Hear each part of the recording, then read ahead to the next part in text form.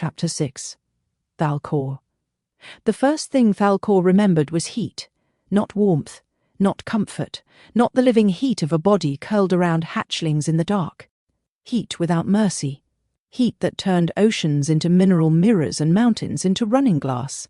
Heat that climbed through stone, split caverns open, boiled vents, hardened cities into black reflection, and wrote the final history of an entire species across the bones of its own world. From orbit, the planet did not look dead. Death had softness when seen from far away. It gave worlds the dignity of stillness. It laid clouds over scars and let distance blur violence into colour. Thal-Kor had no such mercy. It looked wounded. The sky scar cut across the northern hemisphere in a jagged wound so vast that the horizon's external sensors could not render it cleanly. Every scan returned competing answers: canyon, launch fracture, crustal evacuation breach, phase rupture corridor, mass gravitational extrusion, ancestral trauma. Daniel called that last one not a geological category. No one answered him. Even Daniel did not sound as if he wanted to be answered. Kareth stood before the forward glass with both hands open at his sides, claws flexed, and still. He had not spoken since the planet appeared. That frightened Aaron more than anger would have. Kareth was built of restraint. Even when he moved with violence, he did so with discipline. Even when shame threatened to tear through him, he held himself as if a court might be watching, as if confession had to stand upright to be believed.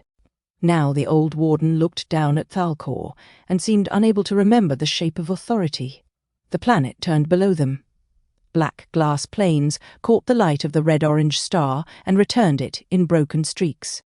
Ash storms crawled over dead basins, their spirals slow and bruised. Ancient mineral seas lay cracked and dark, not liquid anymore, but vitrified surfaces fractured into miles of silver-black plates. Mountain chains curled beneath the atmosphere like fossil ribs. At the poles, the ice was not white but smoke-grey, contaminated by ages of metallic ash and frozen atmospheric poison. There were no oceans soft enough to name, no forests, no blue. No signs that anything living had touched the surface for millions of years, yet every Kashari aboard the horizon leaned toward the glass. Not with hope, with recognition. Sha'Ryn stood beside Kareth. The younger Reptilian's hands trembled openly, and she made no effort to hide it. Her scales had shifted colour since the approach, bronze deepening toward coal along her arms, throat softening toward green, where the old body memory gathered heat. She pressed one palm against the glass. Below her hand, Thal-Kor turned. "My mother taught me that we came from ark ships," she whispered. "My instructors taught me that we came from command. The Dominion taught us that we came from necessity." Her claws touched the transparent surface. "No one taught me it would hurt to see dirt." "It is not dirt," Kareth said. His voice was almost too low to hear. Sha'Ryn looked at him. He did not look away from the planet. "It is origin," he said. That word changed the room. Aaron felt it settle over the bridge vessel like ash. Origin. Humanity had fought for freedom from a moon machine and a corridor of false light. The Greys had fought to remember identity after turning themselves into systems. The witness had crossed beyond sealed memory to find the first observatory. Oren had stepped out of isolation toward relationship, but the Kashari had not yet faced their beginning. They had inherited stories sharpened by dynasties. They had inherited thrones that called hunger law. They had inherited an empire built on a command cut in half. They had inherited guilt before they inherited childhood. Now the homeworld waited below them, not alive, not forgiving, remembering. Daniel's console chimed. He did not move immediately. Aaron glanced back. Daniel sat beneath 3 layers of projected data, his face washed in amber and red. Phase telemetry rotated above one shoulder. Atmospheric composition streamed beside the other. A scrolling cascade of pressure script translation attempts pulsed across the central display, most of them ending in red failure marks. The planet was refusing easy interpretation. Daniel respected that. He hated it, but he respected it. "Atmospheric entry through the sky scar is theoretically survivable," he said. Kareth turned. "Theoretically." Daniel lifted one hand. "That is the word we use when the math works, but the universe has not yet agreed to behave. Can the horizon descend?" No, why? Because the Horizon is a relational exploration vessel, not a wedge designed to stab a dead planet through its oldest wound. Daniel tapped the display, and the projected map expanded. The sky scar is still producing intermittent phase shear. The main hull can hold against 1 or 2 oscillations. It cannot hold against the kind of crustal memory distortion I am seeing in the deeper breach. Sha'Ryn looked up sharply. Crustal memory? Daniel grimaced. I disliked it when I said it too. Elith stood beside him, pale hands moving through the grey diagnostic interface with careful precision. Since choosing the name Elith, the former Thren 4 had become less mechanical in posture, but some movements still carried the elegance of old administration. Every gesture was small, exact, and apologetic without asking to be forgiven. The planet retains a phase imprint of the evacuation, Elith said. The arc launches damage not only the crust but also the relational field around the wound. The scar is repeating a partial event pattern. Aaron understood enough to be worried. It remembers the launch. Yes, Daniel exhaled. The planet keeps trying to be evacuated. The room fell silent. Below them, the sky scar widened across the planetary curve, dark at the edges, amber-red in the depths. Lily stepped closer to the map. Her sketchbook was open against her chest. She had drawn the scar before seeing it. Not accurately enough for Daniel's comfort, more accurately than any instrument had managed. The wound is not blocking us, she said. Daniel looked at her. That is not the phrase I would use. It is asking who is entering. Wounds do not ask questions. Lily raised her eyes. This one does. The witness turned toward the planet. Its blue-white form reflected across the forward glass, stars swimming inside the outline of a body it had chosen for conversation and kept for affection. Lily Mercer is correct. Daniel shut his eyes. I truly miss being irritated by only one impossible person at a time. The witness tilted its head. Is this nostalgia? It is triage. Those may be related. Aaron almost smiled, but the planet below stole the expression before it formed. Oren stood apart from the others near the left observation rail. The former isolate's presence had a different quiet than the witness. The witness was vastness learning intimacy. Oren was loneliness learning it had not been truth. He watched Thal-Kor as if listening to something no one else could hear. There are worlds, Oren said softly, that die once. No one interrupted him. And there are worlds that continue dying inside the children who escaped. Kareth lowered his head. Sha'Ryn closed her fingers against the glass. Oren looked toward the sky scar. This place is not empty. It is full of unfinished leaving. The descent craft had once been a Reptilian hatchery shuttle. That fact caused an argument, not a loud one. The Horizon carried several expedition craft, human-built survey pods, grey phase capsules, luminary light shells, and 2 retrofitted Reptilian vessels recovered from Warden archives after the lunar relay collapsed. One of those vessels had been designed to evacuate young, wounded, and memory-critical civilians from hostile environments. Its old designation translated badly. Daniel's system offered several versions: heat cradle, emergency brood carrier, nest through fire, final young vessel.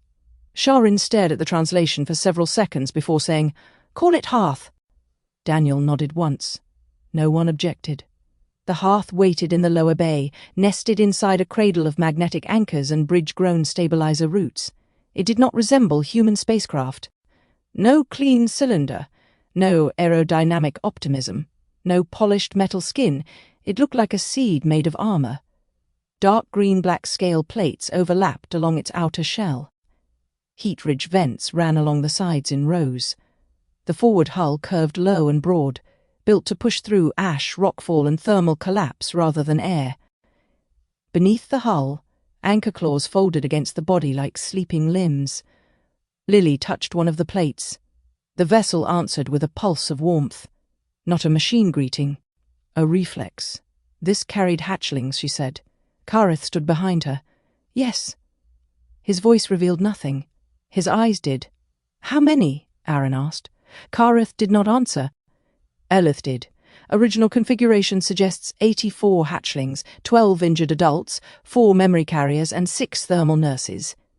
Daniel looked up from the launch console. Current configuration?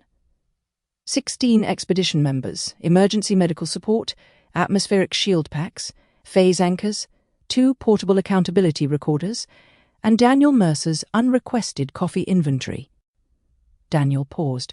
That inventory is not unrequested. It was not on the approved manifest. It is culturally necessary.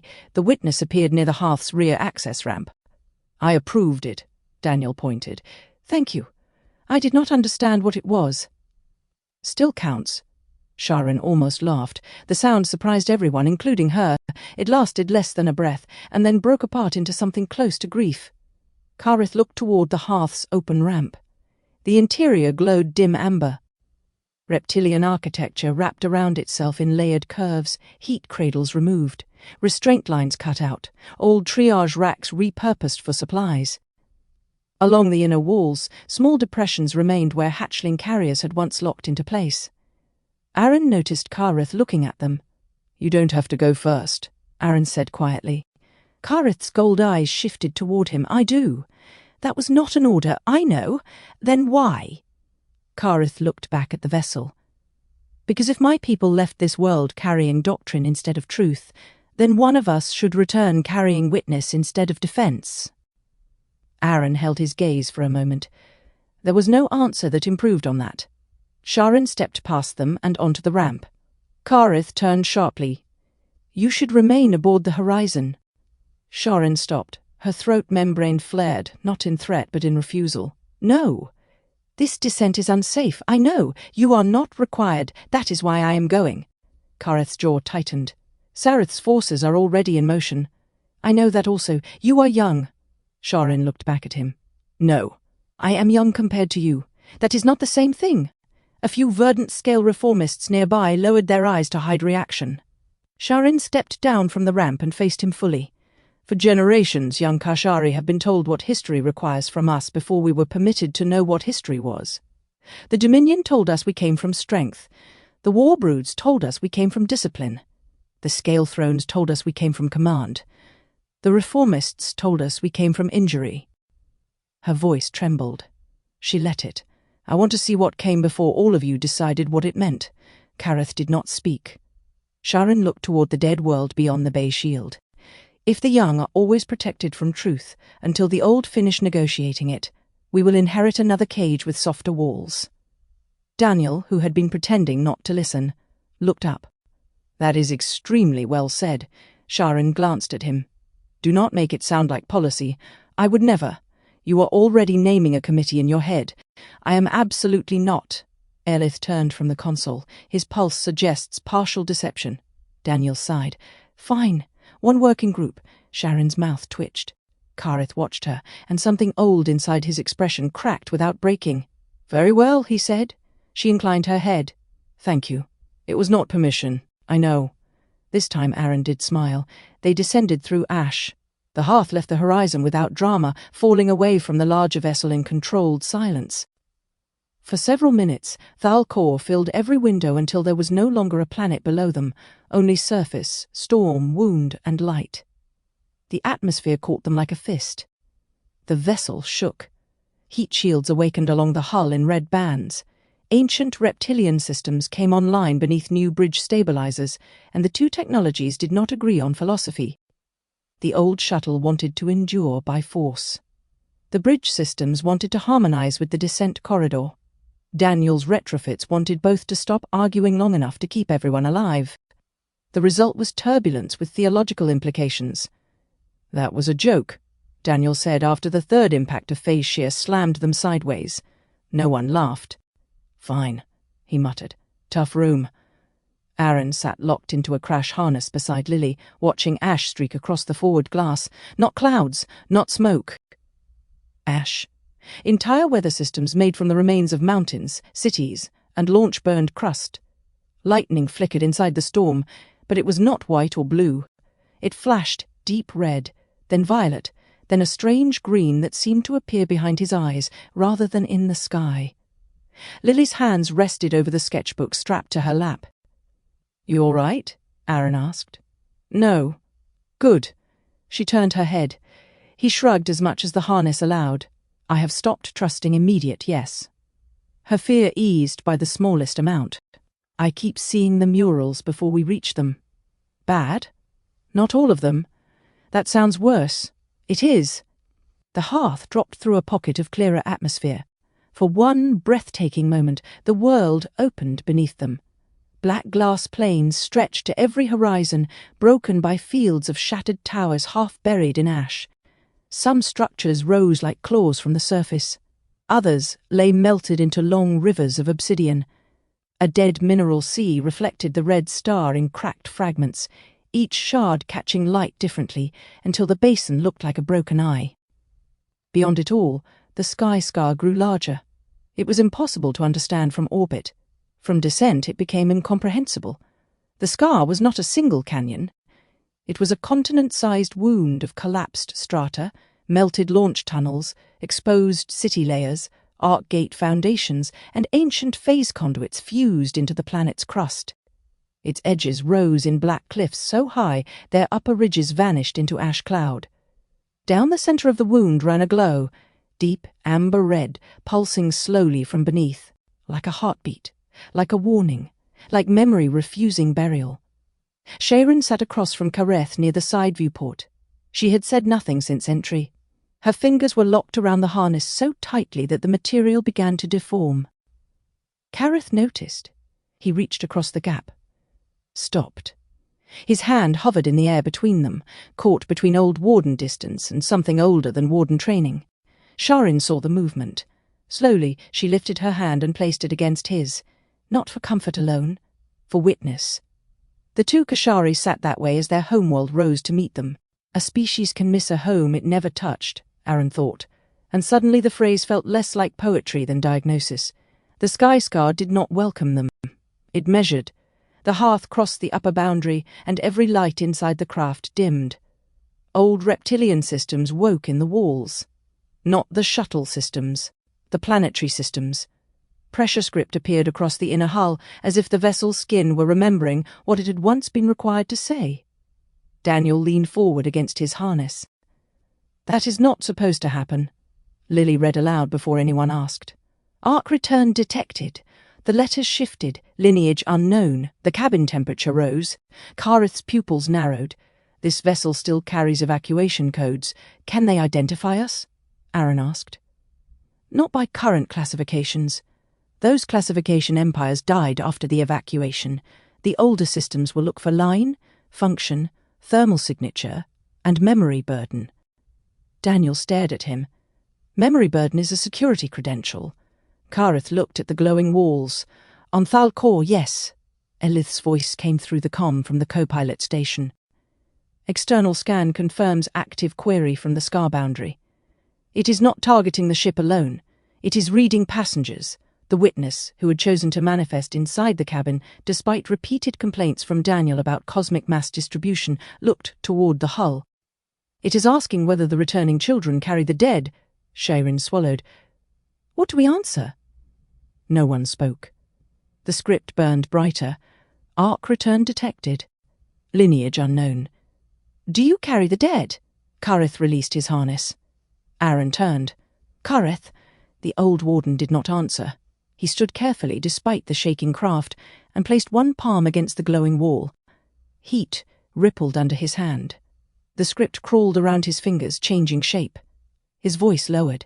"I carry them." The cabin went still except for the roar of descent. The script shifted. "Identify burden."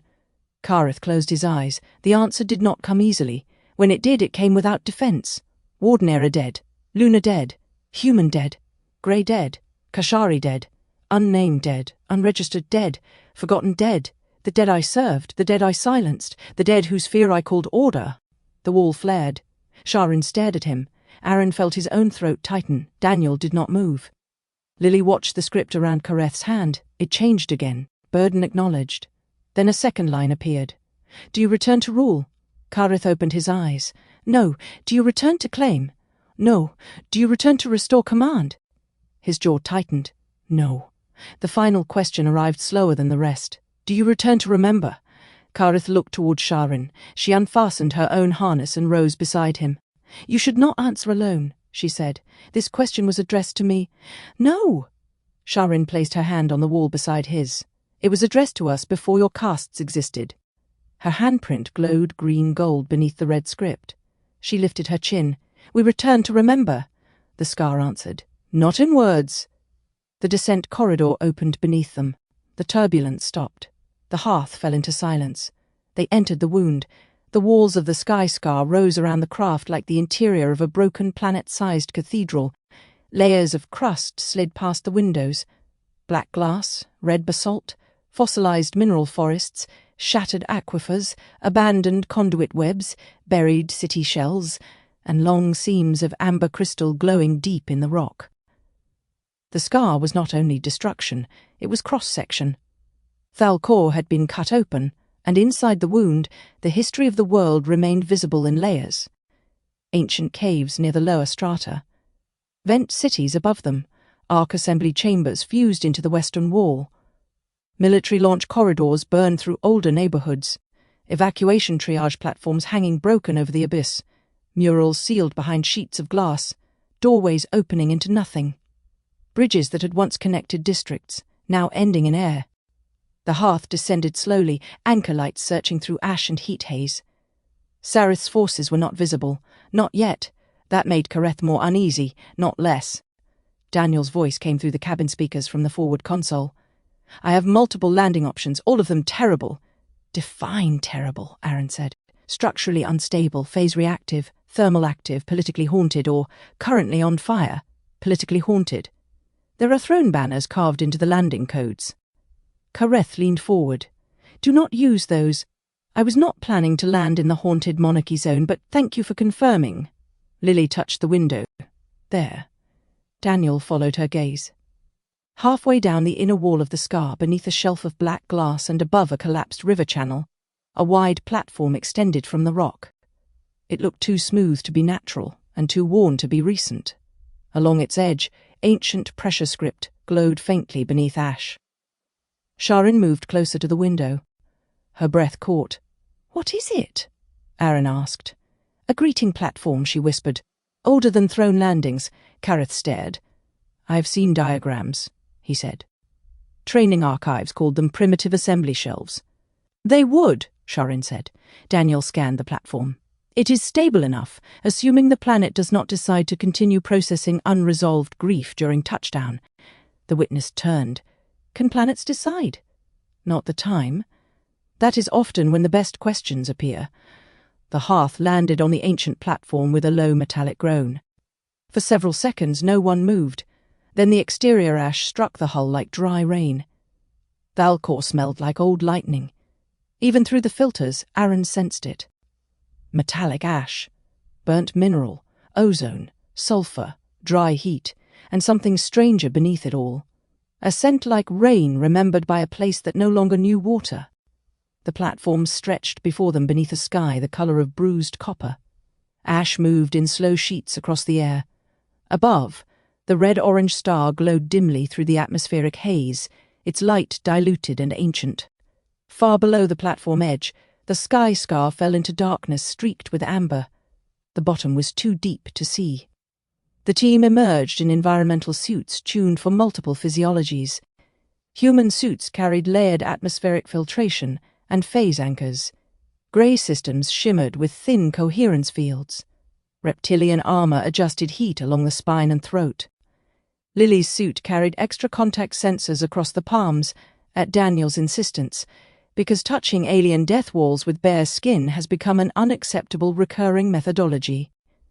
She had thanked him. He had pretended not to care. The witness did not wear a suit. Daniel complained anyway.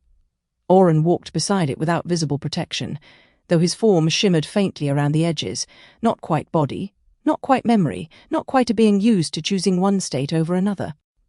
Kareth was the first to step fully onto the platform. His boots disturbed ash that had lain undisturbed for ages. The ash lifted around him. For one moment it looked like smoke from a battlefield. Then the wind took it. Kareth knelt. No ceremony announced the movement. No one told him to rise. He placed one hand against the stone. The platform warmed beneath his palm. "Not much. Enough." Sha'Ryn knelt beside him. Then the other verdant scale reformists did the same.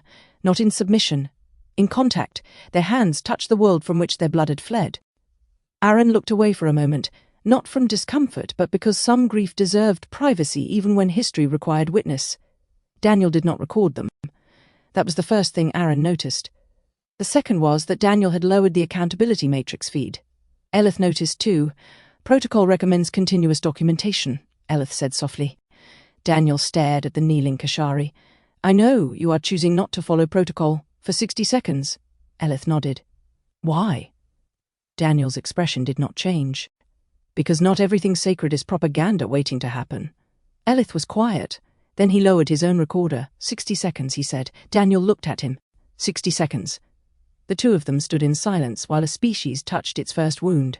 The mural waited behind ash. No one saw it at first. The platform led into a tunnel carved through black stone, wide enough for thousands to gather. Its entrance had partially collapsed, but the old structure remained intact. Pillars curved inward from the walls like ribs, each carved with pressure script, worn nearly smooth. Lily stopped before the first pillar. It wants pressure, not light, she said. Daniel raised the portable scanner. Do we know what that means in non-oracular terms? Yes. She pressed her gloved palm against the pillar. The suit sensors lit. For a second, nothing happened. Then the stone exhaled. Ash fell from the wall in long sheets. Beneath it, colour appeared. Not paint, mineral memory. The mural ran along the entire tunnel interior, revealed in bands as dormant heat moved through the stone. Red, gold, black and green veins awakened inside carved depressions. Figures emerged from darkness. At first, Aaron saw only reptilian shapes. Tall bodies, long skulls, curving tails, clawed hands, then the images sharpened. Not warriors, mothers, hunters, elders, hatchlings, coils gathered around a vent, a creature with a scarred shoulder shielding young from pale, many-legged predators. A rival hunter lifting stone. Children pressed between adults of different markings. Food placed in a communal basin, hands carved over hands, not thrones, not banners, not conquest, survival shared until it became memory. Sha'Ryn moved slowly along the wall, mouth open in disbelief. This is older than First Throne iconography, she whispered. Kareth stood behind her. Yes, you knew. No. The answer came too fast, too honest. She looked back. Kareth's eyes remained fixed on the mural. I knew there were pre-throne artifacts, he said. The Warden archives called them incoherent primitive record systems, emotional scratchwork, pre-doctrinal chaos. Chaos, Sha'Ryn repeated. Her voice sharpened. She pointed toward the image of adults forming a wall between hatchlings and darkness. That is what they called this. Kareth said nothing. Sha'Ryn moved to another panel. This one showed food distribution. Not equal, Aaron noticed. The injured and young were fed first. Hunters next, elders after. One figure, larger than the rest, pushed a basin toward another coil instead of taking it. Lily traced the script beneath the image. Her glove translated pressure into vibration. Her face changed as the meaning arrived. What does it say? Aaron asked. Lily swallowed. It says, no hatchling survives alone. The words passed through the tunnel. Kareth closed his eyes. Sha'Ryn pressed her hand to the mural. My nurse used to say that. Kareth opened his eyes. You told me. I thought it was reformist. It is older. Her voice shook. They stole it from us and then called us weak for remembering. No one corrected her, because she was right. The deeper they walked, the more Thal-Kor contradicted empire. Murals showed early Kashari carrying wounded rivals through flooded tunnels. Hunters marking safe passages with handprints instead of territory signs. Mothers placing eggs from multiple coils around the same vent. Juveniles learning pressure script by pressing hands beside elders, not kneeling before them. One panel showed the first carved door. Not a prison door, a storm door. Adults stood outside it, holding it closed against surface fire while hatchlings waited within. The script beneath it took Lily longer to read. When she did, her voice was quiet. Guard the door until the young can open it themselves. Aaron looked at Kareth. The old warden did not move. The sentence entered him like a blade. Guard the door until the young can open it themselves. Not seal the door forever. Not own the ones inside. Not decide that fear outside justified imprisonment within. Guard until The difference was civilization, the difference was atrocity. Daniel recorded that panel, not aggressively, reverently. "This predates Imperial guardianship doctrine," he said. Sha'Ryn's eyes remained on the image. "How much?" Daniel checked the scan. "By several million years, if the isotope readings are not lying to protect a dynasty." "They are not," Elith said. Daniel glanced at him. "You cannot know that. The stone has no incentive, neither do half the people I distrust." Elith considered this. "Your distrust has broad jurisdiction. It has survived a lot." Lily moved to the next panel. This one had been damaged. Not by time, by tools. Someone had carved through the central image long after the mural's creation. Sharp lines cut across the figures. Later, pressure script had been added over the old. Daniel scanned it. Overlay detected. Imperial error. "What does the original show?" Aaron asked. Lily narrowed her eyes, translating through broken texture. Several coils gathered before a vent. No central ruler, they are exchanging heat stones. And the overlay. Her face hardened. "First obedience," Sha'Ryn hissed. Kareth's claws flexed. The Imperial script had carved command over cooperation. A new story over an older truth. History was not lost, Sha'Ryn said. It was occupied. Oren stepped closer to the damaged panel. "That is often how loneliness defends itself." Daniel looked at him. "By vandalizing its own childhood?" Oren's gaze remained on the wall. "Yes." The Dominion scale arrived without alarm. That frightened Kareth most. The first sign was not weapons fire or shuttle roar. It was the sudden discipline of ash outside the tunnel entrance. Wind stopped moving naturally. Dust aligned into narrow bands. The environmental sensors registered phase suppression across the platform. Daniel saw it at once. "We have company." Kareth turned. Sha'Ryn moved instinctively behind him, then caught herself and stepped back beside him instead. A line of red light opened across the far side of the Sky Scar wall, 1/2 kilometre above and west of the greeting platform. It was not a soft translation like the bridge used. It was a cut. A military corridor forcing itself into phase alignment through brute harmonic pressure. The wound in the air widened. A Dominion landing craft emerged from it like a blade drawn through skin. The craft was leaner than the hearth. Black iron plates, red underlight, no hatchery warmth, no layered cradle design. It had been built from evacuation technology and stripped of mercy until only function remained. It descended toward a lower platform carved with throne banners. Daniel checked the scan. That landing zone is less stable. Kareth watched the Dominion craft. It has military priority anchors. Those override risk. Of course they do. The craft settled against the lower platform. Armor moved at its sides. Red Brood soldiers emerged first. Large, disciplined, silent. Their weapons were phase lances, old Warden pattern, carried vertically in ceremonial restraint, but powered. Behind them came veiled ones in thermal cloaks that blurred their outlines against ash. Last came a smaller group in black and gold armor bearing the Ninth Throne insignia. General Corvash was not among them. That did not comfort Kareth. Sareth had sent a hand, not a head. "Can they reach us?" Aaron asked.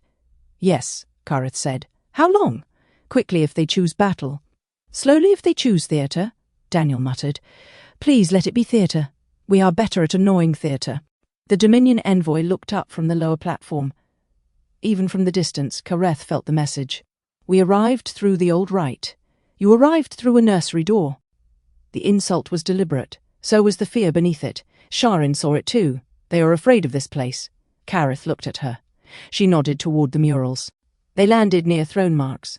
We landed near First Memory. They do not want to stand where the walls contradict them." Lily closed her sketchbook. "Then we keep moving." Daniel looked toward the tunnel ahead. "Into the dead city that just noticed us?" The walls answered before anyone else could. A low tone moved through the stone. It began beneath their feet, then rose into the pillars, then spread through the mural corridor like a breath returning to lungs long after death. Pressure script glowed along the floor. The ancient images brightened. Hatchlings, hands, food, doors, adults guarding exits, coils gathered around heat. Then, far below them, something enormous shifted. Not rockfall, not machinery alone. A city waking. The black glass cities had not been built upward. They descended. The tunnel opened onto a ledge overlooking a vertical world. Aaron had seen impossible places since the prison began to break. Lunar relay chambers hidden behind death. the bridge restored from relationship itself. The white door beneath the Himalayas, the quantum sea, the first observatory, the living spiral. Still, Thal-Kor stole his breath. Below the ledge, the city spiraled downward through the interior wall of the sky scar in vast black terraces. Towers hung from the underside of bridges curved into tunnels. Tunnels opened into plazas suspended over heat vents that had not glowed in ages. Streets did not run straight. They coiled, braided, and nested around central wells of amber crystal. Everything was carved from volcanic glass, basalt, and mineral bone. Every surface held pressure script. Not decorative, functional, memory as architecture. At the city's heart, far below, an amber-red pulse moved through a central shaft. The ancestral coil lay deeper still. The city had slept around it like a shell. Now the shell was opening. One by one, dim lines of light awakened along streets that had not held footsteps for millions of years. Not bright, not welcoming, like embers beneath ash. Doors breathed out dust. Suspended bridges adjusted their angles with slow groans. Far towers shifted, shedding centuries of black powder into the abyss. The city was not alive in the ordinary sense, but it remembered how to respond. The witness stood at the ledge, galaxies reflected in the glass beneath its feet. This place was not built to command. Daniel looked at the spiraling city. What was it built for? The witness listened, then answered. To keep memory close enough that no child would have to inherit fear without context. Sha'Ryn made a wounded sound. Kareth lowered his head. Orin looked toward the depths. And then context became ammunition. A red flare ignited from a lower terrace. Dominion forces had entered the city through the military corridor. The black glass cities responded to them too, not with the same light. Where the bridge team's path glowed amber and green, the Dominion route lit crimson and white. Doors opened along their path, but reluctantly, grinding against long-sealed hinges. Security sigils woke on the walls. Old military layers recognized command codes inherited from the thrones. The city remembered both versions of its children, those who returned to witness, those who returned to seize. 2 routes, Daniel said. 1 city, Lily whispered. Kareth watched the lower crimson path. Sareth's soldiers moved efficiently, but their formation had tightened. Even the Red Brood did not like walking through contradiction. Sha'Ryn stepped to the edge. They will try to reach the coil first. Yes, Kareth said. Then we go. She moved toward the downward stair. Kareth caught her arm. She turned sharply. His grip loosened at once. Not ahead, he said. She looked at his hand, then his face. Do not confuse caution with command. I am trying not to. Try faster. Daniel coughed once, almost fatally. Kareth released her. Sha'Ryn's expression softened by the smallest degree. I know what you fear, she said. No, he answered. You know one part. Then tell me the rest. Kareth looked past her into the city. The old systems do not only recognize blood, they recognize burden. If the city asks what we carry, I can answer. If it asks what we were, I can answer. If it asks what we did. His voice faded. Sha'Ryn waited. Kareth's claws curled. I do not know if the door will open or condemn me. Aaron stepped beside them. Maybe those are not separate outcomes. Kareth looked at him. Aaron held his gaze. You said you came to witness instead of defend. Witness does not promise the door opens gently. Kareth was silent. Then, slowly, he inclined his head. No, it does not. The first city door stood 3 terraces below the mural corridor. Getting there took time. The stairway spiraled along the scar wall, cut into black glass but textured for clawed feet. Human boots slipped until Daniel activated traction fields. Lily moved carefully, one hand brushing the wall. Each contact pulled faint sounds from the city. Not voices exactly, but the memory of bodies moving through public space. Footsteps. Hatchling clicks. Tool strikes. Low chest pulse songs. Wind through heat vents. The city did not replay the past in full. It breathed fragments. At the second landing they passed a public basin carved into the wall. It was empty now, but mineral residue lined its edges in pale rings. Sha'Ryn touched the basin.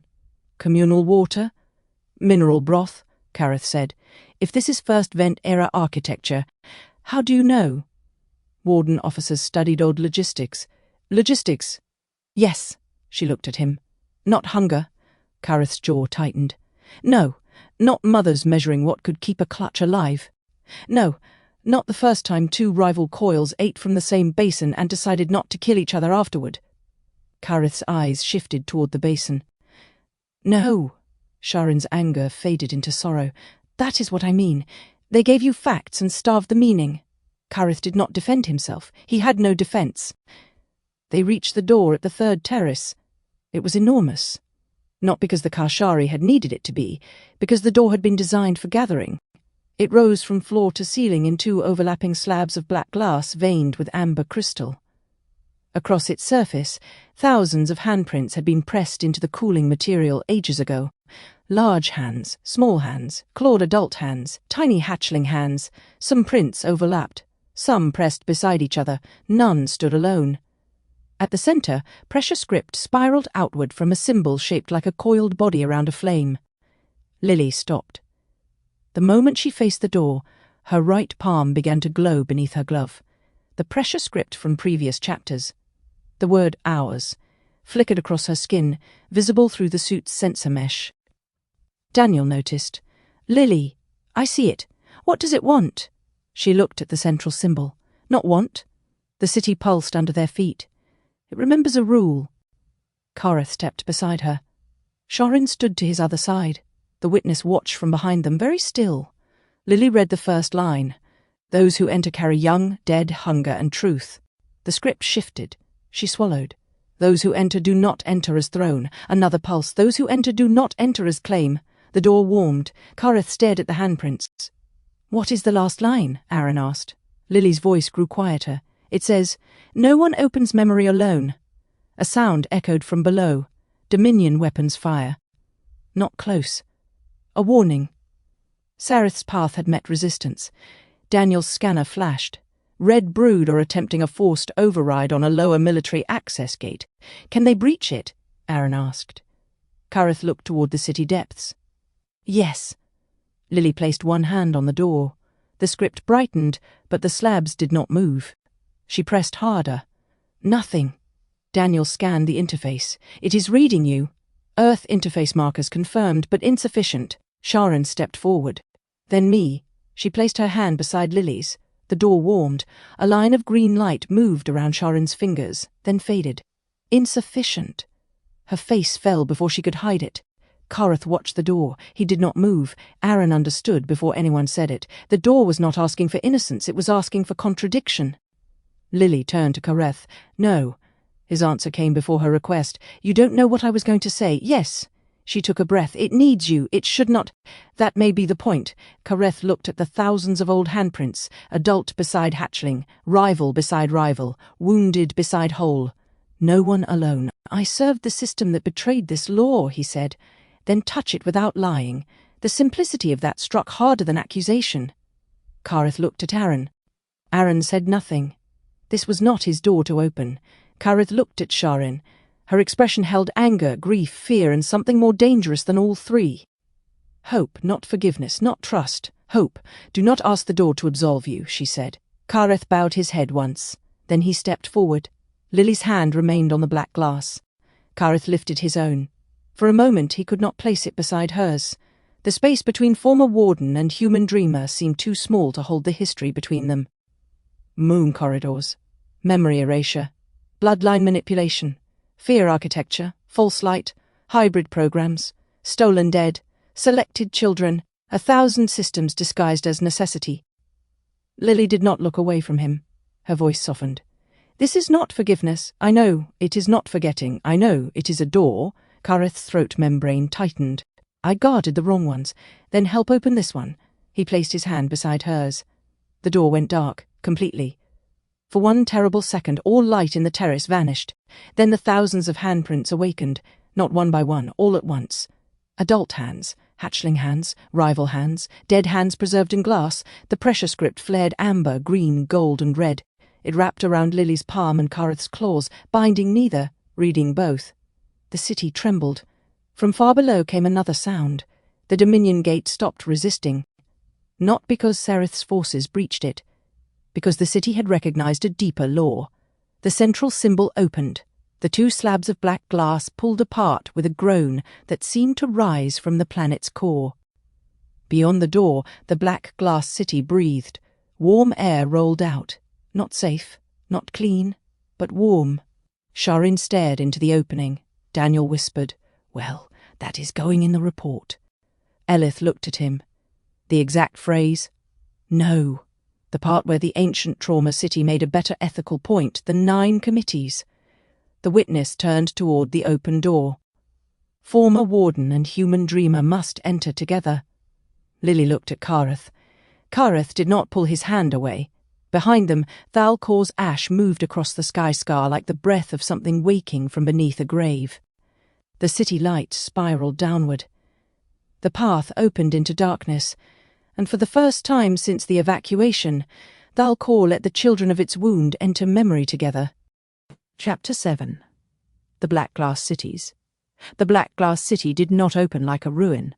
It opened like a throat remembering speech. Warm air rolled out of the doorway in slow pulses, carrying sulphur, old mineral heat, dry ash, and something stranger beneath all of it. Domestic scent preserved beyond extinction. Cooked root fungus, oil from heating stones, shell dust, mended cloth, water drawn through basalt, the smell of a civilization that had not begun as an empire. Lily Mercer stood with her palms still pressed against the awakened pressure symbol, while the ancient door finished pulling itself into the walls. Black glass slid aside in layered sheets, each panel moving with a heavy, deliberate grace, revealing mechanisms that were not gears, not hinges, not anything Daniel would enjoy calling simple. The glass seemed to fold through itself by remembering every hand that had once touched it. Beside her, Kareth did not move. His claws remained against the symbol. Human skin and reptilian scale rested beside each other on the same ancient mark. Neither owned it. The city had accepted that. Daniel Mercer stood several paces behind them with 3 recording devices aimed at the open threshold, 2 diagnostic arrays balanced awkwardly beneath one arm, and a facial expression that suggested he had found 14 ways to be impressed, and resented all of them. Before anyone walks into the ancient, sentient trauma city, he said, "I would like to note, for the record, that doors responding to moral metaphors is still not an acceptable access control system." The witness turned its star-filled head toward him. "You have said this about many doors, and I have been right every time. The doors continue opening. That does not strengthen your argument." Oren stood slightly behind the witness, his quiet form almost translucent in the amber city light. He did not smile, but Lily had learned that Oren's stillness could hold warmth. He looked into the opening as if listening to something far below. "It is not a door," he said. Daniel lowered one recorder. "I am begging the universe to let one thing be what it looks like." Oren's dark eyes remained on the threshold. "It is a permission." That silenced even Daniel for almost 2 seconds. Aaron Vale stepped forward. The light from the city drew silver lines across his face. He looked older in it, not physically. The years of his current human body were what they were, but the city's glow seemed to find the places inside him that remembered being grey. Fox, elder, soldier, engineer, prisoner, witness, survivor. He looked toward Lily, then toward Kareth. "We enter together," Aaron said. Kareth's throat membrane tightened. "I should enter first." "No." The old warden's gold eyes shifted toward him. Aaron did not raise his voice. "That is not what this door asked." Kareth looked back at the awakened symbol. Adult hands, hatchling hands, rival hands. The shape Charl had scratched into ash before language had learned to carry law. Lily felt the pressure script beneath her palm hum softly. "Not mine, not yours. Ours." Kareth closed his eyes. The motion was small. Surrender was not always dramatic. Sometimes it was the refusal to repeat an old habit. "Together," he said. Sha'Ryn moved closer. The young verdant reformist had been silent since the city opened. Her bronze-green scales reflected the amber glow in soft, unsettled patterns. She looked at the doorway with hunger and fear braided together so tightly Lily could almost feel it. "You too," Lily said. Sha'Ryn turned sharply. "I am not authorized." Daniel made a sound that contained exhaustion, disbelief, and the ghost of a laugh. "Please tell me your civilization did not bring authorization paperwork to a dead planet." Sha'Ryn's throat membrane fluttered with embarrassment. It was a phrase. It was a terrible one. She should enter, Kareth said. Sha'Ryn looked at him. Something passed between them. Not rank, not command, something more difficult. Trust trying to survive the language of hierarchy. Kareth's voice lowered. If the young do not enter memory, then only the old will define it again. Sha'Ryn swallowed. Then she stepped beside Lily. For a moment, 4 hands marked the threshold: human, former warden, young Kashari reformist, and old pressure script remembering all of them. The city breathed again. The path lit downward. The first street spiraled into the earth, not downward like a mine shaft, not inward like a bunker. The black glass city descended with ceremonial intention, its avenues curving around a central hollow that vanished into depths too vast for ordinary architecture. Every level circled the next in widening arcs, terraces, bridges, tunnels, and suspended plazas, all built from the same volcanic glass polished until it held the faint reflection of anyone brave enough to look. Above them, the open door became a rectangle of distant ashlight. Below them, amber, green, and deep red luminescence shimmered along pressure script channels carved into the walkways. The streets did not rise toward towers. The towers hung from stone ceilings. The houses nested into walls. Public chambers opened not above the road but beneath it, reachable by ramps that curved like the ribs of something ancient and sleeping. Human cities had once tried to conquer the sky. This city had learned to make shelter from the dark. Daniel's instruments unfolded around him in a cloud of hovering points. "Architecture notes," he said, voice automatically shifting into field recording mode. "Primary settlement structure is inverted vertical spiral.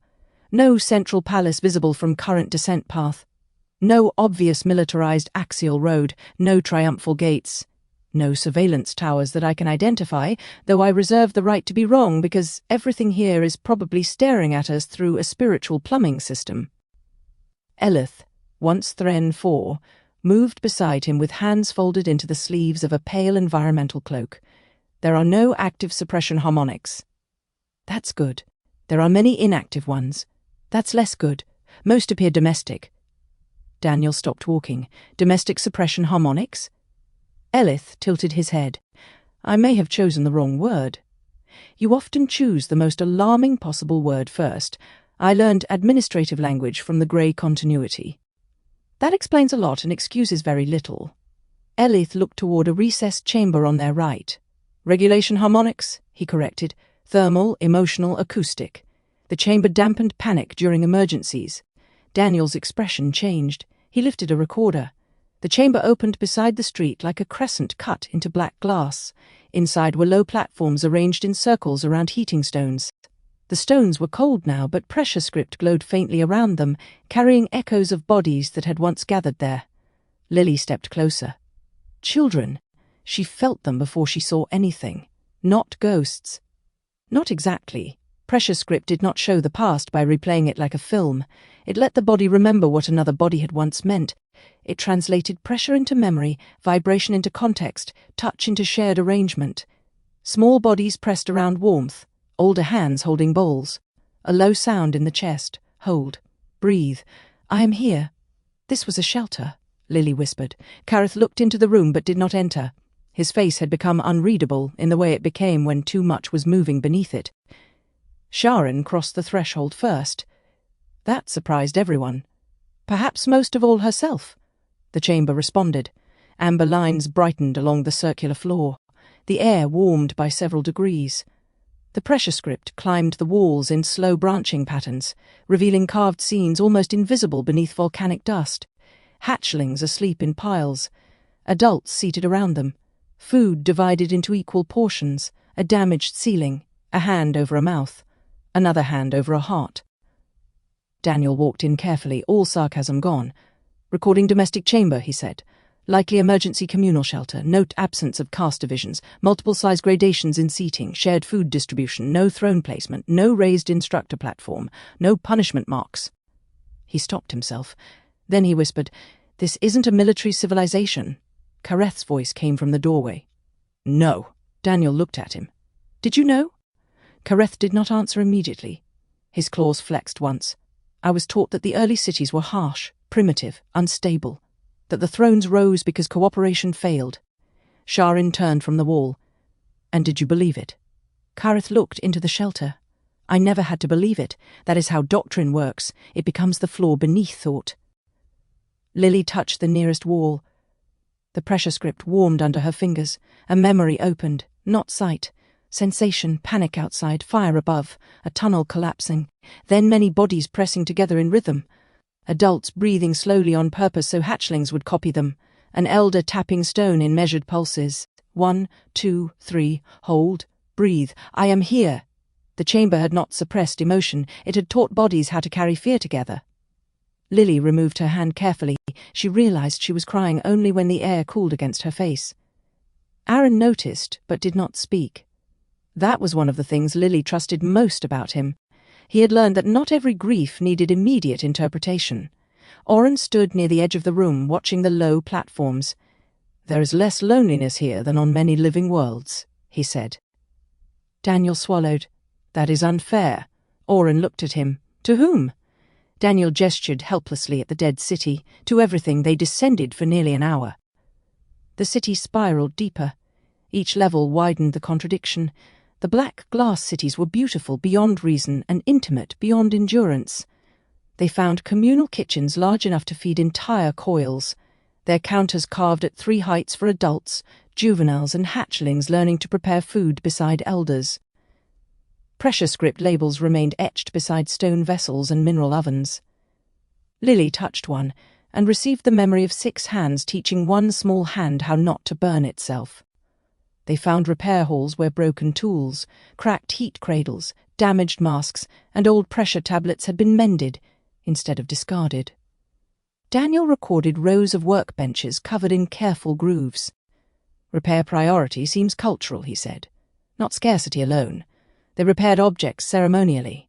Kareth touched a cracked bowl that had been sealed with gold-black resin. Waste insulted survival. Daniel looked at the bowl. "That's not what I mean." "I know." Kareth's voice held something quieter.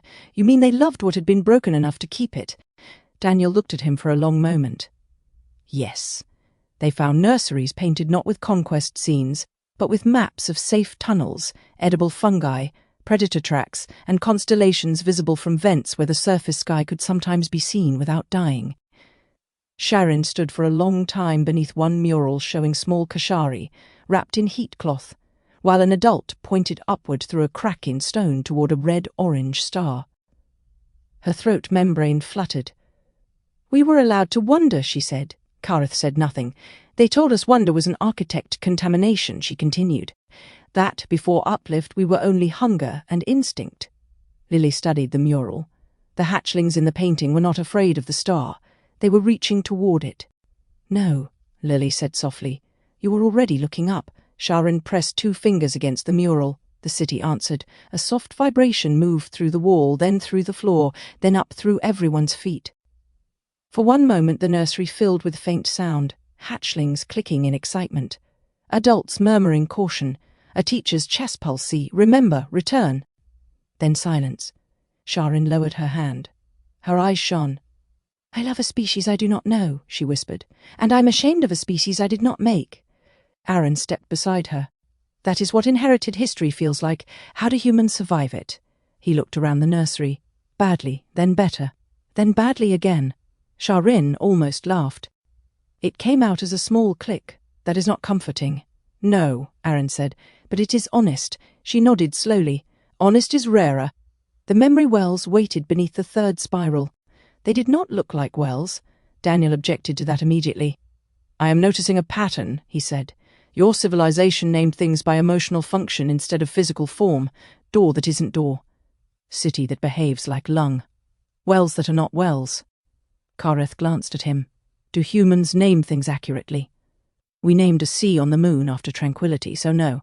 But I still feel entitled to complain." The memory wells filled an entire plaza. Circular basins of black glass descended into the floor, each one wide enough for several people to stand within. Their inner surfaces were lined with pressure script so fine it looked like flowing water captured in stone. Thin mineral threads connected basin to basin beneath the plaza, forming a network like roots. No liquid rested inside them. Only warmth, only vibration, only memory pressure rising from below the city. Elith approached the nearest basin with careful precision. This resembles a non-extractive mnemonic archive. Daniel's expression sharpened. Explain. The grey continuity stored memory by copying informational pattern. And the Reptilians? Kareth answered before Elith could. The throne stored memory by owning it. Elith inclined his head. That is accurate. Lily stepped toward one of the basins. The pressure script brightened. Not here, she said. Everyone looked at her. She did not know how she knew. She only knew. These weren't ownership systems. The witness moved closer, its starry form casting no shadow. They asked permission. Lily nodded slowly. Yes. Daniel's face darkened. That matters. It does? Sha'Ryn asked. Daniel looked at her, and the old anger in him turned careful. It was the anger of a man trying not to bruise the innocent with truths meant for the guilty. It matters because forced memory access is one of the oldest tools of control. You want someone obedient. Own their past, edit their pain, make them doubt what happened, make them grateful for forgetting. But if these wells required permission... Then memory was a relationship, Lily finished. Daniel nodded. Not property. Kareth looked at the basins as if they might open under him. I was taught memory priests preserved identity through continuity rites. Lily turned toward him. And did they ask permission? His silence answered. The city lights dimmed, not in accusation, in grief. Oren stepped to the edge of a basin and stared down into warmth. Shame is often built from stolen memory, he said. A species cannot confess what its children were never allowed to know. The witness bowed its head slightly. I have watched civilizations erase atrocity to avoid collapse. Daniel looked at it. And? They collapsed differently. No one responded. The plaza breathed around them. Lily placed her hand above the basin but did not touch it. May I? The question did not form in words. The city answered through warmth. Not fully. Not yet. A memory rose only to the surface, like an animal choosing not to leave its burrow. A young adult Kashari knelt inside the basin. Around them stood members of different coils. Not judges. Witnesses. The kneeling one trembled with shame. Images flickered through Lily's body, a food cache hidden during famine, a sibling weakened by hunger, fear turned secret, secret turned harm.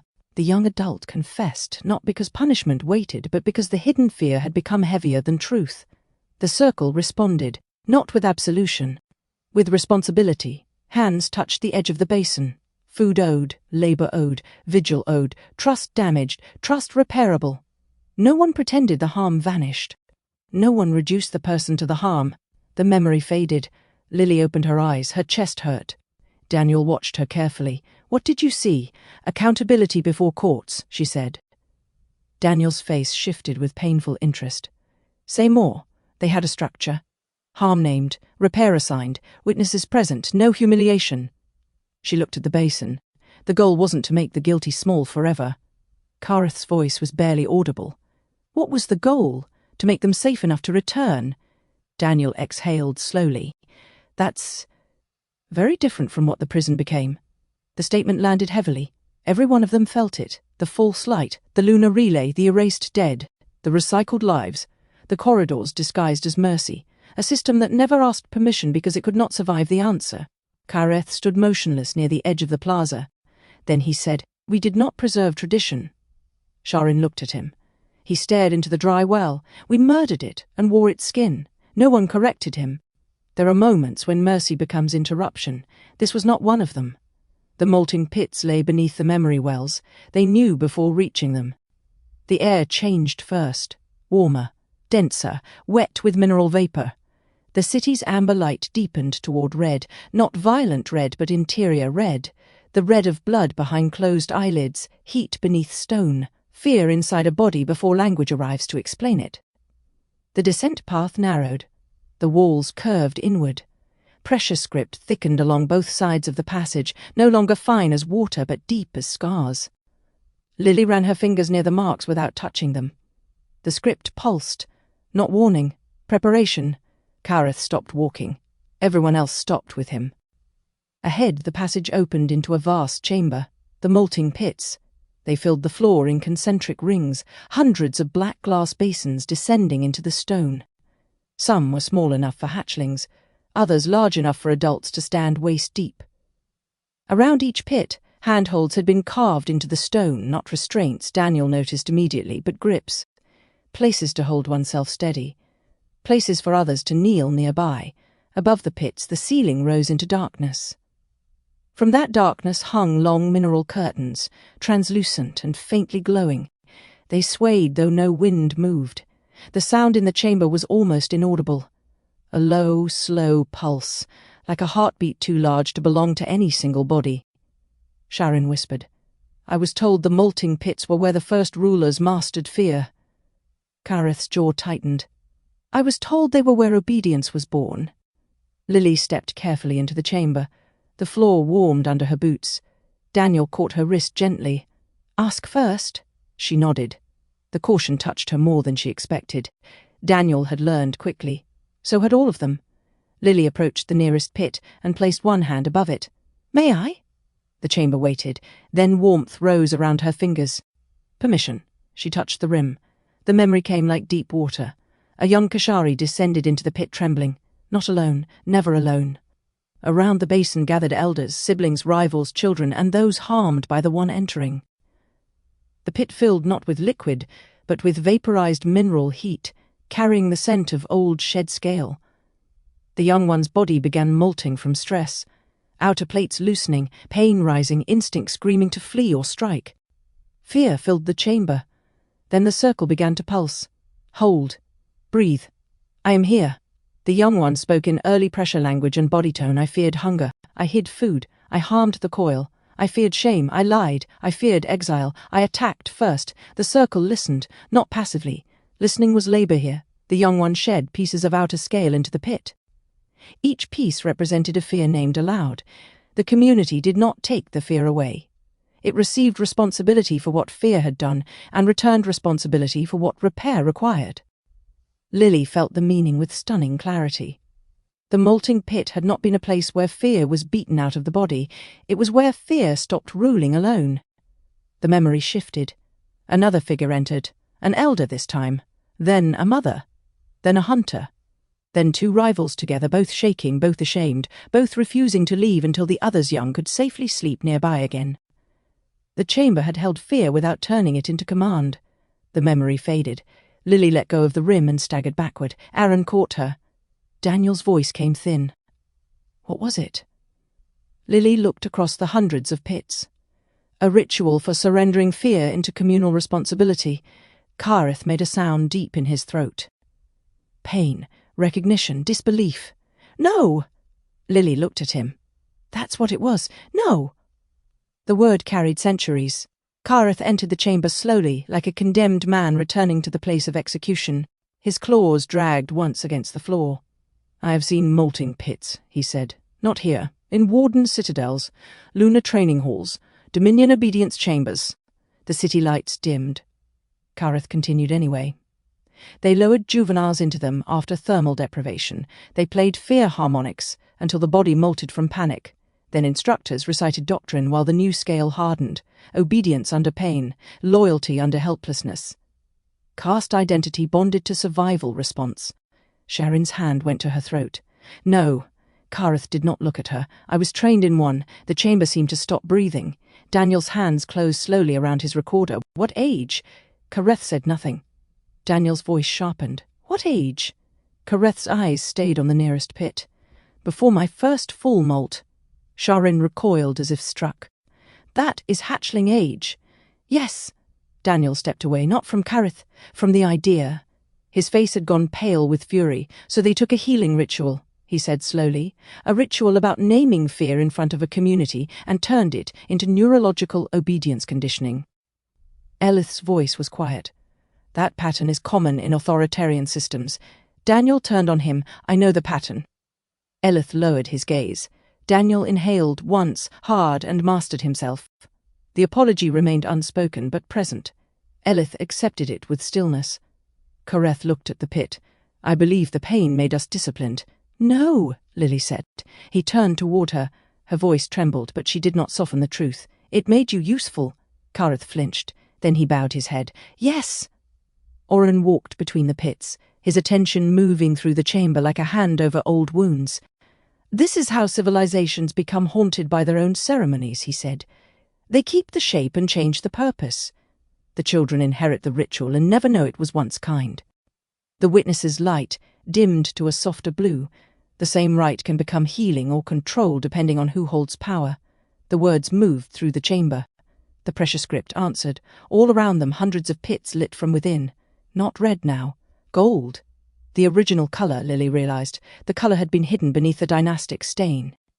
For one brief moment the molting pits showed themselves as they had been before Empire. A circle of fear. A circle of witness. A circle of return. Then something moved in the upper darkness. Kareth reacted first. He seized Lily by the shoulder and pulled her backward just as a thin black filament snapped through the air where her head had been. It struck the pit rim. Glass hissed. The filament retracted instantly into the ceiling shadows. Daniel dropped to one knee with surprising speed and activated a portable field emitter. "Contact!" Elith raised both hands, unfolding a pale grey interference lattice. Sha'Ryn drew a short phase blade from beneath her cloak. The blade shimmered green-white, not because it was large or theatrical, but because it existed slightly out of agreement with the room. Aaron moved in front of Lily. That was instinct. Lily hated and loved him for it at the same time. The witness expanded. Not much. Enough. Its human-like outline blurred at the edges, stars multiplying inside its translucent body. The chamber filled with blue-white light. Above them, something detached from the mineral curtains. At first, Lily thought it was a strip of glass.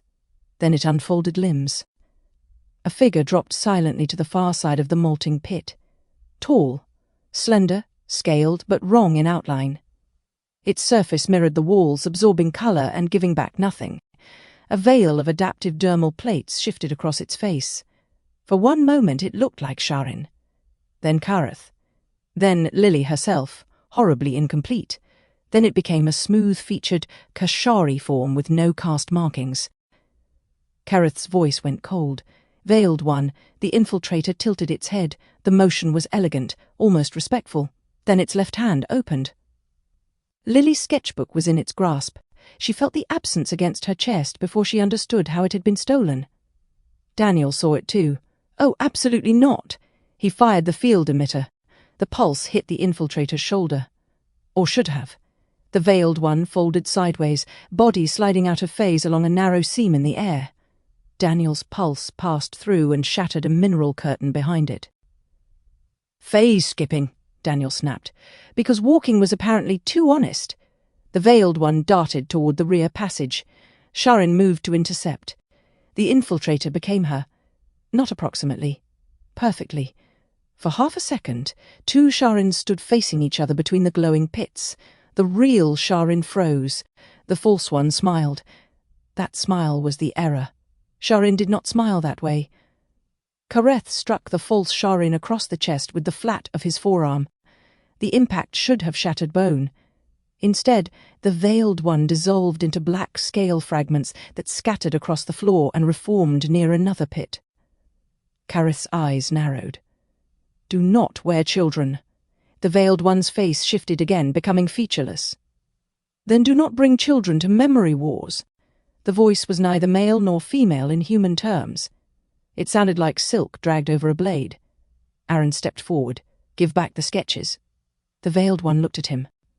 For a moment its face became human. Aaron's face. Older, grey-eyed. "Wrong. I know what humans do when frightened," it said. "Your species calls vengeance justice until architecture makes it permanent." Aaron did not react. Lily felt how much effort that took. "You don't know my species," he said. "I know enough." "No," Aaron replied. "You know what your masters preserved." The Veiled One turned the sketchbook in its hand. "These drawings are keys." Lily's voice came steady before she felt steady. "They are mine." The infiltrator looked at her. "Nothing touched by the architects belongs to one person. My gift is not your key." The words came from somewhere deep enough to hurt. "It is my choice." The pressure script in the chamber pulsed. The Veiled One's fingers tightened around the sketchbook. The city did not like that. Gold light rose from the pits and wrapped the chamber in concentric rings. The infiltrator tried to phase again. This time the air held. Daniel looked at his own device, then at the glowing pits. "That was not me," the witness said. "The city has identified theft. Glad we're aligned." The Veiled One moved anyway. Fast. Too fast for human eyes. A black line across gold light. It vaulted between pits, slipped past Aaron, and reached the edge of the exit passage before Oren lifted one hand. The movement was gentle, almost reluctant. The Veiled One stopped. Not because Oren restrained its body, because loneliness struck the chamber like gravity. Lily felt it at once. A corridor. A child trained not to have a face. A body taught that identity was a tool. A voice saying, "Become whatever survival requires." Another voice saying, "Never let them know what remains underneath." The Veiled One staggered. Its stolen faces flickered rapidly. Sha'Ryn, Kareth, Sareth, Lily. No one, no one, no one. Oren's voice was quiet. "You were made into an absence," the Veiled One hissed. The sound cracked. Kareth crossed the distance in 3 strides and seized the infiltrator's wrist. This time he did not crush it. That mattered. The Veiled One looked at him as if expecting pain. Kareth took the sketchbook from its hand and passed it back to Lily without looking away from the prisoner. "Name," he said. The infiltrator laughed softly. "Wardens asked names before they erased them now." Kareth's face hardened. "I am not here as Warden." "No," the Veiled One said. "You are here as worse. A traitor asking the dead to absolve him." Kareth's claws tightened slightly. Aaron noticed. "Kareth!" The old Warden went still, then slowly released enough pressure for the Veiled One's wrist not to break. "Name," he repeated. The infiltrator's dermal plates shifted. For a moment Lily saw a real face beneath the veil. Thin, young. Older than Sha'Ryn, younger than Kareth. Eyes black-green, not empty but trained to appear so. "Vesh-Talan," the infiltrator said. Sha'Ryn's eyes widened. "That is not a veiled name." "No," Vesh-Talan said. "It is the one my mother used before the program corrected her." The chamber fell silent. Daniel lowered his emitter. The witness contracted slowly back toward its human-like form. Kareth held the infiltrator by one arm but did not force him to kneel. That mattered too. Lily tucked the sketchbook against her chest. "Why steal them?" she asked. Vesh-Talan looked at the book, then at her. "Because Sareth Vel was right about one thing. You are not merely drawing memory. You are changing access. I'm translating. You are deciding which doors open." "No," Lily said. "The city decides." The Veiled One laughed again, but the sound had less blade in it. "Cities do not decide. Systems decide according to whoever wrote them." Daniel stepped forward. "That is exactly what we are currently proving false, so maybe update your villain monologue." Vesh-Talan looked at him with disdain. "You are Daniel Mercer, unfortunately public information. The human who builds cages and names them accountability." The insult landed. Lily saw it land. Daniel's face did not change much, but his eyes did. Aaron moved slightly, but Daniel lifted a hand. "No," Daniel said. "Let him say it." Vesh-Talan studied him. "You want records, matrices, testimony, classification, reparations, constraints, oversight. You think this is different because your cage is transparent." Daniel took that in. For a long moment he said nothing. Then he nodded once. "That is the danger." The Veiled One blinked. Daniel's voice remained controlled. "That is why the accountability matrix has appeal protocols, open testimony, shared governance, reparative standards, and no hereditary authority. That is why humans do not run it alone. That is why former victims and former administrators are both recorded. That is why the witness doesn't get to turn testimony into weapons. That is why Kareth doesn't get a redemption stamp, because he feels bad." Kareth did not look offended. If anything, he looked relieved. Daniel stepped closer. "I know exactly how justice becomes a cage. I am building locks against myself too." Vesh-Talan's expression flickered. For the first time, uncertainty crossed the real face beneath the veil. Then it vanished. "You think procedure will save you?" "No," Daniel said. "I think procedure slows down the part of us that wants to hurt people and call it balance." Oren looked at Daniel with quiet approval. The witness said nothing. That, Daniel thought, was wise. Lily looked at Vesh-Talan. "Why does Sareth want my drawings?" The Veiled One's body shifted once, as if considering another escape and finding none. "The Silent Throne archive cannot be opened by force. The last hatchery path cannot be mapped by Warden instruments. The Ancestral Coil will not answer Dominion command codes. His eyes moved to her hands. But it answers you. Lily felt cold despite the chamber heat. Because I'm an Earth interface lineage. Because your line was altered to be useful. You think choice makes that less true? Lily's fingers tightened around the sketchbook. Aaron said, "Careful." Vesh-Talon looked at him. "The truth is rarely careful." "No," Aaron said, "but cruelty likes wearing its clothes." The veiled one's mouth closed. Sha'Ryn stepped forward. Her blade remained lowered. "Is Sareth trying to erase the coil?" Vesh-Talon looked at her. "You are verdant." "Yes, then you already chose civilizational suicide." Sha'Ryn flinched. Kareth's eyes hardened, but Sha'Ryn did not step back. "I asked a question." Vesh-Talon studied her with something like pity. "Sareth Vel is trying to prevent collapse. By deleting truth. By preventing a species-wide memory cascade before your soft little reformist sanctuaries become slaughterhouses." Sha'Ryn's throat membrane tightened. Vesh-Talon continued, voice sharper now. "You think the universe will hear the complete first command and become reasonable? Humans will see every hatchery theft, every death corridor, every fear farm, every bloodline experiment, and calmly debate reparations. Greys will confess willingly. Former Wardens will surrender authority. Hatchlings will not be torn apart by species who need a body to punish for pain too large to carry." Silence. The words had weight because they were not entirely nonsense. That made them more dangerous. Sareth's doctrine lived in that space, not in lies alone, but in the accurate measurement of fear without faith in anything beyond it. Vesh-Talon looked at Lily. "Memory is not gentle. Your bridge speaks of connection because it has not survived what connection unleashes when victims finally remember the names of hands that held them down." Aaron's face tightened. He had survived exactly that. More than once. Vesh-Talon turned to Kareth. "And you? You think walking through old cities makes you less Warden? Wait until the last hatchery opens. Wait until the dead show you what your heroes did before they called it policy. Wait until Sha'Ryn sees what hatchlings were worth when the arcs launched." Sha'Ryn went still. "The last hatchery?" Lily asked. The city seemed to dim at the name. Even the molting pits cooled. Kareth released Vesh-Talon slowly. "What is in the last hatchery?" The veiled one's eyes stayed on him. "Your beginning." Kareth's voice dropped. "I was not born on Thal-Kor." "No," Vesh-Talon said. "But the logic that made you was—" A low tremor moved through the chamber. Far below, something answered. Not the molting pits, not the black glass city. Deeper, the last hatchery.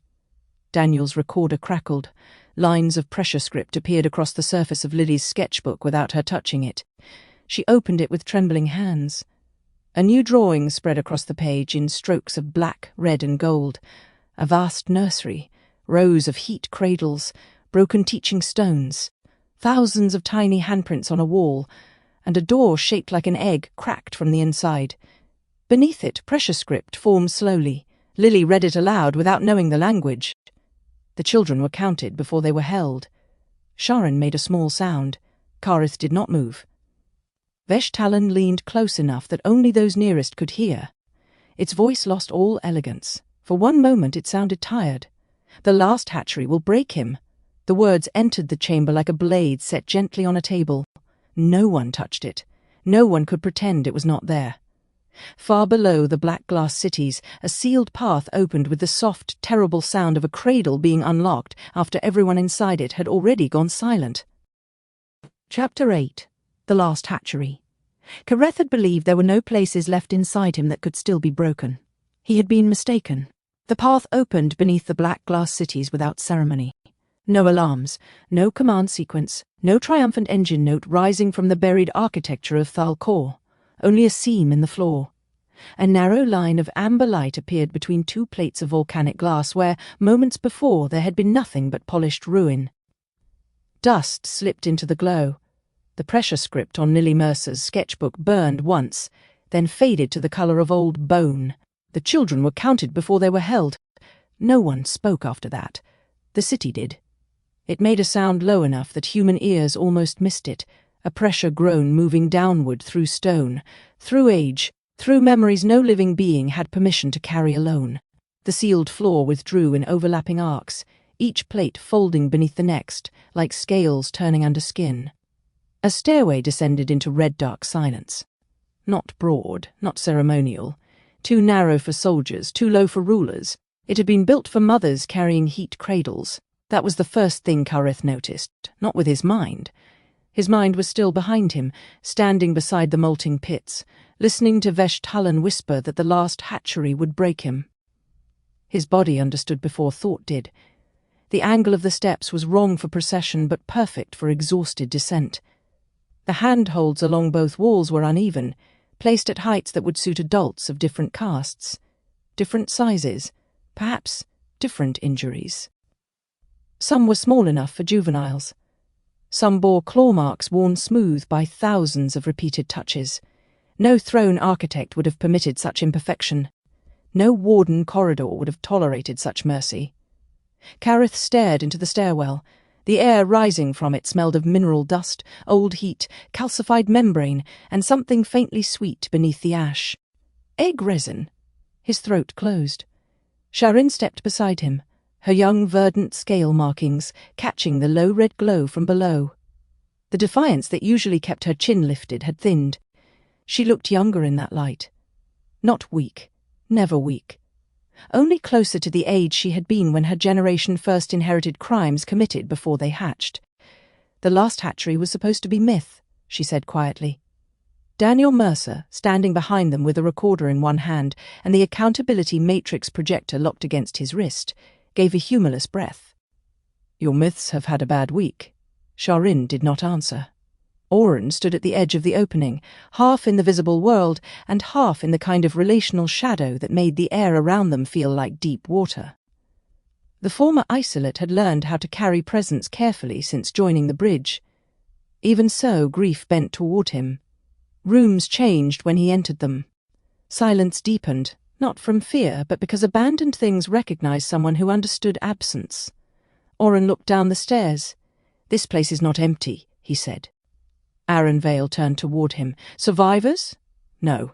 The single word moved gently through the chamber. Somehow that made it worse. Lily held her sketchbook against her chest. The last line of pressure script had stopped writing itself, but her hand had not stopped trembling. What is it then? Oren's eyes remained on the darkness below. Expectation. Daniel frowned. Expectation can leave a residue.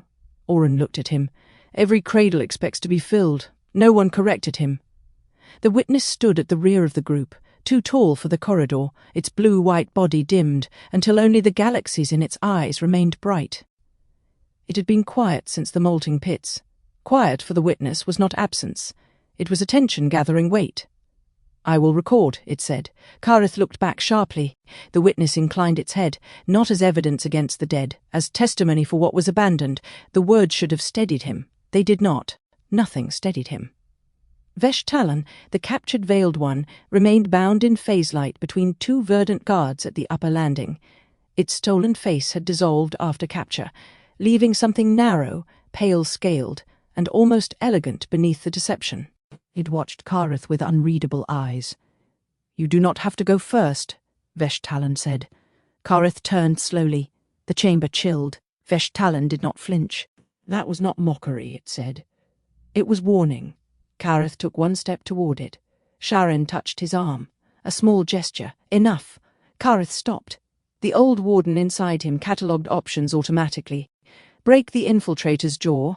Extract operational pathways. Force confession. Use fear as leverage. Make pain productive. Then the hatchling song from the reformist enclave returned, as soft as memory beneath stone. Hold. Breathe. I am here. Kareth exhaled. No, he said. Vesh-Talon tilted its head. No what? No to the part of me that would have thanked you for giving it permission to become useful again. For the first time, Vesh-Talon looked away. Kareth turned toward the stairwell. Then he descended. The stairway did not lead downward in a straight line. Nothing ancient on Thal-Kor did. It curled gently through the stone, following the thermal strata of the dead world, the way roots follow water. Every 50 steps the passage widened into small resting chambers. The walls there were not decorated with conquest scenes, genealogies, cast crests, or oath cuts. They were covered in handprints. Tiny ones, thousands, pressed into softened mineral ash before it hardened into black gold stone. Lily stopped at the first resting chamber and raised one trembling hand toward the wall. Daniel caught her wrist before she touched it. She looked at him. He swallowed. "Sorry," he said. I know." She lowered her hand. The little prints overlapped in clusters. Some had 5 fingers, some 6. Some still showed the rounded pressure of soft claws not yet hardened. Beside many of them, adults had carved symbols. Not names. Older than names. Heat signs, nest marks, promises. Kareth did not need Lily to translate every one. Some languages entered bone before grammar. Here, kept, warm, alive. Beside one cluster, a larger claw had carved a crooked spiral around 7 tiny hands. Sha'Ryn touched the air near it but did not make contact. "My grandmother marked my shell with something like that," she whispered. "Before the cast registry removed it." Kareth looked at her. She remembered? "Everyone remembers something," Sha'Ryn said. "We just learn what not to call it." Oren moved slowly past the wall. The handprint seemed to brighten near him. Not visibly, not enough for Daniel's instruments, but Kareth felt it. The pressure of the chamber shifted, as though the place had inhaled after being touched by someone who knew what it meant to be unseen. Oren closed his eyes. "What do you feel?" Aaron asked. Oren did not answer immediately. He lifted one hand, palm hovering a breath away from a cluster of prints left by a very small child. "Before I joined you," he said, "I believed absence was a country, a place one could inhabit so completely that nothing living could reach it." The group listened. "The isolates taught me that separation was safety. The farther from need, the less pain could enter. I believed them because loneliness can masquerade as wisdom when no one remains to contradict it." His hand trembled. "This place contradicts it." The witness's eyes brightened. Oren opened his own. These children expected hands to return. The chamber remained silent. No one moved for a long moment. Then Daniel, with a care that made his sarcasm seem like another life, lifted the recorder and spoke softly into it. "Resting, Chamber 1. Descent corridor to the last hatchery. Wall impressions consistent with juvenile Kashari hand structures. Associated symbols appeared domestic or protective rather than administrative. No military markings, no caste marks visible." His voice tightened. "Correction, 1 caste mark visible." He moved toward the far edge of the wall. There, near the floor, an adult handprint had been scraped away, not worn, removed. In its place, someone had carved a later symbol over the old stone, a triangle nested inside a ring. Utility caste. Kareth knew it. Every warden line knew it.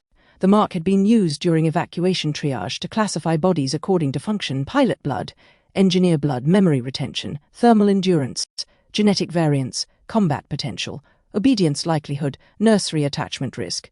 He had read about such marks in sanitized histories. They had been described as emergency stewardship, rational allocation, necessary sorrow. The cleaned version had always used passive grammar. Selections were made, transfers occurred, losses were recorded. No one said who screamed, no one said who held the knife. Kareth stared at the carved utility mark until the lines blurred. Sha'Ryn saw his face. "What is it?" He wanted to lie. Not from malice. From mercy. That was how it began, he realized. Every prison started as someone deciding truth would be too heavy for another soul. "Caste utility," he said. Sha'Ryn's throat membrane tightened. "In a hatchery corridor." "Yes." Her eyes moved from the mark to the tiny handprints. "No." No one argued. The stairway continued downward. The group followed. The last hatchery opened beneath them like an underground sky. Even Daniel forgot to curse. The chamber was too large to be called a chamber. It was a city built for children before any child understood cities existed. The ceiling rose so high into the darkness that the lights of their suits could not find its end. Columns of black glass climbed upward in branching forms, each one threaded with dormant thermal veins. Bridges crossed between them in soft curves, wide enough for nursery carts and low enough for small feet. Entire neighborhoods unfolded along terraced levels. Egg halls, sleep galleries, learning courts, warming pools, mineral gardens, and vast circular rooms where the walls had been painted with creatures from Thal-Kor's lost surface. Not war beasts, not throne emblems, cloud-wing gliders, ash deer, thermal moths, red star arcs. The ocean that had existed before the crust cracked. The sky that most hatchlings would never see. Heat cradles filled the nearest terrace, rows upon rows of them. Each cradle was made of mineral ceramic lined with amber resin. Small pressure channels ran beneath them to conduct warmth from the central vents. Above each cradle hung a thin ring of glass etched with symbols that would vibrate when touched, teaching hatchlings tone, direction, safety, family, and the first communal marks. Most of the cradles were empty. That should have made them easier to see. It did not. Emptiness has shapes.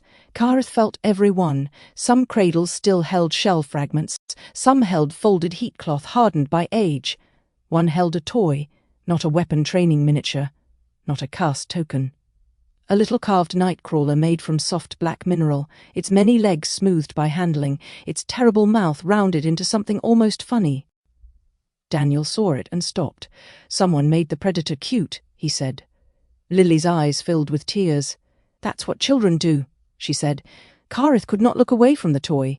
A warden training chamber would have used predator forms to teach threat response, obedience under fear, strike angles, and hierarchy reinforcement. Here, some adult had carved a monster small enough to hold. A creature of fear had been made safe by love and repetition. He understood, suddenly and horribly, why the old dynasties had needed to corrupt everything. A civilization like this could not have built the moon. Not without first being taught to distrust its own tenderness. A low pulse moved through the floor. The heat cradles glowed faintly. Lily stepped back. The coil is listening or activating? Daniel asked. The nearest cradle ring trembled. Then every ring in the terrace began to vibrate. Thousands of tiny glass halos sang without sound. The frequency entered the bones. Kareth staggered. Aaron reached for him, but Oren lifted a hand. Wait! The city changed. Not physically. Memory rose through it. Light filled the empty heat cradles. Shapes appeared. Not ghosts. Not holograms. Not exactly. Memory in the Ancestral Coil did not recreate the dead as spectacle. It restored pressure, relation, sequence, choice. It showed not only what had happened, but how happening had felt to every system that had recorded it. The last hatchery filled with sound. Hatchlings crying, adults shouting, shell alarms chiming in overlapping pulses, thermal vents groaning, stone cracking miles above. Somewhere far away, the surface of Thal-Kor was dying loudly enough for the nursery city to hear. Kareth stood inside the end of his world. At first, the memory showed order. That made it worse. Nursery attendants moved along the heat cradle rows with practiced speed. They were not rulers. Their bands were deep worker brown, hatchery green, and memory priest ash. Some carried baskets of nutrient membrane. Some adjusted thermal rings. Some moved hatchlings from cooling cradles to warmer ones without looking away from their faces. The children were afraid. The adults were more afraid, but the work continued. Evacuation protocols, Daniel whispered. Earlier, Kareth said. His voice did not sound like his. A memory attendant passed through him carrying 3 hatchlings against her chest. He felt nothing physical, but the ache of her arms moved through his own. This is before the protocols became law. The chamber shifted.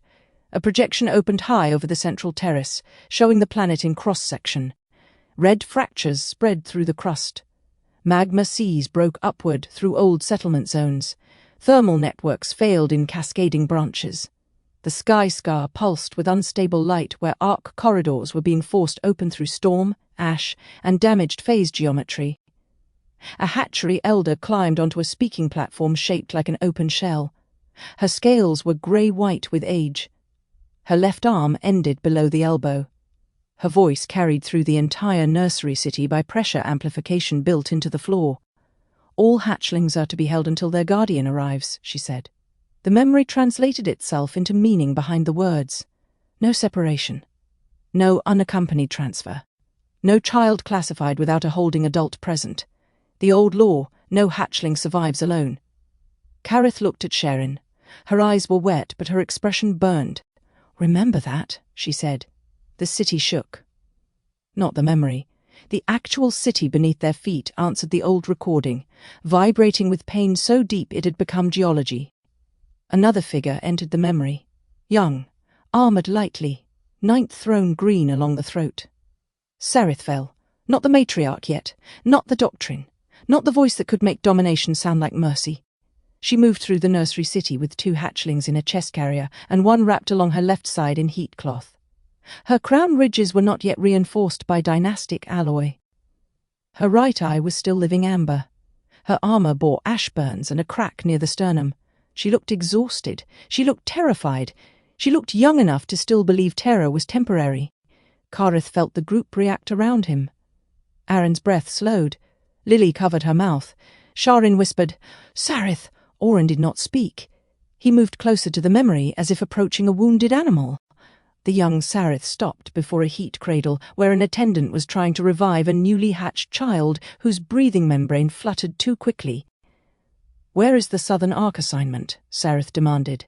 The attendant did not look up. "Full, then the Western Arc. Damaged.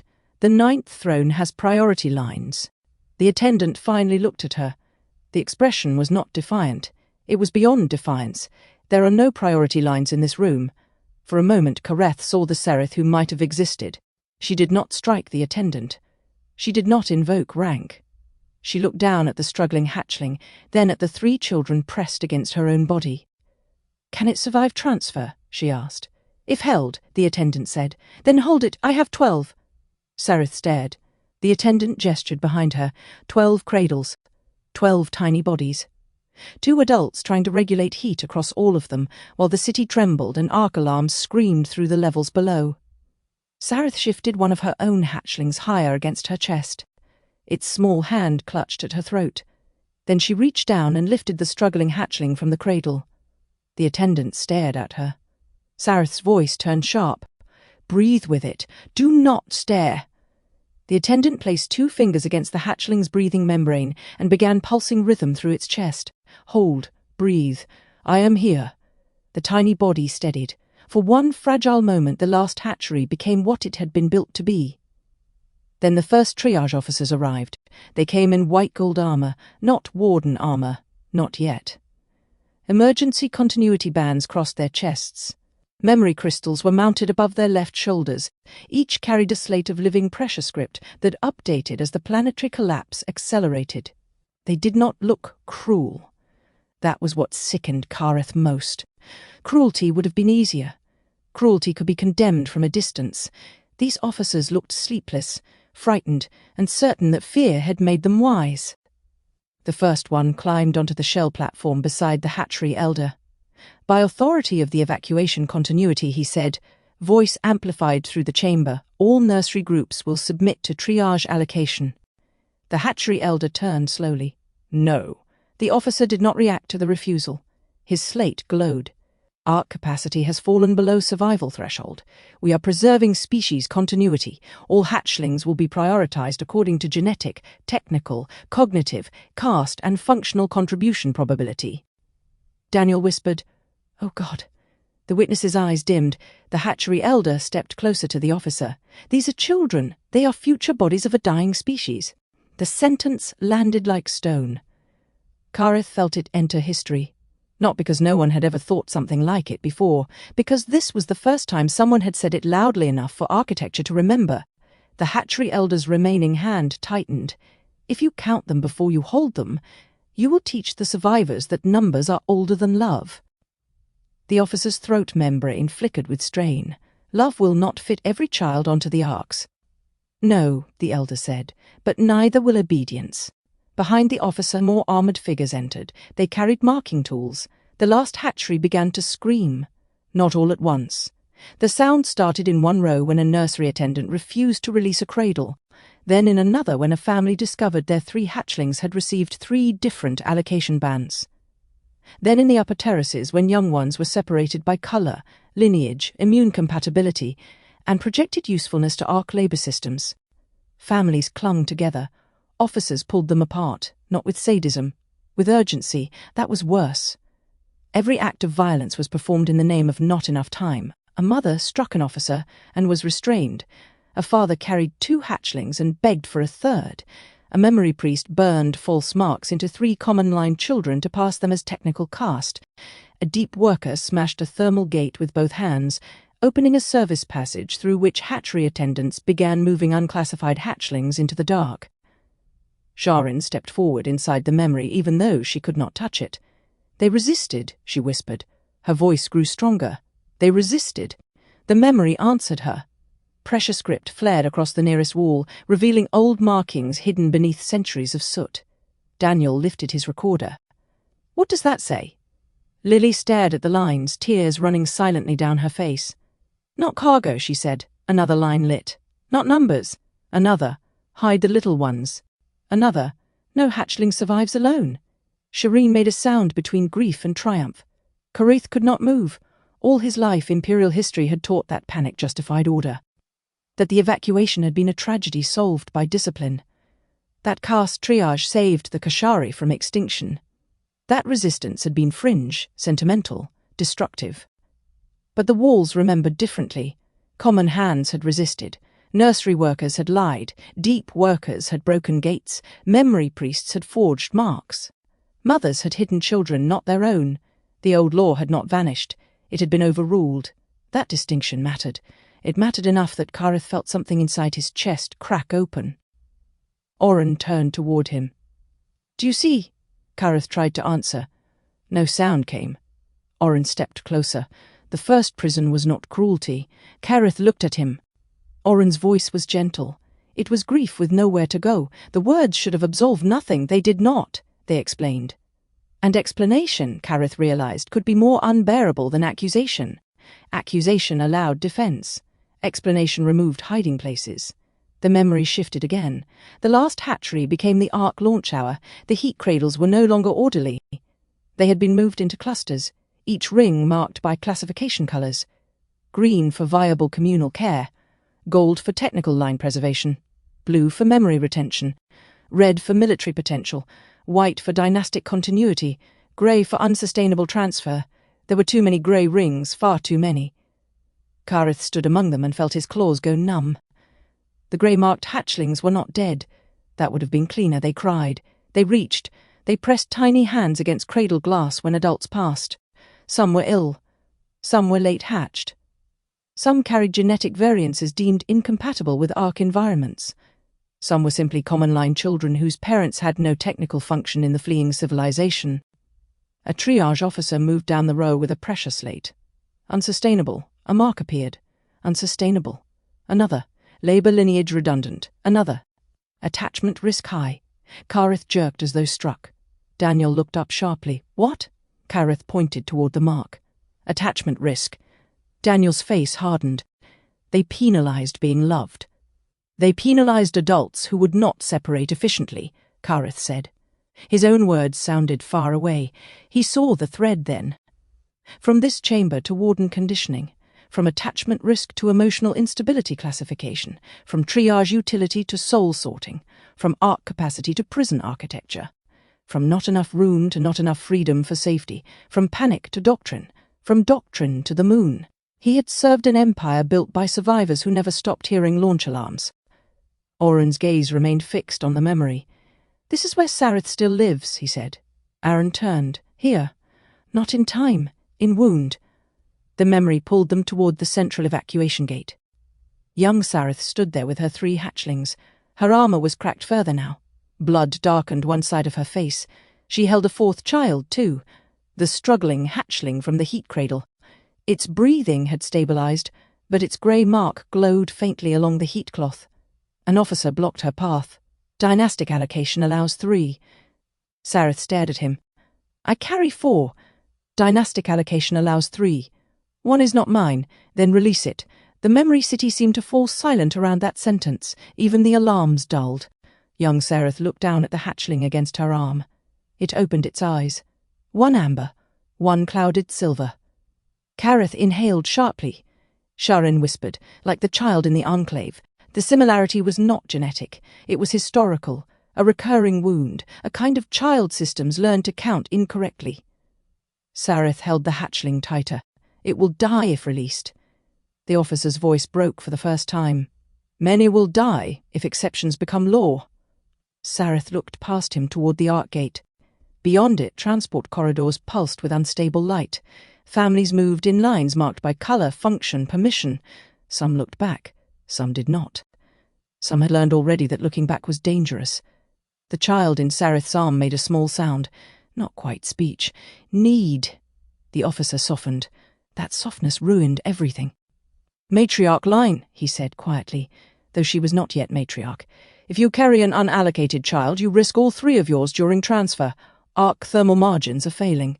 The extra body heat requirement may destabilize your pod. 3 survive. Or perhaps none. Young Sareth's face changed. The change was small, the future entered through it. Kareth watched the birth of an ideology, not in a speech, not in a command, in a mother forced to choose under a collapsing sky while frightened officials called arithmetic mercy. Sareth looked at her 3 hatchlings. The first clung to her throat. The second slept despite the alarms, exhausted by terror. The third stared at the grey-marked child with solemn curiosity. The grey-marked child breathed unevenly against Sareth's arm. A hatchery attendant appeared behind her, the same one from earlier.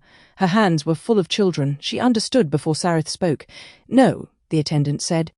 Sareth's eyes filled with a fury that had nowhere to go. If I keep it, they may all die. If you give it up, the attendant said, something in you will... Sareth's throat membrane sealed. That is not useful counsel. No, the attendant said, it is true counsel. For one moment Sareth held 4 hatchlings. For one moment the entire future balanced there.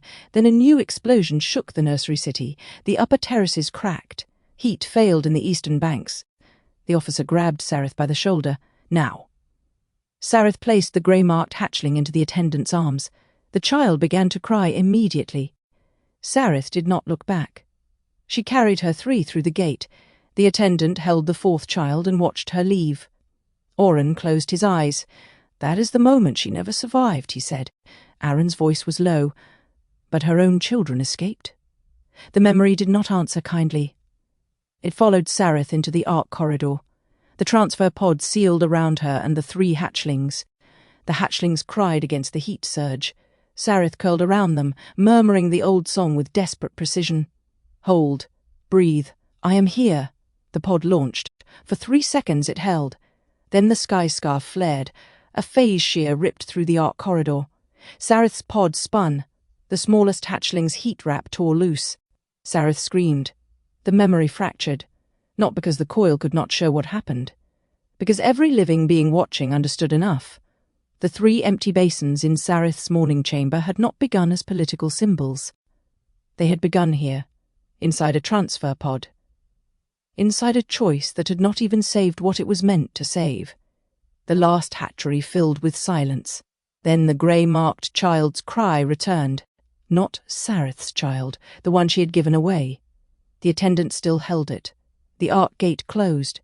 The attendant looked down at the child, then at the grey-marked rose. Around her, other hatchery workers gathered the abandoned, the misclassified, the unsustainable, the redundant, the loved too much. The attendant carried Sareth's surrendered child away from the official evacuation line and into a service corridor where deep workers held open a hidden door. Sha'Ryn stepped toward the memory.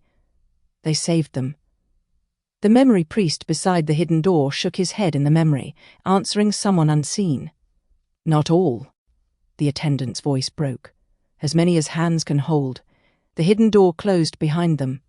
Pressure script ignited across the actual wall beside the current day group. A list appeared. Thousands of marks. Not official names. Rescue marks, heat signs, clutch signs. Improvised identities for children the evacuation ledger had refused to preserve. Daniel's accountability matrix flared to life, capturing the symbols in trembling light. He stared at the data feed. These aren't casualties, he said. Kareth looked at him. Daniel swallowed. They're smuggling records. Sha'Ryn turned slowly toward the wall. Her face changed. Grief did not leave it. But something else entered. Pride. Common Kashari resisted, she said. No, Daniel said softly, still reading. More than resisted. They built an underground evacuation inside the official evacuation. Lily moved closer to the rescue marks. The first ones listed were grey-band hatchlings. Kareth forced himself to look. The list was immense. Not enough. Never enough. But immense. Each mark was proof that the Empire's founding wound had never been unanimous. The Kashari had not all chosen calculation over care. Many had chosen care and been erased from the histories written by those who survived with authority. Audien turned toward Kareth. "This matters." Kareth's voice was raw. "It does not undo the moon. No, it does not undo the harvest. No, it does not undo what I did. No, then why does it matter?" Audien looked toward the handprints, the cradles, the rescue marks, the abandoned toys, the memory of a world dying around children. "Because shame lies by saying there was only one road." Kareth closed his eyes. Inside him, the Warden had no answer. The hatchling song did. "Hold, breathe, I am here." The memory dimmed. The last hatchery returned to stillness, but it was no longer empty. Kareth wished it were. Emptiness might have been easier than knowing how many hands had tried. They moved deeper through the nursery city. No one led. The architecture did. Paths lit ahead of them in soft amber pulses. Heat cradle rings glowed as they passed, then darkened again. Teaching stones awakened in broken sequence, projecting lessons meant for children who would never finish them. A stone showed 3 simple symbols: warmth, other, share. Another displayed a game of matching pressure marks to emotional states: fear, hunger, curiosity, need, anger, return. Lily stopped before a mural that stretched along an entire learning court. It showed the first vent collapse from the prologue's ancient memory, though she did not know every detail. 2 rival coils gathered in a cold chamber. Their young slept together. 2 adults carved marks into ash. At the center, written in child-level pressure script, was a phrase. Lily touched the wall. "No hatchling survives alone." The words vibrated through the chamber. Kareth turned away. Sha'Ryn did not. She stood before the mural like someone meeting an ancestor whose face had been burned from every official portrait. "They taught it here," she said. Aaron stepped beside her. "Before the evacuation?" "Yes." Daniel's voice came from several paces behind them. "And after?" Sha'Ryn looked at him. Daniel hated the question before she answered. "No," she said. Kareth forced himself to speak. "In Warden hatcheries, the first lesson was separation." Lily turned slowly. He continued because stopping would have been cowardice. Hatchlings were conditioned to stabilize alone in dark thermal chambers. If they cried, sound dampeners activated. If clutch bonds formed too strongly, handlers rotated them. If one protected another during trial drills, both were marked for attachment correction. Sha'Ryn's mouth parted. Kareth looked at the mural. "They taught us that need was the root of obedience. Break need early and no enemy can use it." Aaron's jaw tightened. "And what did it create?" Kareth looked at him. "Wardens." No one spoke after that. They walked until the learning courts ended, and the final chamber opened. It was smaller than the rest. That surprised them. After the vastness of the nursery city, the last room felt almost intimate. Circular. Warm once. The walls were lined with empty alcoves, each sized for a single heat cradle. At the center stood a broad stone basin filled with hardened amber. Above the basin hung thousands of tiny ornaments. Shell fragments. Heat stones. First claws shed during growth. Toy pieces, name threads, memory beads. The things parents kept when they believed children would grow old enough to laugh at them later. Lily began crying silently.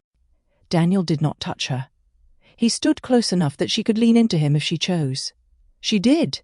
The witness lowered itself, compressing its form until it could fit beneath the arch without touching the hanging fragments. "What is this room?" Sha'Ryn answered. "A holding room." Kareth looked at her. She walked toward the central basin. Not detention. Holding. When an adult died before evacuation, another family would come here to claim the child. The basin warmed the room, while the hatchling waited. Aaron looked around at the empty alcoves. How long would they wait? Sha'Ryn swallowed. Until someone came. Audien stood in the doorway. His face had gone still in a way Kareth had learned to fear. "What is it?" Kareth asked. Audien looked at the hanging fragments. "This room is the center of the wound." The amber basin cracked. Light rose from within it. Not red, not gold. White, soft, dangerously familiar. Aaron stepped back instantly. His body remembered the false corridor before thought named it. Daniel raised his projector. "Tell me that isn't what I think it is." "It is not the lunar corridor," Kareth said, but his voice lacked certainty. The white light expanded across the basin, forming a small archway just large enough for a child to pass through. The witness moved forward. "This is older," Oren nodded. "An original comfort field." Aaron's face hardened. "A what?" Oren looked at him with sadness. Before the false light became a trap, many species used threshold light to soothe the dying, the lost, and the terrified. Not to deceive, to accompany. Aaron stared at the white glow. Memory flickered behind his eyes, hospital ceiling, floating spheres, the moon pulling him upward, love weaponized into compliance. Lily reached for his hand. He took it.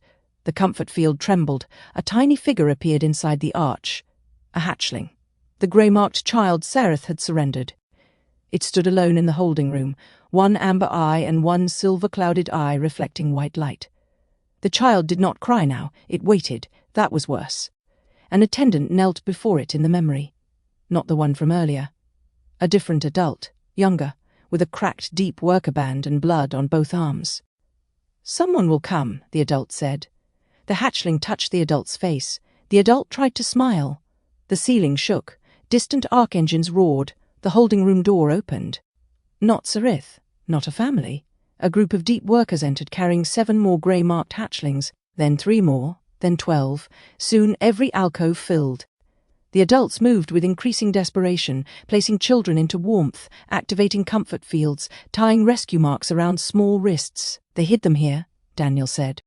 Sha'Ryn nodded. "Until they could move them through the service wells. Could they?" Lily asked. No one answered. The memory did. The main evacuation corridor collapsed. A shock wave moved through the last hatchery. The holding room doors sealed automatically. Adults trapped inside screamed for override codes that no longer responded. Outside, the hidden service passage remained intact. Inside, the room held warmth. For a while, Kareth understood before the memory showed the rest. He turned away. The coil did not allow it. Not by force, by relationship. The room's grief had waited too long for someone to witness it. The comfort fields remained active as the adults tried to keep the hatchlings calm. They sang, not well, not ceremonially. Voices cracked, rhythms broke. Some adults sobbed while singing. Some had never cared for children before and learned the old chest pulse pattern by watching those who knew. Hold, breathe. "I am here." The heat basin dimmed. The vents failed. The adults took off their heat cloths and wrapped the hatchlings. When the cloths were gone, they curled around them. One adult opened his own wrist and pressed warm blood along a hatchling's mouth membrane to keep it responsive. Another used her body to block a crack leaking poison cold into the room. The grey-marked child with the silver-clouded eye crawled from its alcove and pressed against a smaller hatchling whose breathing had become irregular. The small one steadied. Even children held children. The witness dimmed until its body looked nearly human in its sorrow. "This must be recorded," it whispered. "It is," Daniel said. His voice broke. He did not hide it. The memory accelerated gently, not to spare them, but because the room itself had measured time differently after Hope left. There was no dramatic final scream, no single moment of cinematic extinction, only warmth becoming less, voices becoming fewer. Small bodies becoming still in arms that refused to release them. At the end, the silver-eyed hatchling was the last child moving. It crawled across the floor toward the central basin, where the comfort field still glowed faintly. It pressed one tiny hand into the soft amber leaking from the cracked edge. Then, with strength it should not have possessed, it dragged a line. A curve. A second line crossing the first. Shoal's mark. Ours. The child rested its palm beside the symbol. Then it laid its head down. The comfort field went dark. The memory ended. No one moved. The last hatchery had returned to ruin, but the holding room remained full of what had been shown. Kareth stood at the centre of it, unable to breathe. He had overseen fear systems. He had authorized reincarnation compliance protocols. He had stood beneath the moon while human souls begged false lights to mean mercy. He had told himself, for years beyond counting, that control prevented collapse. Now he saw the first collapse. He saw that the first terrible arithmetic had not saved the children it betrayed. He saw that grief, denied confession, had become policy, then doctrine, then empire, then prison. He dropped to one knee. The sound echoed softly across the holding room. Sha'Ryn moved toward him. He lifted one hand, not to push her away, to ask for one moment in which no one tried to save him from what he had to feel. Oren knelt beside him anyway, not touching. Present. Kareth stared at the amber basin. "I was made from this," he said. Oren's voice was quiet. "Partly," Kareth shook his head. "The Warden line, the obedience hatcheries, the doctrine, the lunar systems, we were all grown from the same sentence." "Which sentence?" Aaron asked. Kareth looked up. His eyes were wet. He did not seem to know it. "Never again." No one interrupted. Kareth's claws curled against the floor. Not the oath. Not the first command. Something older and smaller. Some survivor stood in a room like this and said, "Never again. Never again will we lack enough order. Never again will children be lost because no one chose quickly enough. Never again will grief wait for consensus. Never again will love be allowed to hesitate while worlds burn." His voice deepened. "And then we made that sentence sacred." Oren watched him with unbearable compassion. Kareth turned toward the empty alcoves. "We built prisons out of an unanswered funeral." The statement entered the chamber. The Ancestral Coil received it. Somewhere beneath them, something unlocked. A soft tremor moved through the holding room. The amber basin split open along the line the silver-eyed hatchling had carved in memory. Shawl's mark glowed from inside the fracture. Then the floor behind the basin withdrew. A narrow descending passage appeared. Not like the stairway from the black glass city. This one was older, rougher. Water sounds rose from below. Memory wells. Lily stepped forward, wiping her face. "The path," Daniel checked the accountability matrix. "Confirmed. There's a whole lower network, fluid resonance, massive data density, or memory density, or whatever term we're using for impossible grief stored in planetary plumbing." No one smiled. Daniel lowered his hand. "Sorry, it is acceptable," the witness said softly. "Humor is often a small light carried through rooms where large lights have betrayed." Daniel blinked. "I'm not sure whether to be insulted or grateful. Both may be appropriate." For a fragile moment, breath returned to the group. Then the air changed. The temperature dropped. The passage to the memory wells darkened. A figure stood within it. He had not walked there. He had always been there, perhaps, waiting where memory narrowed into confession. Ancient. Ash gold. Thin almost to translucence. Pressure script brands wound along his arms and throat like old roots grown through bone. Vekael, last keeper of the coil. He leaned on a staff made from black glass and fossilized shell. His eyes were pale amber, clouded not by blindness but by too much seeing. Sha'Ryn drew a breath through her teeth. Kareth rose slowly. The witness straightened. Lily held her sketchbook tight. Vekael looked not at them first, but at the empty holding room behind them. His face folded under an age of shame. "You should not have opened this layer yet," he said. Aaron stepped forward. "Then you should have come sooner." The old priest's gaze moved to him. Human moral clarity is often loudest before memory has finished speaking. Daniel's expression hardened. "Careful." Vekael did not look away from Aaron. "I do not say you are wrong. I say you are early." Kareth's voice came low and dangerous. "Move aside." Vekael turned to him at last. The ancient priest's eyes softened. That softness almost undid Kareth more than threat would have. "No, child of the Warden line." Kareth's claws flexed. "Do not call me child. Every tyrant is a child before the memory that made him." Sha'Ryn stepped between them. "We need the memory wells." "Yes," Vekael said. "Then let us pass." "No." The word closed the hidden passage like a hand around a flame. Lily lifted her chin. "Why?" Vekael looked at her for a long time. "The wells do not show what happened," he said. "They show what was hidden because what happened was not enough to explain what followed." Oren moved closer. "And you fear collapse? I have seen memory destroy the unready." Kareth's voice shook with restrained fury. "Memory did not build the prison. Concealment did." Vekael's expression did not change. Both have teeth. Behind him, the passage to the memory wells pulsed once with deep blue light. Lily's sketchbook opened by itself. Pressure script began drawing across the page in dark, wet lines. A spiral. A well. An eye closing. Then one phrase appeared in language older than the thrones. Lily read it aloud. "Fear of collapse can become complicity." Vekael closed his eyes. For one moment he looked older than the dead planet.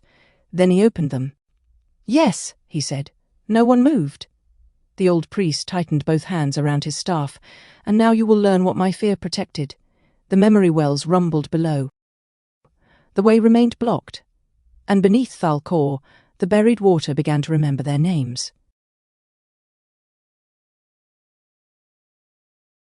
Chapter 9.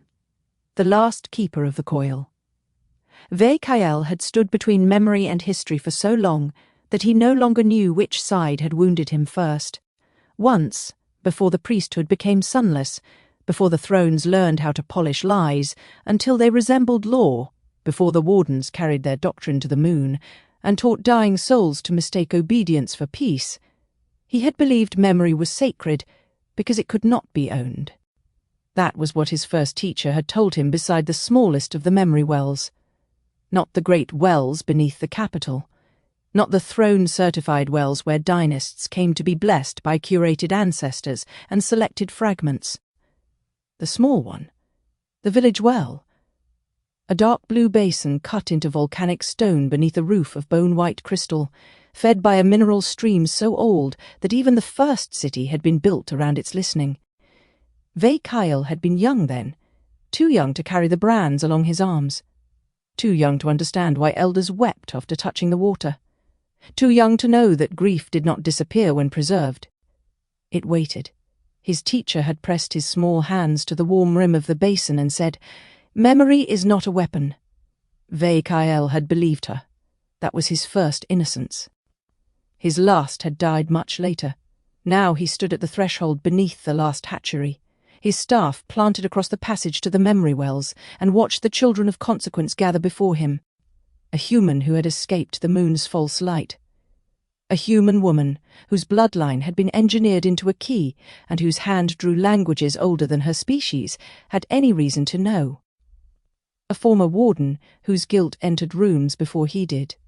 A young verdant reformist whose scales still carried hatchery dust and revolution. A grey who had learned sorrow after helping make forgetting procedural.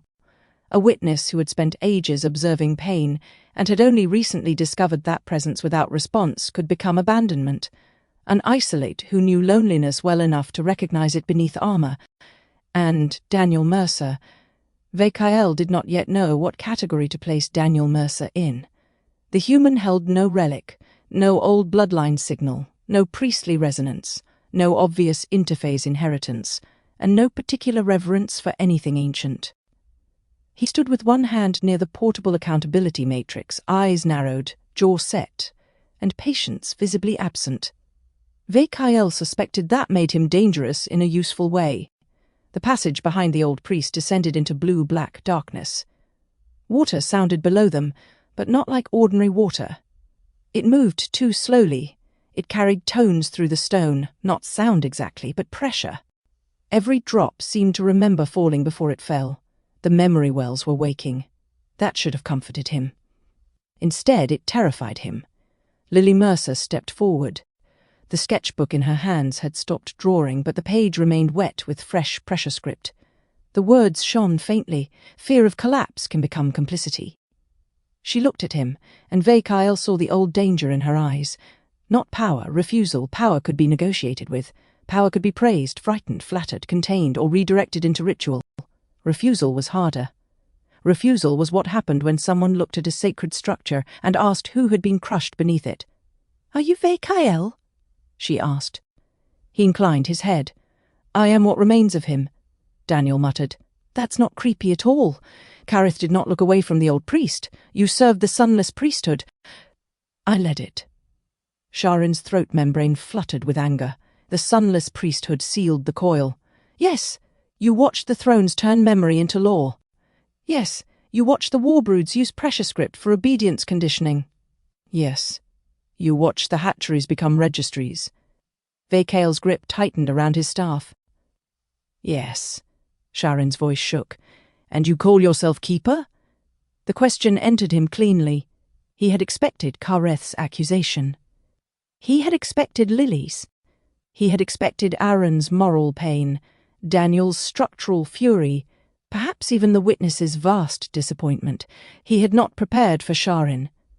perhaps because she still represented a future he had not earned the right to imagine. Thal-Kor bowed his head. "No," he said softly. "I call myself the last one who failed to burn." Silence followed. The last hatchery behind them had not gone dark. Its empty heat cradle still glowed with the amber afterimage of children triaged into usefulness and loss. The echo of hatchling songs lingered in the walls. Kareth stood with his claws half-curled, not as threat now, but because his body could not decide whether to kneel, strike, or break apart. Aaron stepped closer to Lily, not in front of her. Thal-Kor noticed that. Humans often confused protection with placement. Aaron Vale had learned that guarding someone did not mean occupying the space where their choice should stand. A useful lesson, a costly one. "You blocked the wells," Aaron said. "I did. Why?" Thal-Kor looked past him toward the abandoned hatchery. "Because the last hatchery is pain," he said. "The memory wells are explanation. Pain without explanation becomes revenge. Explanation without preparation becomes surrender to the oldest lie inside the wound." Daniel gave a sharp laugh. "That sounds very polished. It has been polished by cowardice for several thousand years." Daniel's expression changed. Thal-Kor turned toward him. "I do not ask you to admire it. Good. I ask you to survive hearing why I did it." Daniel's gaze hardened. "I'm not the one I'm worried about. That, too, Thal-Kor found useful." He turned back toward Lily. "You can feel them, cannot you?" Lily looked toward the stair descending behind him. "The wells?" "Yes." She closed her eyes. The chamber shifted around her. Not physically, not fully, but the pressure script on the page darkened, and the old water below answered in a low pulse. "I feel layers," she said. "Not records. Not exactly. More like rooms beneath rooms. Some are open, some are locked, some are pretending to be open." Thal-Kor allowed himself the smallest nod. "Good. It doesn't feel good. It rarely is." She opened her eyes. "There's grief down there, yes. And shame, yes. And something cut. Every muscle in Kareth's body tightened." Thal-Kor closed his eyes. For a moment he was not beneath the last hatchery. He was young again beside the village well, believing memory could not be owned. Then he was older, branded, standing in the central archive while the first-throne historians argued that panic required clarity, that survival required simplification, that the people could not carry the full command while Thal-Kor burned and arc selection lists lengthened. Then he was older still, watching the command shortened for ceremony, then shortened for war, then shortened for empire, then sharpened for the moon. Preserve consciousness at any cost. A sentence with its soul removed could become a blade. He had known that. He had always known that. "Yes," he said. Kareth took one step forward. The first command was cut. Thal-Kor opened his eyes. "Yes." The word did not echo. It landed. Sha'Ryn's hands rose to her mouth. Oren bowed his head, as though something wounded had finally said its name. Eleth stood completely still, black eyes reflecting old blue light from the passage. The former grey administrator's face had little movement by human standards, but Thal-Kor had spent centuries reading species that mistook stillness for emptiness. The grey was shaken. Aaron looked at Kareth. Kareth did not move. The former warden seemed to have become part of the stone. Daniel was the first to speak. "You knew?" Thal-Kor looked at him. "Yes." Daniel's voice lowered. "You knew the foundational command of the prison age was edited. Yes. You knew the thrones used a mutilated sentence to justify memory erasure, reincarnation control, bloodline manipulation, and emotional extraction. Yes. You knew there was more. Yes. And you hid it. Yes." The simplicity of the answers enraged Daniel more than denial would have. His face flushed. The accountability matrix beside him flared open, displaying threads of culpability, decision chains, warden systems, active remnants, victim ledgers, and incomplete records. Its light trembled in the dark like a human refusal made architectural. Daniel stepped forward. "Do not stand there like honesty now balances the ledger. It does not. Do not tell me you were protecting people." "I was." Daniel's eyes flashed. "No, you were protecting the structure." Thal-Kor breathed in. The air tasted of old water and hatchery ash. "For a time, I believed those were the same. That's the problem with priests." Lily glanced at her brother but did not stop him. Daniel pointed toward the passage. You hid the truth from victims because perpetrators might become unstable. I hid the truth from perpetrators because I feared what they would do when their sacred authority collapsed. They built the moon anyway. Yes. They harvested souls anyway. Yes. They used human families as interface systems anyway. Yes. Then your strategy failed. Thal-Kor lowered his head. Yes. That answer took some of the force from the room, not because it excused anything, but because it refused the comfort of argument. Daniel looked almost angrier for losing the wall he had expected to strike. Aaron spoke quietly. Why didn't you reveal it after the moon collapsed? Thal-Kor looked toward Kareth, because the first Reptilian civil fracture had already begun. Loyalists called reformists traitors. Reformists called loyalists butchers. Common hatcheries feared both. The warbroods were splitting by command line. The deep workers were refusing to repair thrown ships. The veiled ones were assassinating anyone who approached certain archives. Every faction wanted memory not as truth, but as ammunition. And now, Aaron asked, now the Ancestral Coil has awakened without permission. Thal-Kor looked toward Lily, and it chose a human hand. Lily's jaw tightened. It didn't choose me. It found what your systems put into my bloodline. Both may be true. No, Lily said. Be careful with that. Systems like yours love turning violation into destiny. The old priest absorbed that. A line of shame moved through his throat membrane. You are correct. Lily blinked once, as if she had expected argument and received an open wound instead. Thal-Kor bowed to her. Then let me amend. The coil found the scar our systems made. You decide whether it becomes a door. The witness shifted. Blue-white light moved across its form like distant stars, seen through deep water. This distinction matters. Daniel looked at it. Which one? All of them. Despite himself, Daniel exhaled something almost like a laugh. Thal-Kor studied the witness. You were there, he said. The chamber cooled, the witness's galaxies slowed. I observed many things. You observed the age of guardianship. I observed parts of it. You observed the shift. The witness did not answer immediately. Oren looked toward it with sorrow. The old priest pressed gently.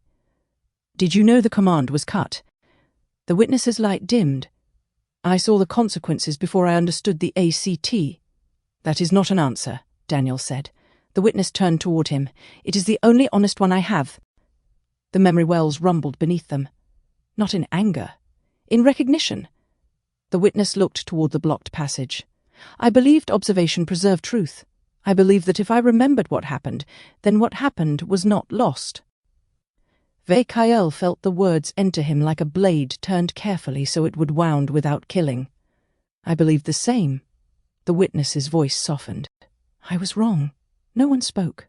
I have learned, the witness continued, that memory held without testimony can become a beautiful form of abandonment.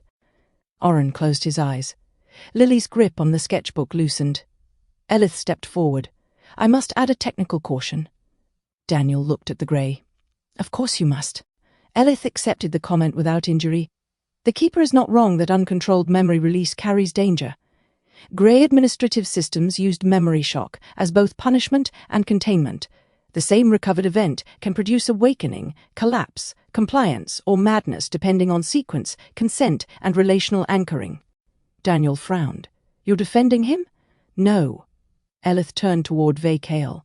I am saying his fear was based on a real mechanism. I am also saying his conclusion was ethically indefensible. Thal-Kor inclined his head. Accurate. Elith's black eyes remained fixed on him. Permanent concealment becomes governance by injury. A tremor passed through Thal-Kor's old body. Not from weakness. Recognition. I once used those words, he said. Elith tilted its head. When? At the first council of sealed memory. Kareth finally moved. Only his head turned. Tell us. Thal-Kor looked at the former warden and saw the line of him backward. Lunar Command, Obedience Chamber, Silent Throne Echo, Formation Hall, Authorized Memory, Hatchery Registry, grief hardened into law. He saw the damage. He saw the crimes. He saw the child beneath them that no one had held before making him useful. That did not make Kareth innocent. It made innocence one more thing stolen from him before he stole from others. The first council did not begin with malice, Thal-Kor said. Daniel's expression sharpened. It never does. No, Thal-Kor agreed. It begins with fear that can justify itself in the language of care. The blue light from the memory wells brightened. The chamber around them changed, not fully. Enough. The walls of the last hatchery blurred, and for a moment another room appeared within it, a circular chamber of black glass beneath a half-collapsed city. Hundreds of Kashari stood in tiered arcs around a central well. Some wore priest brands, some wore evacuation armor, some carried hatchlings, some carried only lists. A memory, not immersive yet. A reflection on the surface of the waking wells. Thal-Kor watched his younger self stand near the central basin, scales still dark gold, eyes clear, voice unbroken by centuries of compromise. He hated that young priest. He missed him more. The arc fleets had already launched, Thal-Kor said. Thal-Kor's surface was dying. Entire cities had been left below evacuation priority. The first Warden doctrine had not yet formed, but its bones were present. Caste triage had taught leaders that survival could be calculated without grief, interrupting the arithmetic. In the memory, younger Thal-Kor stood before a council of priests. His voice rose across the chamber. "We cannot curate the command," the younger one said. "Memory is not a tool for protecting authority. If the people discover we have hidden even one clause, every future oath becomes suspect." An older priest answered from above. "The people are starving inside arc corridors. Children are still missing. The war broods threaten mutiny. The scale lines are fracturing. You would release a command that undermines central authority during evacuation collapse." Young Thal-Kor turned toward the basin. "I would release the truth before authority becomes the only truth left." The reflection trembled. Lily stared at him. "You argued against sealing it." "Yes. What changed?" Thal-Kor did not answer at once. The memory well did. The reflected council chamber fractured. Another memory rose beneath it. A colony world. Not Earth, not Thal-Kor. A green-blue planet beneath a ring of broken orbital habitats. Fires burned across its night side. Refugee vessels lifted from oceans. Serpent guardians stood between three warring populations that had once lived under Kashari protection and then demanded withdrawal, autonomy, full choice. Thal-Kor's voice became very quiet. "We tried revealing everything once." The image sharpened. The world was called Il-Sareth. Not by its people. That is our name for it. It means the garden that refused the wall. Aaron watched the burning orbit. What happened? The Kashari had guarded them for 12 generations after an interphase plague collapsed their biosphere. The architects were gone by then. We were afraid to withdraw. The people demanded self-rule. Some of our guardians agreed. Some warned that the world was not ready. "Sareth was there," Oren said softly. Thal-Kor looked at him. "Yes." In the memory, a younger Sareth Vel appeared. Not yet matriarch, not yet the ninth throne. She wore field armor. A heat cloth was wrapped across her chest. 2 hatchlings clung to her side, and a third slept inside a portable cradle against her back. Her face held none of the polished imperial certainty she carried now. Only exhaustion, only love, only terror trying not to become command. Thal-Kor continued. "The council decided to release the full Guardian archive to Il-Sareth's people as proof that we had no sacred right to rule them. The archives showed every intervention, every plague containment, every suppressed conflict, every genetic modification, every famine calculation, every choice we had made for them when they had no power to choose." Daniel's face tightened. "That sounds like disclosure. It was meant to be. What did it become?" The answer came through the memory. Cities on Il-Sareth erupted into riots. Some populations saw the Kashari as saviors, others as violators. Some demanded immediate execution of all Guardian personnel. Some begged the Kashari to stay. Some factions began killing those who had accepted treatment from Guardian systems, calling them contaminated. Records of intervention became proof of conspiracy. Records of restraint became proof of neglect. Records of saved children became proof of stolen destiny. The planet tore itself open on the question of whether rescue without consent could ever be called rescue. Sareth ran through a collapsing habitat corridor with hatchlings pressed to her body. The corridor split. Fire moved through oxygen moss. The memory blurred before impact. VKL closed his eyes. Her hatchlings died there. No one spoke. Oren's face carried the pain of recognition. The free world collapse, Aaron said. Yes. Lily's voice was careful. So that's why Sereth believes freedom kills children. She watched a disclosure meant to restore autonomy become a civilizational self-wounding. She watched factions use truth as fire. She watched restraint fail. After Sareth, she began saying that freedom was beautiful until it killed children. Daniel shook his head slowly. And your conclusion was that truth was the danger. My conclusion was that truth without structure can become detonation. Daniel looked at the accountability matrix. And instead of building structure, you built secrecy. VKL did not defend himself. Not at first. The reflected memory shifted. Young VKL stood again in the council chamber, older now after Sareth. His scales were duller. His eyes had lost something. He spoke to the sunless priesthood with a voice hollowed by having been right too late and wrong too loudly. If memory is released without preparation, younger VKL said, it will be seized by those who want revenge, and those who want restored control.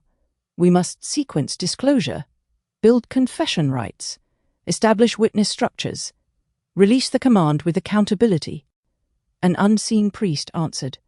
The war broods will not allow it. Another said. The scale thrones will fracture. Another said. Humanity is not yet prepared. The grey continuity is too unstable. The prison worlds will collapse. Younger VKL struck the basin with his palm. Then we build slowly. The memory dimmed. VKL lowered his head. I said slowly for so long that slowly became never. Lily looked at him with something harder than anger. That's how systems win. Yes, they don't always need people to choose evil. They just need decent people to wait. VKL flinched. It was almost invisible. Almost. Kareth saw it. So you knew the full command, Kareth said. Yes. Say it. The memory wells stopped moving. Even Daniel went silent. VKL looked at him. No. Kareth crossed the distance in 2 steps. Aaron moved but stopped himself. Kareth's face came close to the old priest's. The former warden towered over VKL, all controlled violence and exposed grief. Say it. If I speak it here, outside the coil sequence, the silent throne locks will answer. Let them... You do not understand the architecture. Kareth's voice dropped. I understand cages. No, VKL said, and for the first time his voice sharpened. You understand the cages you operated. You do not yet understand the cage your species built around its own founding memory. Kareth froze. VKL held his gaze. The first command cannot simply be repeated. It was not only text, it was relational oath, genetic resonance, architect authorization, planetary witness, and species-wide obligation. When the Dominion cut it, they did not erase words from a tablet. They severed a living command from its context and replaced the wound with doctrine. Lily's sketchbook trembled. Then context has to reopen first. Yes. She looked toward the passage. That's why you blocked us. Yes. And why the wells use my hand. The old priest hesitated, then nodded. The wells require more than a translator. They require contradiction. Daniel squinted. That better not be mystical nonsense. It is architecture, VKL said. The ancestral coil will not open to one lineage now. One lineage can be edited. One caste can be corrupted. One species can mistake its fear for law. He pointed toward Lily. Human interface lineage. A scar made by exploitation, now capable of translating without throne authorization. He pointed toward Kareth. Warden line, guilty blood, authorized access to the systems that carried the cut forward. He pointed toward Sha'Ryn. Broken hatchery, unregistered future, a living refusal of caste inheritance. Sha'Ryn's throat membrane fluttered. You want all 3 of us. The first layer will open only if you enter together. Kareth looked toward her. No, Sha'Ryn answered immediately. Yes, no. I am not a hatchling for you to protect by removing my choice. The words struck him with surgical precision. Kareth's mouth closed. Sha'Ryn stepped nearer to VKL. What happens if we enter? You will hear memory before doctrine, and if we fail? The coil will close. Sereth will reach the silent throne first. The Dominion will claim the bridge corrupted the archives. The incomplete command will be sanctified again, this time with the language of protection and trauma recovery. A new prison may rise without chains, because frightened worlds will ask to be supervised.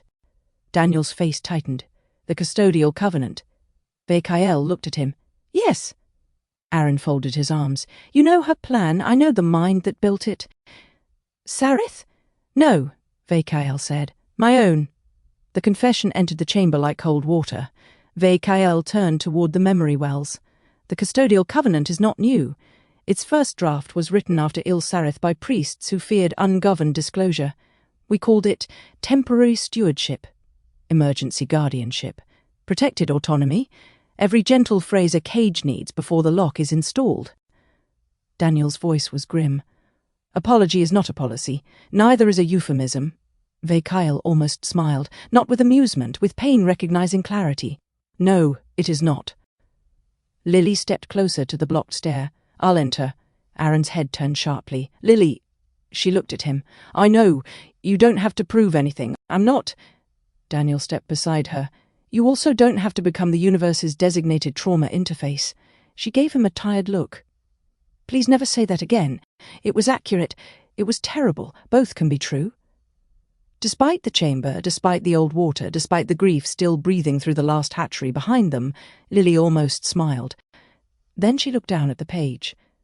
I'm tired of being a key, she said. The pressure script on the paper darkened. I'm tired of systems touching my life and calling it destiny. I'm tired of bloodline language. I'm tired of old species looking at me like I'm an answer they misplaced. Vakael bowed his head. As you should be. But if I can choose to open something they used me to lock, she continued, then I choose it. The witness watched her with unbearable attention. Daniel swallowed. Aaron looked as if the act of not stopping her cost him something physical. Lily turned toward Kareth. You? Kareth's eyes moved to the passage. Then to Sha'Ryn.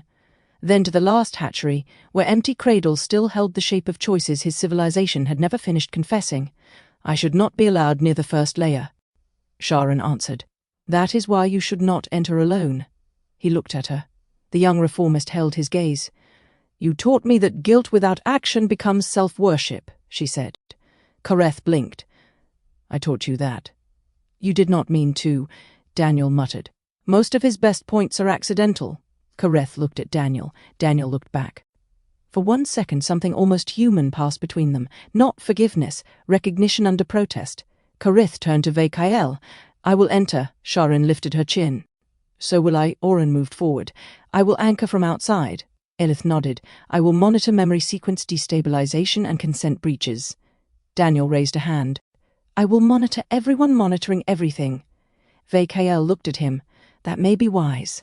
I'm definitely writing that down. Aaron stepped toward Lily. I'm here. I know, she said. I can't go in for you. No, I hate that. I know that too.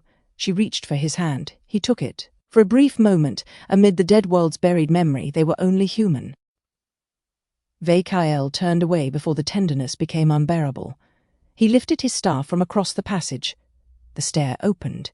Blue light rose from below. The sound of water became voices. Not words yet. Voices before language. Mothers pulsing comfort through their chests. Hunters clicking warnings through stone. Hatchlings crying against cold. Architect harmonics too vast to be heard, folding themselves smaller so a young species would not mistake awe for command. The group descended. The memory wells were not wells in the human sense. They were wounds that had learned how to hold water. The chamber beneath the last hatchery spread wider than the city above it, a cavern so deep that its far walls dissolved into blue shadow.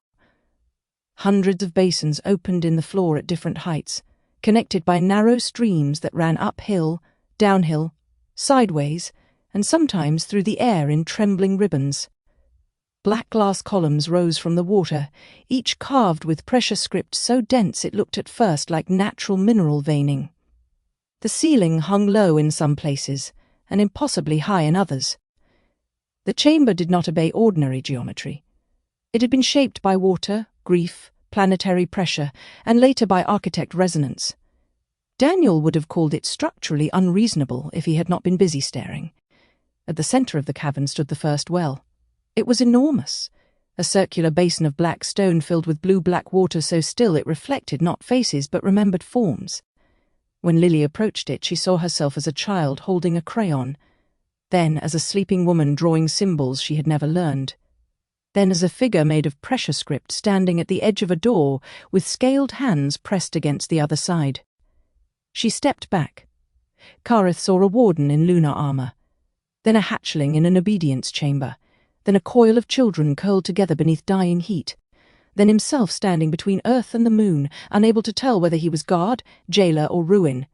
He did not step back. Sha'Ryn saw herself wearing verdant green, then herself in warden black, then herself with no cast colours at all. That frightened her most. Vekael stood at the rim of the first well, his staff touched the water. The chamber responded. Pressure moved through the floor. Lily felt it in her teeth. Vekael spoke in a language that made Kareth inhale sharply. Not modern Kashari. Not Dominion formal, not prayer script. Older. A language of vibration, breath, claw, and need. The water answered. A circle of light opened around Lily, Kareth, and Sha'Ryn. Aaron moved forward instinctively. The light stopped him, not violently, clearly. Lily looked back. I'm okay, you're not? No, she said, but I'm choosing. Aaron stopped. The distinction held him in place. Daniel's hands moved over the accountability matrix, recording consent state. Lily Mercer, voluntary participation under protest against inherited exploitation. Kareth, voluntary participation under acknowledged culpability. Sha'Ryn, voluntary participation as independent representative of the verdant scale and broken hatchery. External anchors present. No symbolic peace nonsense, authorized. Vekael looked at him. Daniel did not look up. I told you I monitor things, Elith added. Consent architecture verified. The witness stepped to the edge of the circle. I will remember without possessing.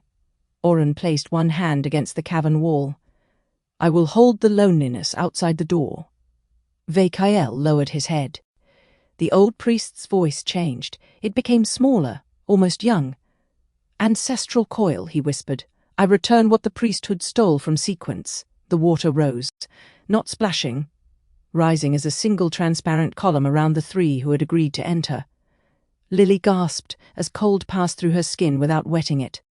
Kareth's claws opened. Sha'Ryn trembled but did not move away. Vekael continued. Human scar, warden blood, uncoiled future. Enter not as owners, enter not as judges. Enter as contradiction witnessed. The water became light. The cavern disappeared. At first there was no image, only pressure, deep, planetary, older than cities, older than words. Lily felt herself suspended inside something that did not think like a person, but remembered like a world. Every direction carried weight. Every weight carried time. The dark around her was not empty. It was crowded with impressions too old for narrative, heat gradients, mineral tastes, predator vibrations, eggshell warmth, ash drifting through sealed stone. She tried to breathe. There was no air. Then she remembered she had a body somewhere else. That helped. A voice reached her. Sha'Ryn! I can't see, Kareth answered, closer than expected. Do not search with your eyes. I don't know how else. Lily reached instinctively, not with hands, with attention. Follow the pressure, she said. Sha'Ryn's fear moved near her, bright and sharp. I don't know what that means. Neither did I. That is not reassuring. No, Lily said. But it's honest. Kareth's presence shifted in the dark. Listen for heat. I'm not a hatchling, Sha'Ryn snapped. The darkness pulsed. For one strange moment, Lily felt the coil respond with something like amusement. Then a sound entered the memory. Not the hatchery song. Older. A low chest pulse beneath stone. Hold. Breathe. I am here. Shol's song. Lily felt tears rise in a body that was not currently doing the work of crying. The darkness opened. They stood beneath Thal-Kor before uplift. Not as observers exactly, not as participants, as witnesses woven into the edge of memory. A cavern glowed with the red-gold light of thermal vents. Coils gathered around heated basins. Hatchlings slept against bodies that were not always their parents. Marks covered the walls, the shared symbol, repeated and varied, scratched by thousands of claws across generations. No throne, no caste, no warden line. No dominion, just survival learning how to become culture. Sha'Ryn made a small broken sound. Kareth stared. Lily understood why. The ancient Kashari were not gentle creatures in any sentimental way. They were scarred, fierce, wary, and dangerous. Their claws were real, their teeth were real, their hunger was real. Predators moved beyond the vent light, and every adult knew how quickly warmth could fail. But their danger had not yet become ideology. Their fear still ended at the hatchling wall. It had not yet become architecture around other species. The memory shifted. Settlements grew around deeper vents. Pressure script emerged first as practical markings: safe tunnel, poisoned water, weak ceiling, shared warmth, dead below, eggs above, return by low route. Then the marks became memory, then story, then vow. The molting rite appeared. Young Kashari entered a pit not to be broken, but to speak what fear they were ready to surrender to the coil. One said fear of hunger. One said fear of rival blood. One said fear of being useless. One said fear of softness. The elders did not punish the fear, they received it. Then gave the young ones tasks matching what they had confessed. Fear became responsibility. Lily felt Kareth shudder. "This is not how I was taught," he said. The memory did not pause for him. It moved onward. Black glass cities spiraled downward around rivers of molten mineral. Communal kitchens steamed beside repair halls. Hatcheries opened into learning chambers where children pressed small hands against teaching stones and felt not commands, but stories. Memory wells served as places where grief was processed aloud, in touch, in song, in pressure. A mother who lost a child pressed her grief into the water. The water gave back not comfort, exactly, but witness. The coil gathered around her. No one told her grief was inefficient. No one made policy from it. Then the sky opened. Lily looked up. There should have been only stone. Instead, a wound of impossible light appeared above the cavern roof, and through it descended forms that refused to stay singular. The architects beyond. They did not arrive like conquerors. They did not arrive like gods. No thunder, no kneeling command, no demand that the Kashari look upward. They entered as listening. Vast presences folded into shapes small enough not to crush the minds receiving them. Geometry softened into bodies of light and shadow and relational colour. Their voices arrived as questions made of many languages at once. The ancient Kashari did not bow. They armed themselves. Lily almost laughed through tears. Of course they did. The architects waited. Not offended, not impatient. They watched the hatchlings first. No. They watched how the adults moved around the hatchlings. Every conversation, every armed posture, every frightened exchange curved around the young. The architects saw the species. Then one of them spoke. The words did not enter through ears. They entered through the entire memory. "What do you fear losing?" The ancient chamber trembled. The Kashari did not understand at first. The question repeated, softer. "What do you fear losing?" The old coils gathered. Hunters argued. Mothers hissed. Elders pressed claws to stone. Young ones hid behind larger bodies and watched the impossible visitors with bright, fearful eyes. At last, an elder stepped forward. Not ruler, not priest, only old enough to be listened to. She carried a hatchling with one clouded eye. Her answer came not in formal language, but in pressure pulse, chest song, and claw mark. The hatchlings. The architect became very still. In the outer chamber, beyond the memory, the witness made a sound no one had heard from it before, a small sound, almost grief. Inside the coil, Lily felt the architect response bloom through the world, not approval, recognition. The memory expanded beyond the cavern. Thal-Kor's future flickered around them: magnetic collapse, surface death, arc ships, younger civilizations, dimensional storms, predator systems feeding on weak worlds, fragile consciousnesses reaching for meaning before they knew how to defend themselves. The architects offered knowledge, not rule, not worship, knowledge, long life, interface perception, memory preservation, stability under pressure, the ability to serve as guardians at the edges of vulnerable worlds, the ability to leave when protection became possession. Kareth dropped to one knee, not from obedience, from impact. Sha'Ryn reached for him, then stopped, then chose to place her hand on his shoulder anyway. The memory gathered itself into one point. The first oath chamber. Not the silent throne. Older. Simpler. A ring of Kashari representatives stood around an architect presence that had folded itself into the shape of a spiral held within a hand. Water from the first well rose between them. Pressure script appeared in light. Vakael's voice reached them from somewhere far away.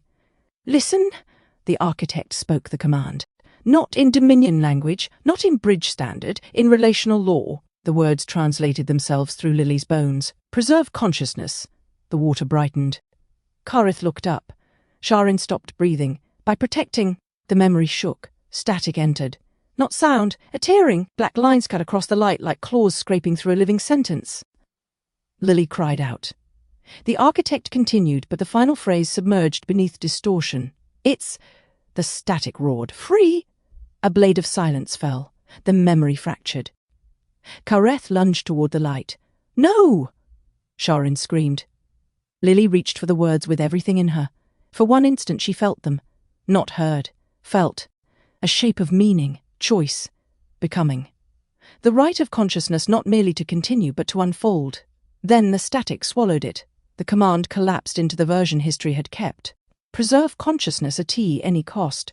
The words rang false even inside the memory. A substitute phrase hammered into the wound. A throned sentence. A command with blood under its polish. The coil threw them back. Lily hit the black stone floor on her hands and knees. Air tore into her lungs. Kareth staggered beside her and struck the rim of the first, well hard enough to crack one claw. Sha'Ryn curled around herself, shaking.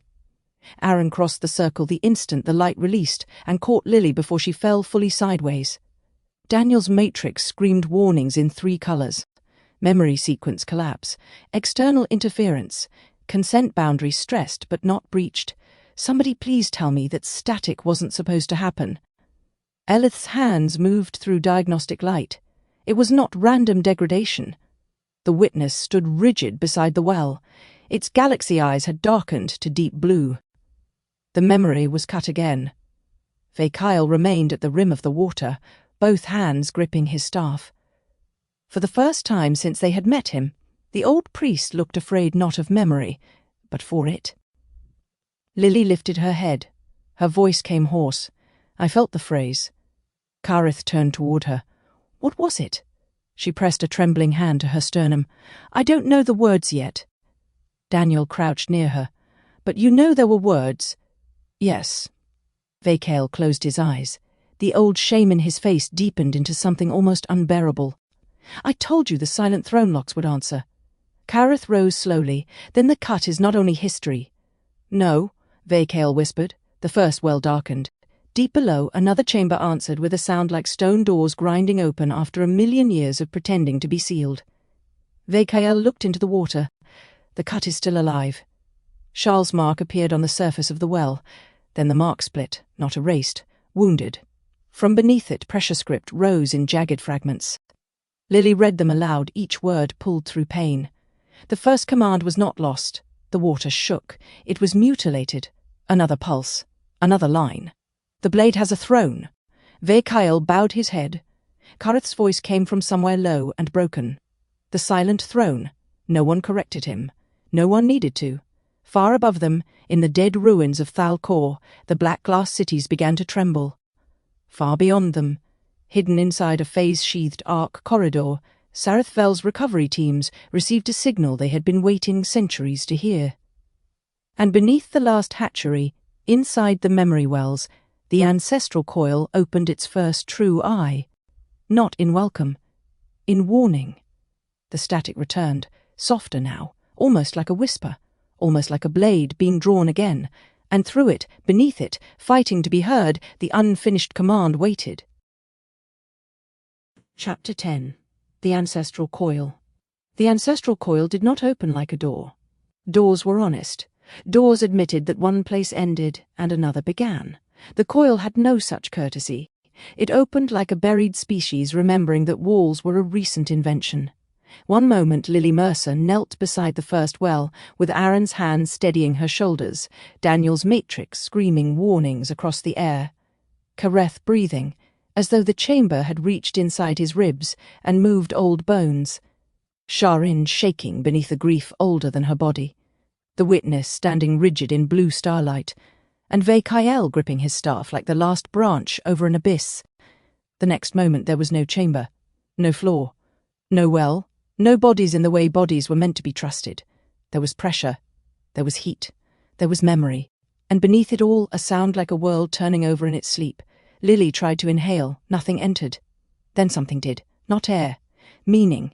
It rushed through her like wind through a ruined cathedral, carrying taste, mineral, fear, blood warmth, ash, egg songs, old water, pulse script, volcanic thunder, and the impossible intimacy of a planet that had once known every footstep taken beneath its crust. She would have screamed if she had still possessed a throat. Instead, her fear became a line of light. The line bent, curved, crossed itself. Sha'Ryn's mark, ours. The mark touched her without asking to own her. Then a familiar voice reached her, not from outside, not from inside, but from the place where trust becomes architecture. Lily. Aaron. She turned toward the sound. He was there and not there. His human shape appeared as an outline of amber warmth inside a vast, dark medium, his face unfinished at the edges, as though the coil remembered him through relationship rather than anatomy.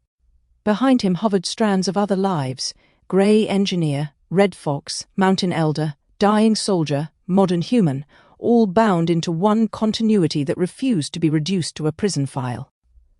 "I'm here," Aaron said. His voice trembled. He did not pretend otherwise. "That helped." "I can't feel my hands," Lily said. "You have them." "How do you know?" "Because you just tried to clench them." "I did." "Yes, are you lying to make me feel better?" "No." A pause. "Would you?" "Maybe badly." Despite the terror, Lily almost laughed. That helped too. Near them, Daniel emerged as a scatter of red diagnostic geometry orbiting a very exhausted human silhouette.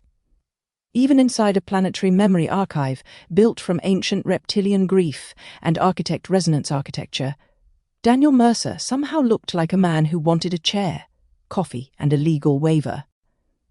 "I would like to state," he said, "that this is not what I meant by controlled access." His voice fractured into 3 simultaneous translations, each one trailing pressure script. The witness appeared above them as a compressed galaxy held inside a humanoid outline, its star eyes dimmed by concentration. "The coil has not taken us," it said. "That is a very specific reassurance," Daniel replied.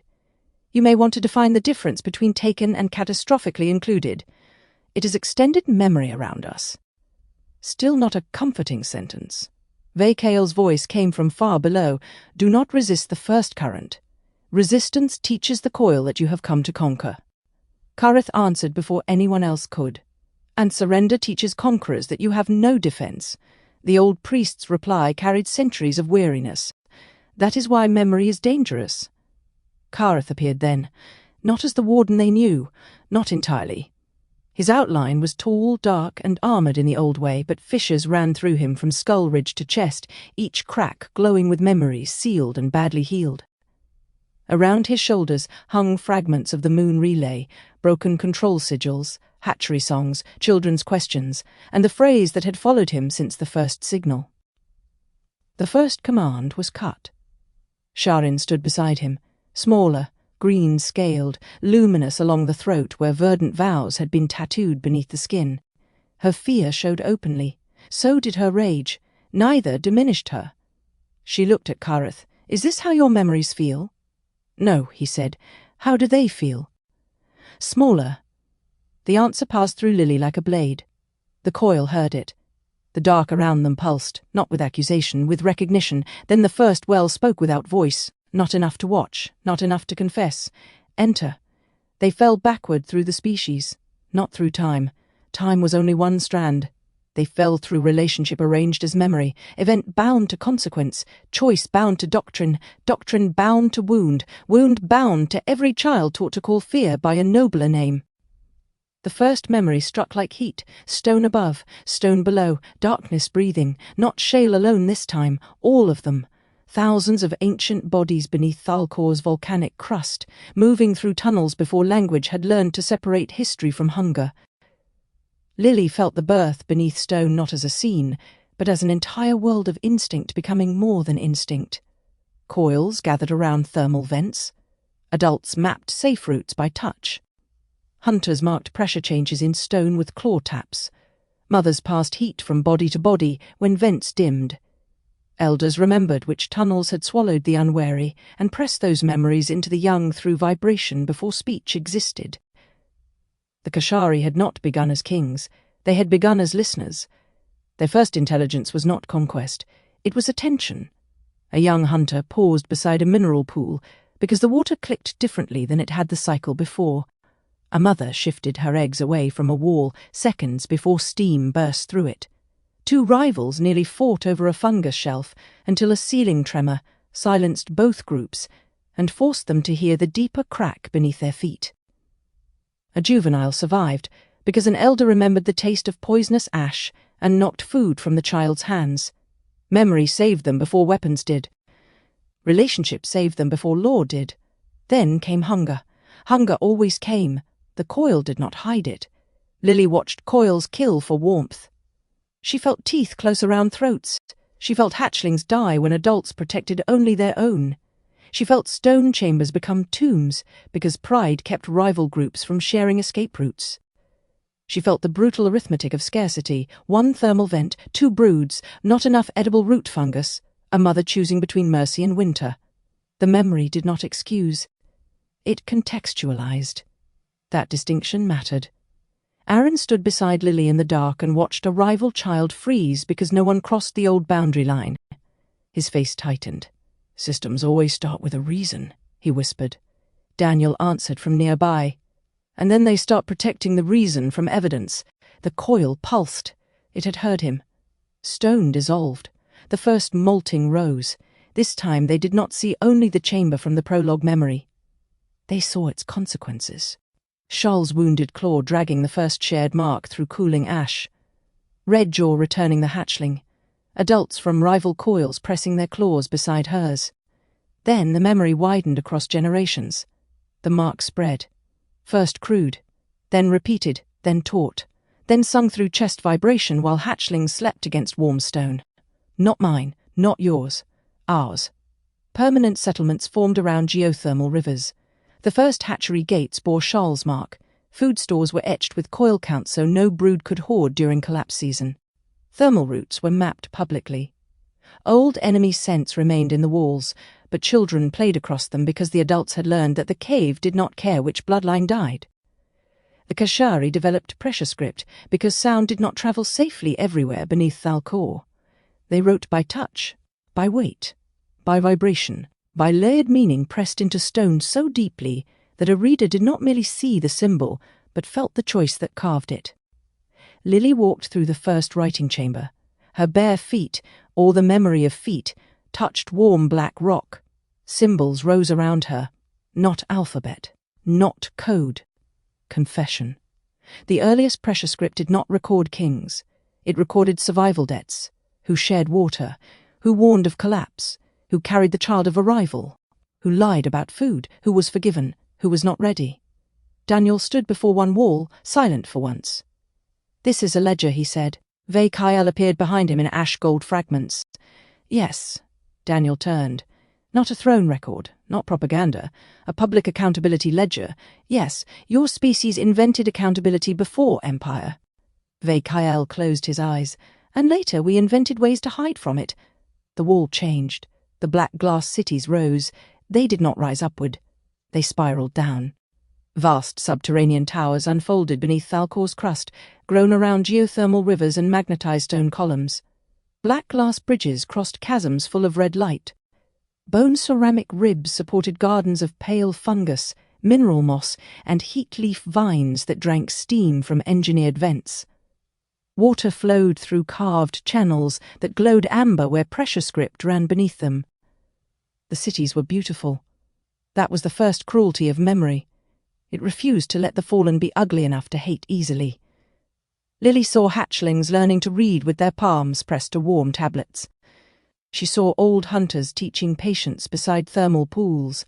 She saw mothers from different lineages exchanging eggs during heat sickness so no clutch would cool if one parent died.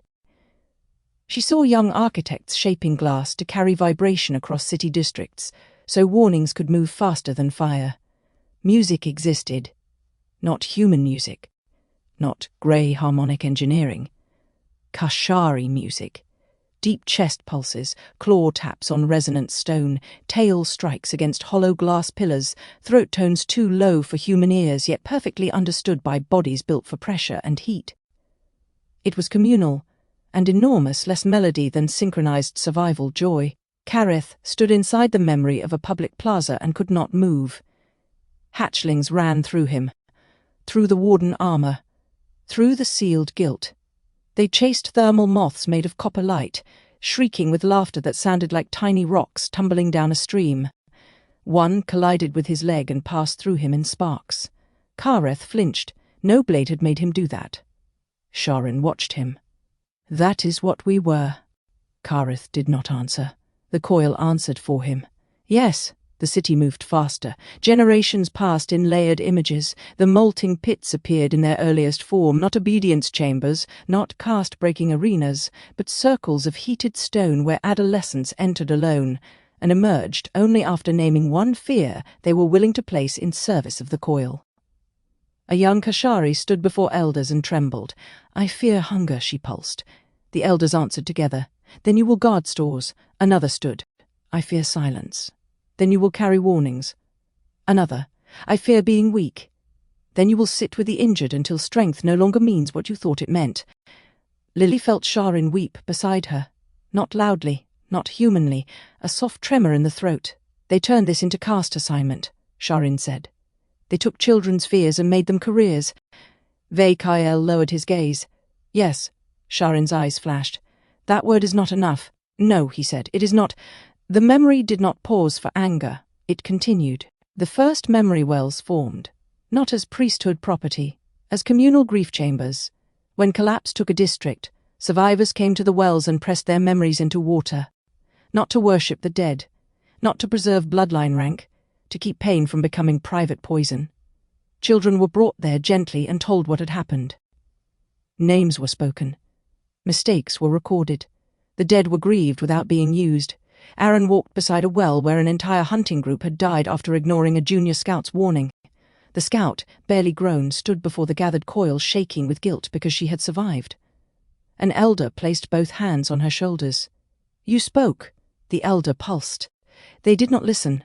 The memory will carry the failure where it belongs." Daniel's face tightened. "That should be carved over every tribunal door in the universe." The witness moved closer to the water. The well reflected it not as a cosmic observer, but as something young and frightened, watching worlds vanish without understanding whether observation was love or cowardice. The witness drew back. "The coil is showing me what I deny." Thal-Kor's voice softened. "It does that. What do I deny?" The water answered before the priest could.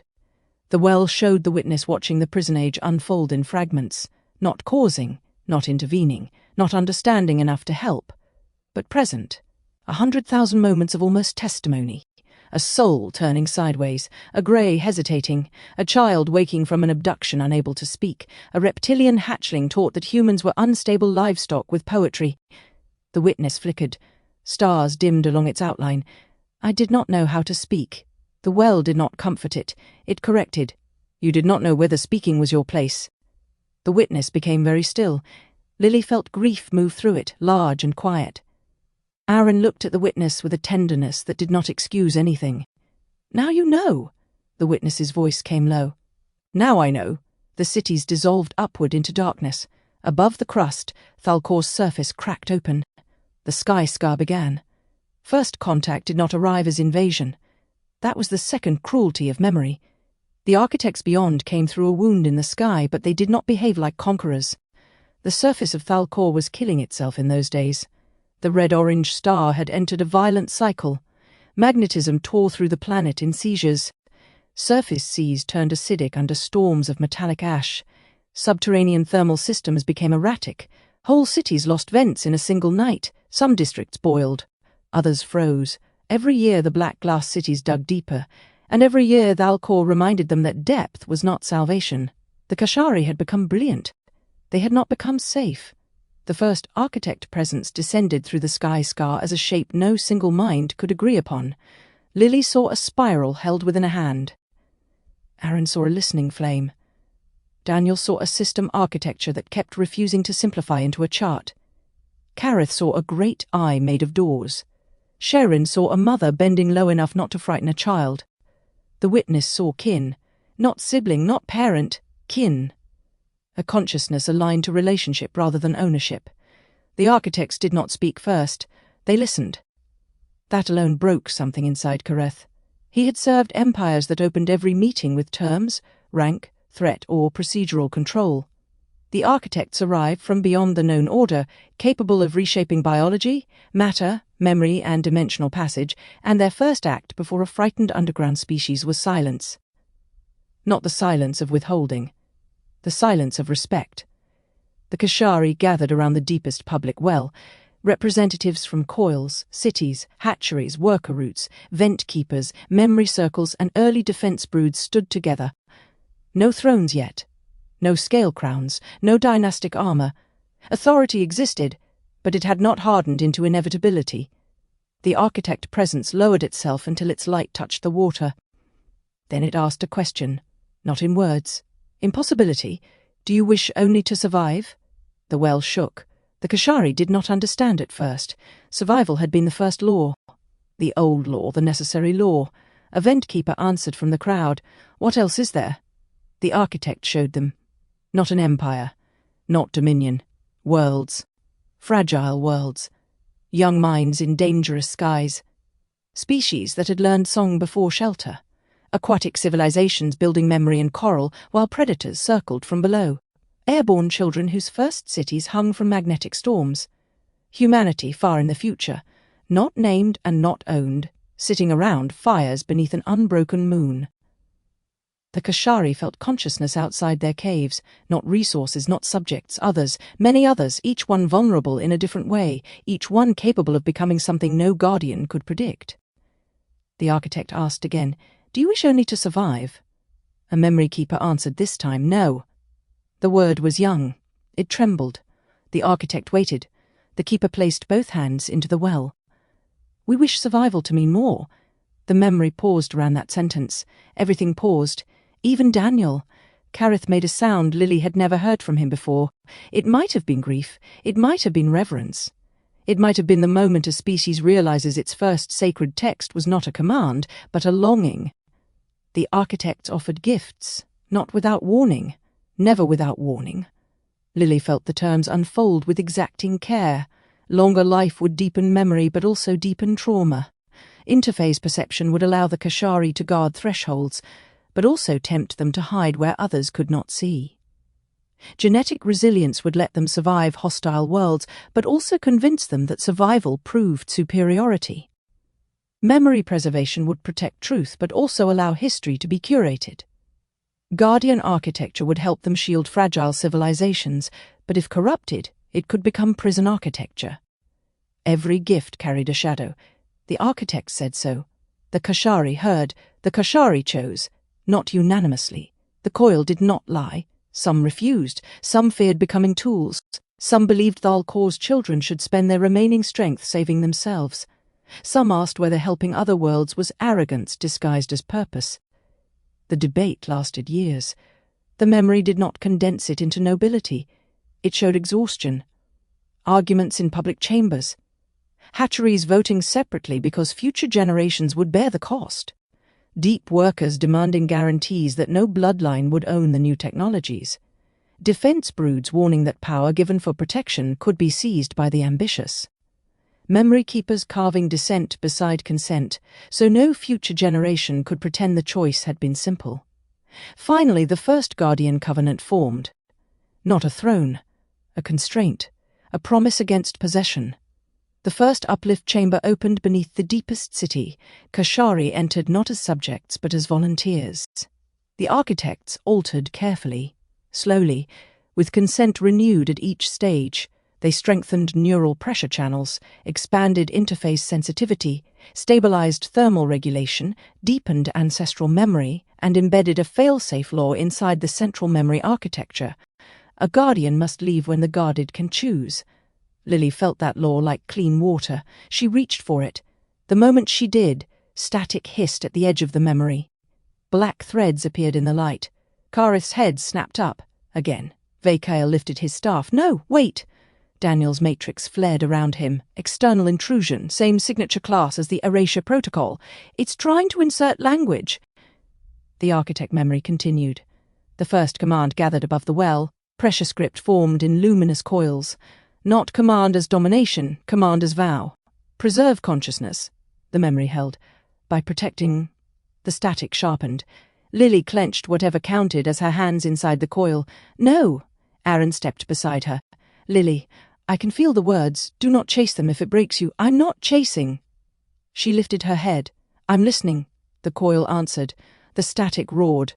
A blade of silence fell across the sentence. This time Lily did not recoil. She let the silence touch her. It was cold, not empty. Made, a manufactured absence. A wound with tool marks. She followed the pressure of the cut, not the missing words. The cut led downward, not down in space. Down in authority, down through centuries of priests averting their eyes. Down through dynastic seals. Down through classrooms where hatchlings were taught the shortened phrase. Down through warden manuals. Down through lunar command architecture. Down through Earth bloodline programs and false light corridors and documents stamped with sacred necessity. Down to a chamber of black glass where no one spoke above a whisper. The silent throne. Then the static slammed her away. Sareth Vel entered the memory as a crown of knives, not physically, not fully. Her remote override rode the erasure protocol like a queen crossing a battlefield on the backs of the dead. The ancestral coil darkened. The black glass cities reappeared, but wrong. Their communal marks sharpened into dynastic crests.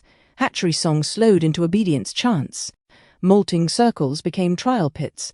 The phrase "preserve consciousness at any cost" burned across the sky of memory in red imperial pressure script. Daniel staggered. "That is not archival. That is active narrative replacement." Elith's voice came from far away, still linked through the matrix outside the coil. Dominion-scale intrusion confirmed. They are attempting to overwrite the root interpretive layer. "Translation," Aaron said. "They are not merely hiding the truth," Elith replied. "They are trying to make the archive remember the liar's origin." Sareth's voice moved through the dark. "Beautiful, calm, maternal, terrible.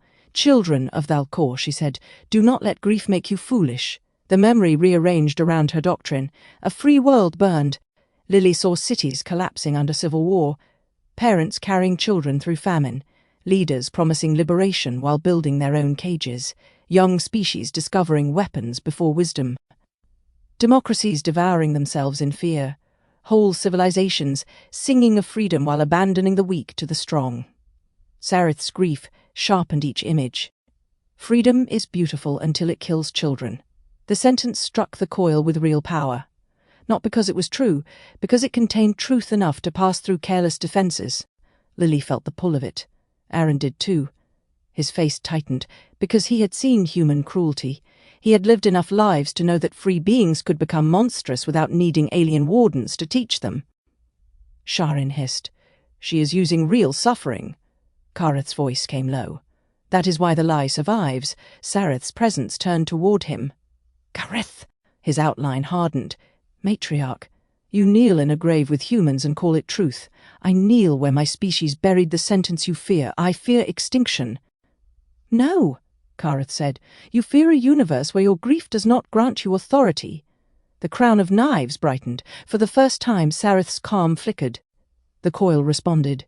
Not to Kareth, to the denial. The memory seized all of them. The ancestral coil defended itself the only way honest memory can. It made every participant feel what they had refused to feel. Kareth fell first. He was not in the black glass cities anymore. He was in the lunar relay, not as warden, as a child, a human child, 7 years old, small hands, cold fear, hospital smell, then white corridor, then floating lights, then the moon pulling. He tried to call for his mother, but the system had already begun smoothing the terror into compliance. Warm voices told him he was safe.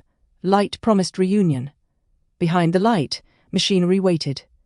Kareth felt the exact moment the child realized love was being used against him. He made a sound that tore through the coil. No language could hold it. Lily tried to reach him, but the memory held her back. The coil was not punishing him. It was restoring scale. Kareth had known crimes as categories. Now he knew one. One child, one fear, one stolen death. The child's terror moved through him until the warden armor inside his outline cracked wider. He dropped to both knees. "I did not listen," the coil answered. "Now listen." Sareth was next. Her crown of knives shattered into ash. She stood in the free world collapse that had killed her hatchlings, not as matriarch, as mother, smoke, sirens, heat cloth bundle, a sky crowded with evacuation craft leaving too late. Her first hatchling dying before the medics could seal the membrane. Her second already still. Her third breathing once, twice, then not again. The coil did not deny her grief. It deepened it. It let all of them feel the unbearable truth beneath her doctrine. Sereth Vel had loved before she ruled. She had built policy from a wound no one had helped her mourn. For one impossible moment, Lily felt compassion for her. Then the coil turned the memory. Same world. Earlier. Before collapse. Guardian advisors had stood beside its young civilization. Kashari observers had seen the warning signs: political factionalism, ecological strain, weapons escalation, leaders using children as symbols of urgency. Sereth's later doctrine would insist the only solution had been stronger control, but the buried record showed another path had existed, a slow path, harder, less glorious. Guardians could have strengthened local accountability, protected non-combatants, secured food routes, taught de-escalation technologies, and then withdrawn without seizing rule. Instead, a Dominion precursor faction had pressured the civilization toward dependency, stability agreements, emergency custodianship, temporary authority, security corridors, information filters, protection zones. Each measure had seemed compassionate. Each measure had weakened the world's ability to correct itself. When the final crisis came, the civilization had no trust left in its own institutions. It collapsed faster because it had been managed too long. Sareth screamed. Not allowed through the intrusion. Somewhere far away, aboard the Charon Veil or inside whatever chamber held her override presence, she screamed. The coil spoke to her. You mourn the children. The memory shifted to her 3 hatchlings. You do not mourn what your fear taught you to become. The crown of knives recoiled. Sareth's voice returned, but strained. Lies. The coil did not argue, it moved on. Sha'Ryn stood in a verdant future she did not want to admit she imagined. Dominion halls emptied, scale thrones broken, war brood banners burned, hatchlings cheering as old names were stripped from walls. For one breath the scene felt like liberation. Then the memory sharpened. Children of loyalist lineages were marked as dangerous before they spoke. Former priests were silenced without testimony. Old soldiers were denied place because their memories were inconvenient. Reform became purity. Justice became inheritance in reverse. Sha'Ryn backed away. No! The coil pressed closer. She saw herself older, harder, using the word protection with a different color but the same grip. No, she said again, voice breaking. Kareth looked at her. Sha'Ryn shook her head violently. I don't want that. The coil answered. Then do not feed it with unexamined righteousness. Sha'Ryn folded around the words as though struck. Daniel's turn came as numbers. That was almost cruel. He found himself inside the accountability matrix expanded across worlds, perfect in structure, flawless in audit logic, every harm catalogued, every perpetrator indexed, every repair obligation assigned. It was beautiful in the way only a working system can be beautiful to a mind that has survived chaos. Then he saw what happened when the matrix forgot mercy. Names became categories. Categories became permanent. Children inherited risk scores. Confession reduced penalties, so powerful actors learned to simulate confession. Victims became evidence objects instead of living witnesses. Restoration became compliance. Daniel stared. His face went pale. Okay, he whispered. Message received. The coil waited. Daniel swallowed. Justice has to stay relational or it becomes machinery. The matrix around him softened. Still keeping the audit trails, he added. For the first time since entering the coil, Lily felt something almost like amusement from the ancient archive. Noted. Aaron stood in the false corridor. Again, white light, warm voices, every life, every surrender, every moment he had wanted rest more than freedom. The coil did not accuse him of that. It honored it. Then it showed him the temptation he carried now, not revenge, not hatred, but the desire to make forgiveness so morally beautiful that it would hurry the wounded past their own anger. Aaron lowered his head. I know. The corridor waited. He turned away from it. I won't ask them to heal on my schedule. The light dimmed. The witness came last. The coil brought it to the edge of the first observatory before the restoration, when it had watched reality fracture and believed its duty was remembrance without interference. Then it showed Earth. Then Thal-Kor. Then the moon. Then the silent throne. Not as events observed, as testimonies withheld because the witness had feared that speaking without perfect understanding would corrupt what it observed. The witness trembled. A galaxy learning shame is not a small thing. What if testimony harms? It asked. The coil answered in pressure, light, and grief. Silence also acts. The witness bowed its head. Stars fell from its outline like rain. I will remember what is confessed, it said, and I will not use memory as a weapon. The coil did not repeat the vow. It accepted it. Then Lily stood alone. The ancestral coil did not force Lily into the same chamber as the others. That was how she knew it understood consent. It built a door. Small, human-sized, plain. Wooden somehow, though she knew no tree had grown beneath Thal-Kor's crust. On the door, pressure script formed in a language her hands understood before her eyes did. You are not a key. Lily stared at the words until they blurred. Behind her, Aaron said nothing. He had learned when not to speak. The door waited. No pull. No command. No destiny trying to wear the perfume of necessity. Lily touched the pressure script. It warmed beneath her palm. My gift is not your key, she whispered. The coil answered, not aloud. It is your choice. She opened the door. Beyond it stood a room filled with drawings, her drawings, black glass cities, serpent symbols. The sky scar, hatchlings, the ancestral coil, the silent throne, faces she had sketched before meeting them. Roads beneath reality, pressure marks copied in sleep. Some pages were torn, some were bloodstained. Some were from childhood notebooks she had forgotten existed. In the center of the room lay a single blank page. A stylus rested beside it. The remote overwrite hissed at the edges of the room. Sareth's voice, reduced now to pressure and persuasion, whispered through the walls.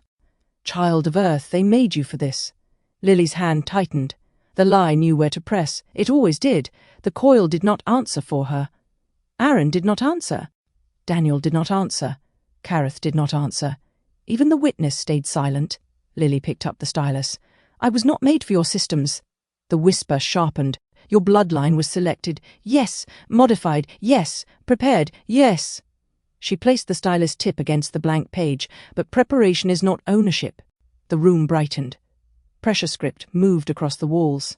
100 Earth interface ancestors appeared in shadow, frightened, exploited, abducted, monitored, manipulated, but never reduced entirely to function.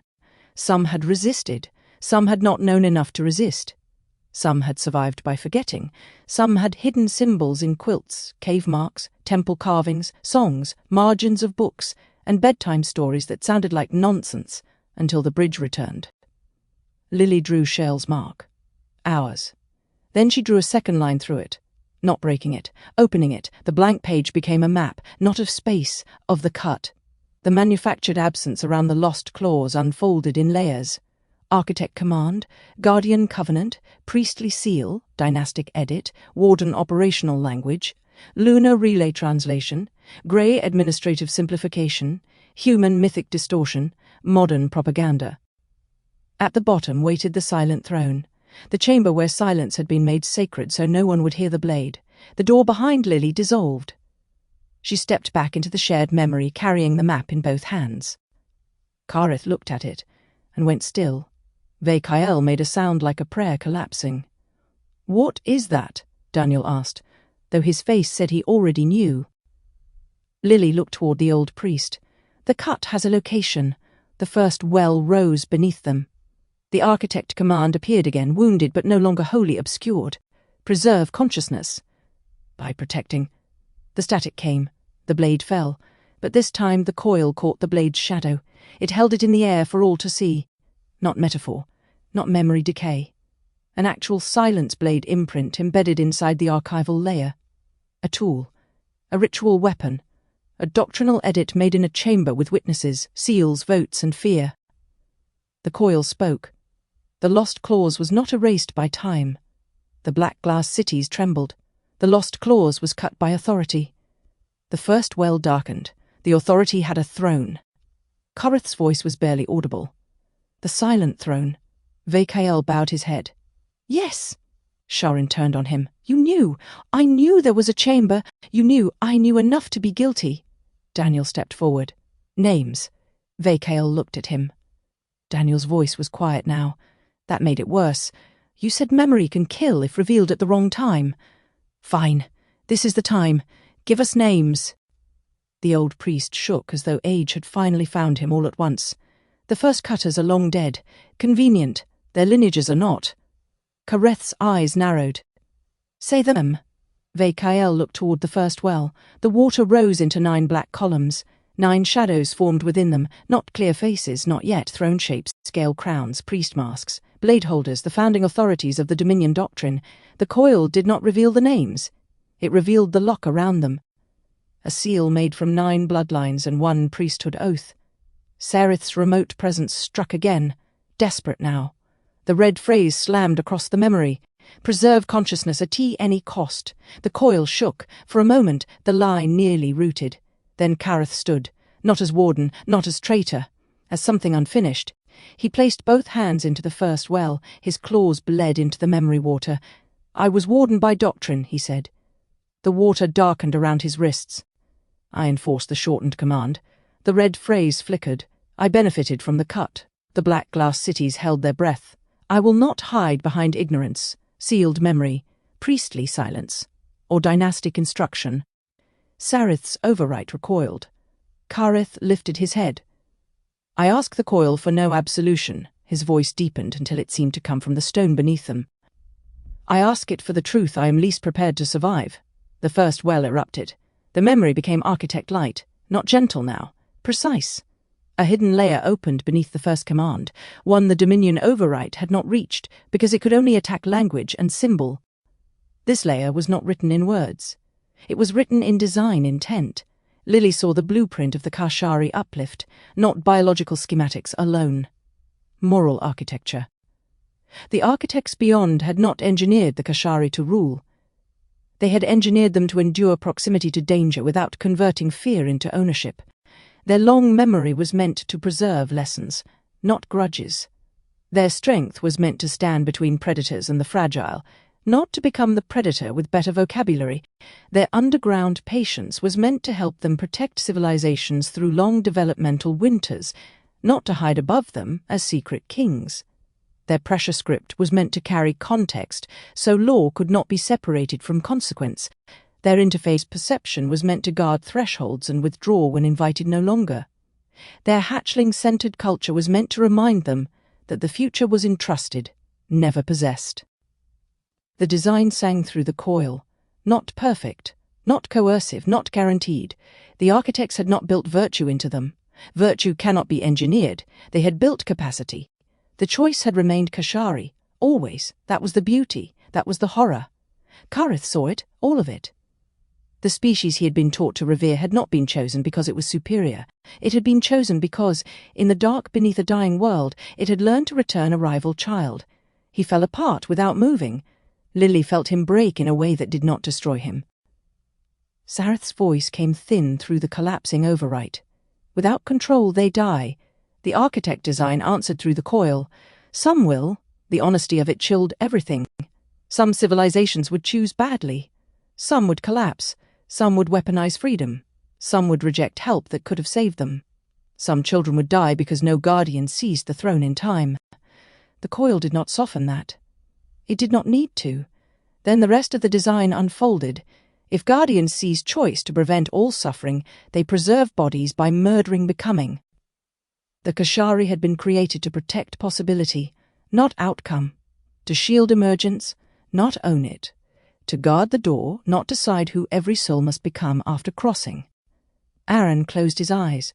The words moved through him like pain and relief together. Daniel whispered, "That's the whole argument." No one answered. There was nothing to add. The architect command appeared one final time.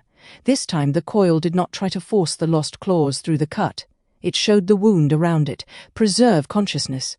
The silence pulsed. Inside it, Lily felt the hidden phrase press outward like a trapped heartbeat, by protecting its freedom to become.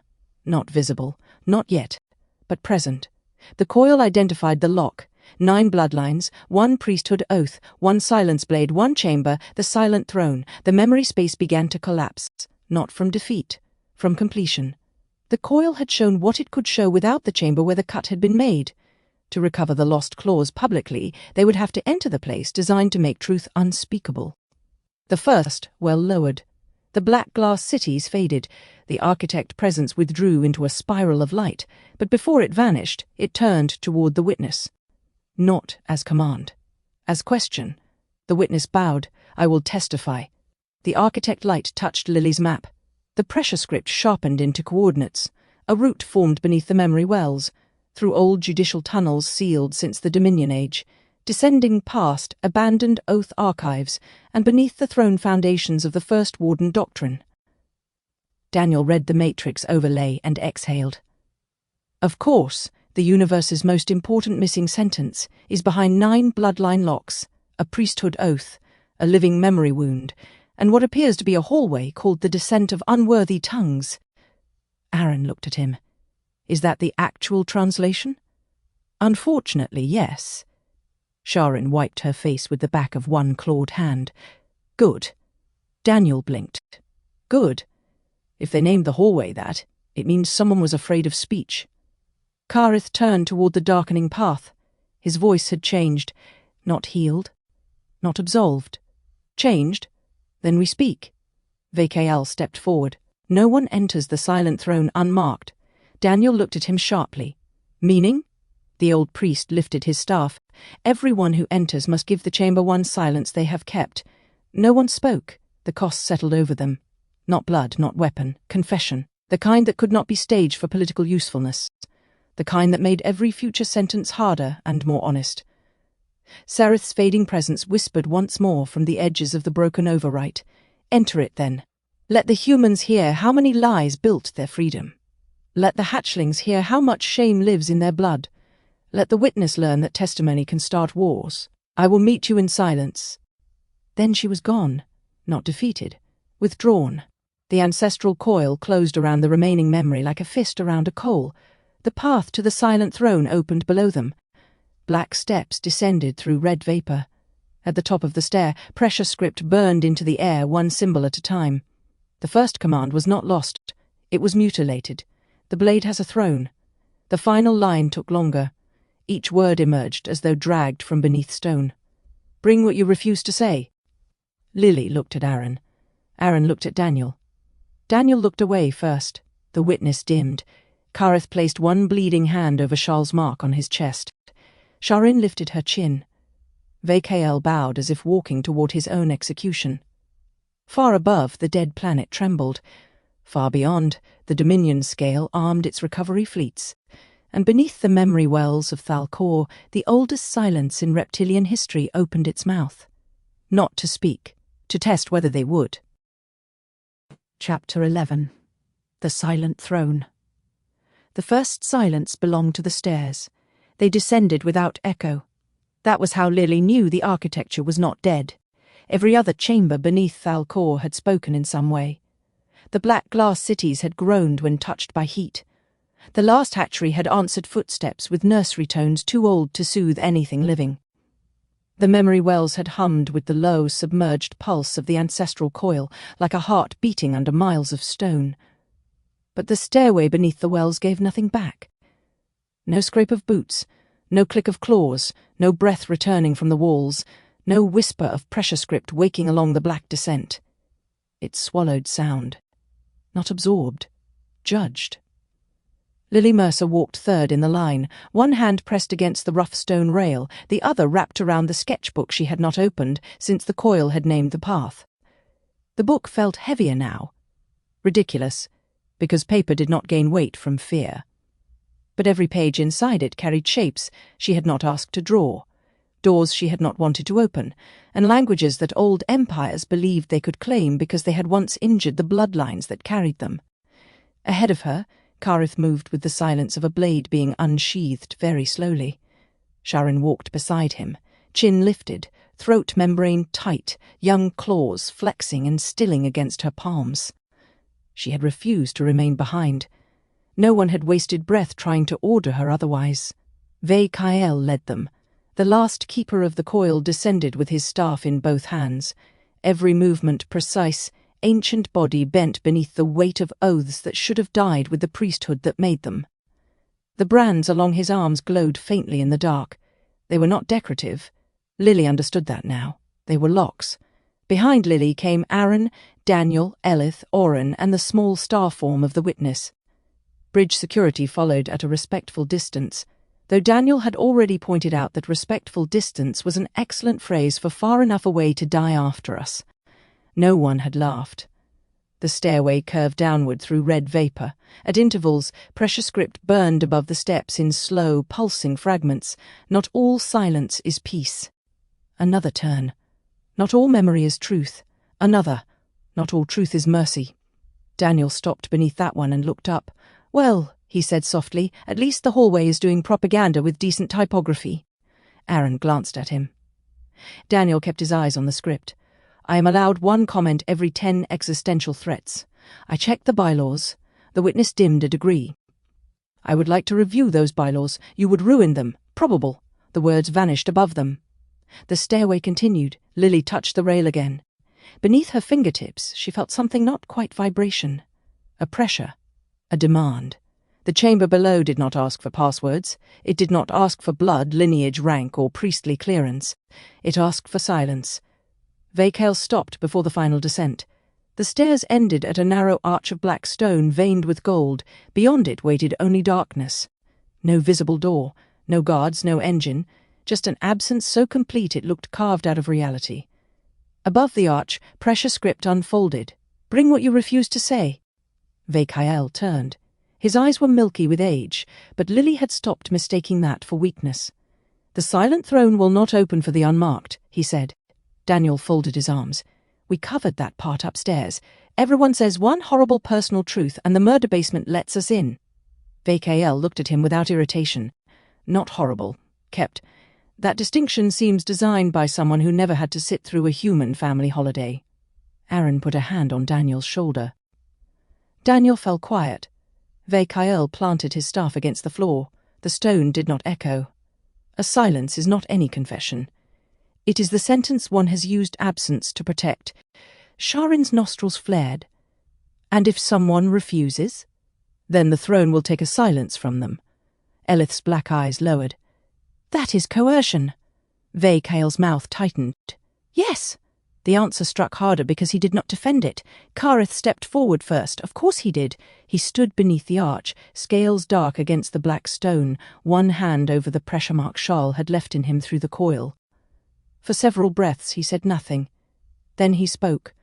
"I remembered the cut before I admitted remembering it. The arch did not move." Kareth continued, voice low. "Fragments returned during the moon's fall, during Aaron Vale's fracture, during Threnfor's disobedience. I told myself they were trauma, corrupted Warden residue, false memory planted by enemies. That was easier than asking whether my obedience had served a mutilated truth." His jaw locked. "I did not only serve the lie. I protected myself with doubt when truth began to hurt." A pressure mark opened across his palm. Not blood. Light. A thin black line crossed by a curve, the mark of entry. Sha'Ryn watched him with an expression too complicated for forgiveness and too wounded for hatred. Then she stepped beneath the arch. "I fear my people may deserve extinction." The sentence fell into the silence like a blade dropped into water. Kareth turned sharply. Sha'Ryn did not look at him. "I speak of reform. I speak of hatchlings. I speak of future coils and uncut memory. But sometimes when I read the ledgers, when I see what was done in our name, when survivors look at my scales and flinch before I speak, some part of me thinks the universe would be safer if the Kashari ended with us." Her throat trembled once. "I hate that thought. I have fed it silence because saying it aloud felt like treason against the children." The mark opened across her palm. She stared at it as if it burned. Aaron went next. Lily wanted to stop him, though she did not know from what. He looked calm. That was what frightened her. He stood beneath the arch, human and small inside the enormous old throat of reptilian judgment. "I have told myself I want justice," Aaron said. "And I do." He paused. "But part of me wants them to suffer enough that my pain makes sense." No one moved. Aaron's eyes remained on the dark beyond the arch. "I know revenge does not heal. I know it would turn the prison inside out and call the result balance. I know that. But knowing is not the same as being clean of it." The mark appeared across his hand. Lily's chest tightened. She understood why the throne had survived. A chamber that demanded true sentences would always be feared by systems built on useful omissions. Daniel stepped forward, slower than usual. He looked at the arch. "Fine," he said quietly. "My silence." He swallowed. "I am afraid that even if the accountability matrix works, even if records are released, and systems dismantled, and ledgers built, and reparations actually happen, people will use the existence of a process to stop listening to pain." His mouth twisted.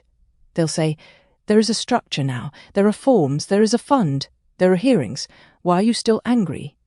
They will treat architecture as a lid." He looked briefly at Aaron. "And I am afraid I might help them do it, because I'm good at building lids." The mark formed across his palm. Daniel stared at it. "Well," he whispered, "that's unpleasantly specific." Elith came next. The former grey administrator stood so still that the witness's light reflected in both black eyes. "I knew the procedures were cruelty before I had words for cruelty," Elith said. "I felt it as variance. Delay. Pressure in systems that should have been clean. I chose better terminology instead of rebellion." Their voice remained even. "That is my silence. I did not lack evidence. I lacked willingness." The mark appeared. Oren followed. The former isolate looked toward the arch as if it were a familiar country. "I have told others that loneliness can become architecture," Oren said. "I did not tell them how much of mine I still protect. Some rooms inside me remain built to keep love from proving it can leave." The mark opened across his palm with almost gentle light. Then the witness drifted forward. The small star form dimmed until it was barely brighter than a coal. "I observed because I believed intervention would create ownership." The arch waited. The witness continued. "That was true in part, but it was also a sanctified fear. To watch was safer than to answer. To remember was easier than to be responsible for what memory required." A line of light opened through the witness's star body. For one unsettling second, Lily saw not a wound exactly, but a seam. Then it closed. The mark burned in the air before the witness and vanished. Lily remained. She looked at the arch. Her sketchbook felt like a shackle. Aaron moved slightly toward her, then stopped. He understood. This one could not be assisted. Lily stepped beneath the black stone. Her fingers tightened around the book. "I have been afraid that my gift was never mine." The sentence came out smaller than she intended. The arch accepted nothing yet, so she kept going. "I have drawn doors that other people wanted opened. I have translated languages empires buried. I have carried maps in my blood that I did not choose to inherit. People call it a gift because gift sounds kinder than tool." Her throat hurt. "I have been afraid that somewhere inside all of this, the reptilians are right, that I am an interface, a key, a surviving mechanism from systems that hurt my family before I had a name for them." The sketchbook warmed. Lily lifted it. "My silence is that sometimes I hate the drawings before I see what they are trying to save." The mark opened across her palm. Not black. Gold. Vekael's eyes narrowed. Daniel noticed. Of course he noticed. "Different color," he said. Vekael did not answer. Lily looked at him. "What does that mean?" "It means," the old priest said, "the throne recognizes you as unscripted." "Good," Lily said, and for the first time since the memory wells her voice did not shake. Vekael stood last. He took his place beneath the arch and bowed his head. "I chose preservation over truth," he said. No mark appeared. His claws tightened around the staff. "I told myself the full command would destroy us. I told myself hatchlings would be butchered if the thrones fell too quickly. I told myself civil war would consume the arc lines and leave our people scattered without memory, without law, without protection." His voice thinned. All of that was possible. The arch remained dark. Vekael closed his eyes. "But I also loved being necessary." The staff trembled once. "I loved belonging to the only order that knew the wound. I loved the terrible importance of carrying what others could not be trusted to hear. I called cowardice stewardship, because stewardship allowed me to keep my hands clean while others killed beneath a lie I preserved." A mark opened across both of his hands. Black, deep, older than the others. The arch split. Darkness unfolded inward. Not a door opening. A silence-making room. The silent throne was smaller than Lily expected. That made it worse. After the impossible scale of the black glass cities, the cathedral vastness of the last hatchery, and the liquid infinity of the memory wells, she had imagined a chamber large enough to justify the damage borne there. A colossal court, a palace of doctrine, a throne room built to intimidate civilizations. Instead, the chamber was intimate, circular, low-ceilinged, carved beneath the oldest foundations of the black glass capital, below the royal courts, below the priest archives, below the first Warden logistics engines, beneath everything that later claimed to be eternal. 9 seats ringed the room, not thrones in the ornamental sense, stone basins, deep, angled, functional, designed for bodies to sit in heat while pressure script translated through bone, claw, throat membrane, memory and command resonance. At the center stood the translation engine. It was not a machine in any human sense. It looked like a vertical loom of black glass and pale bone, suspended above a pit of still red light. Hundreds of thin pressure plates floated around it in layered rings.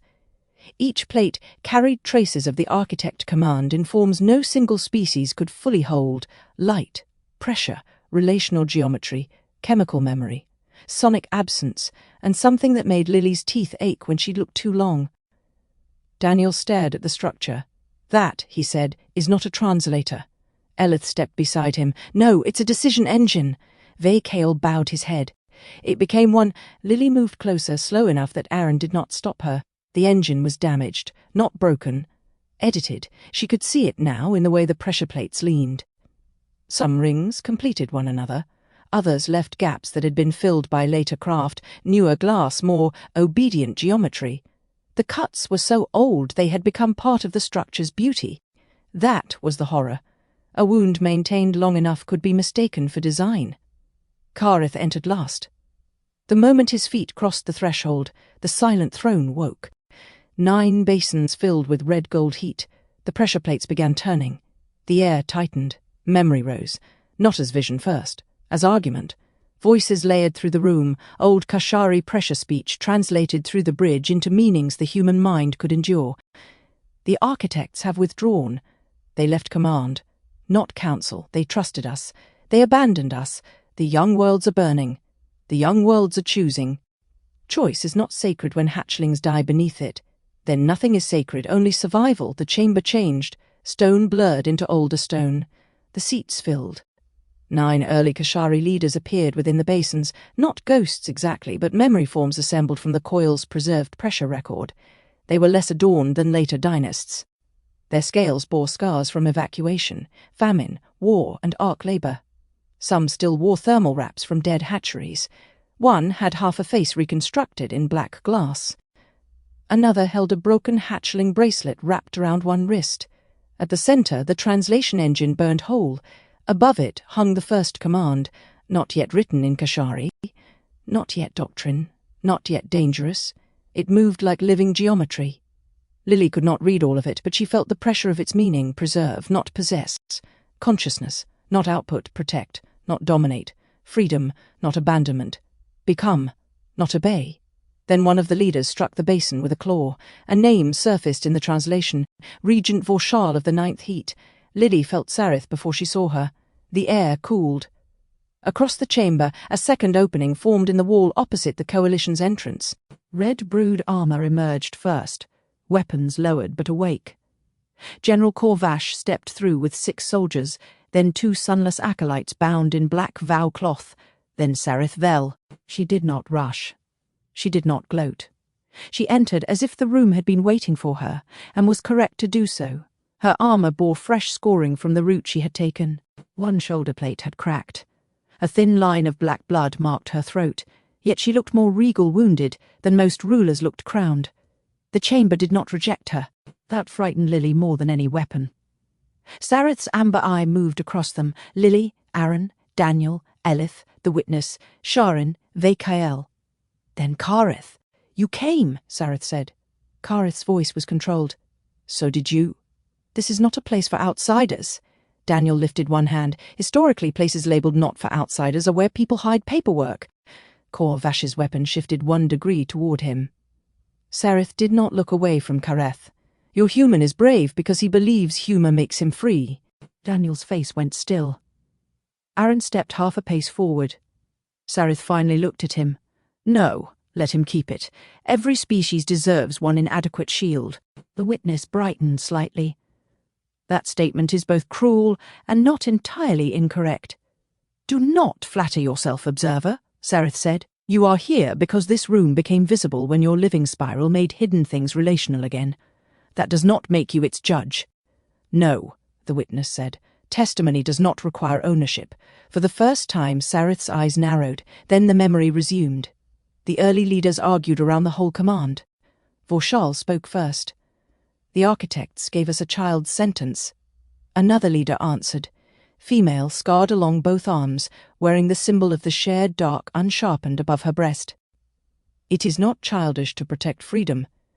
Freedom burned Orveth. Orveth burned because we guided too little and returned too late. Orveth burned because we believed choice would mature under famine.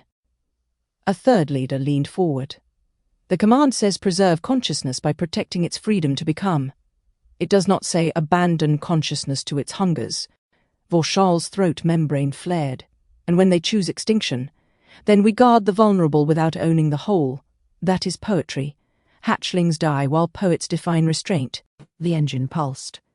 The first command translated again, shifting from architect geometry into early Kashari pressure script. Preserve consciousness by protecting its freedom to become.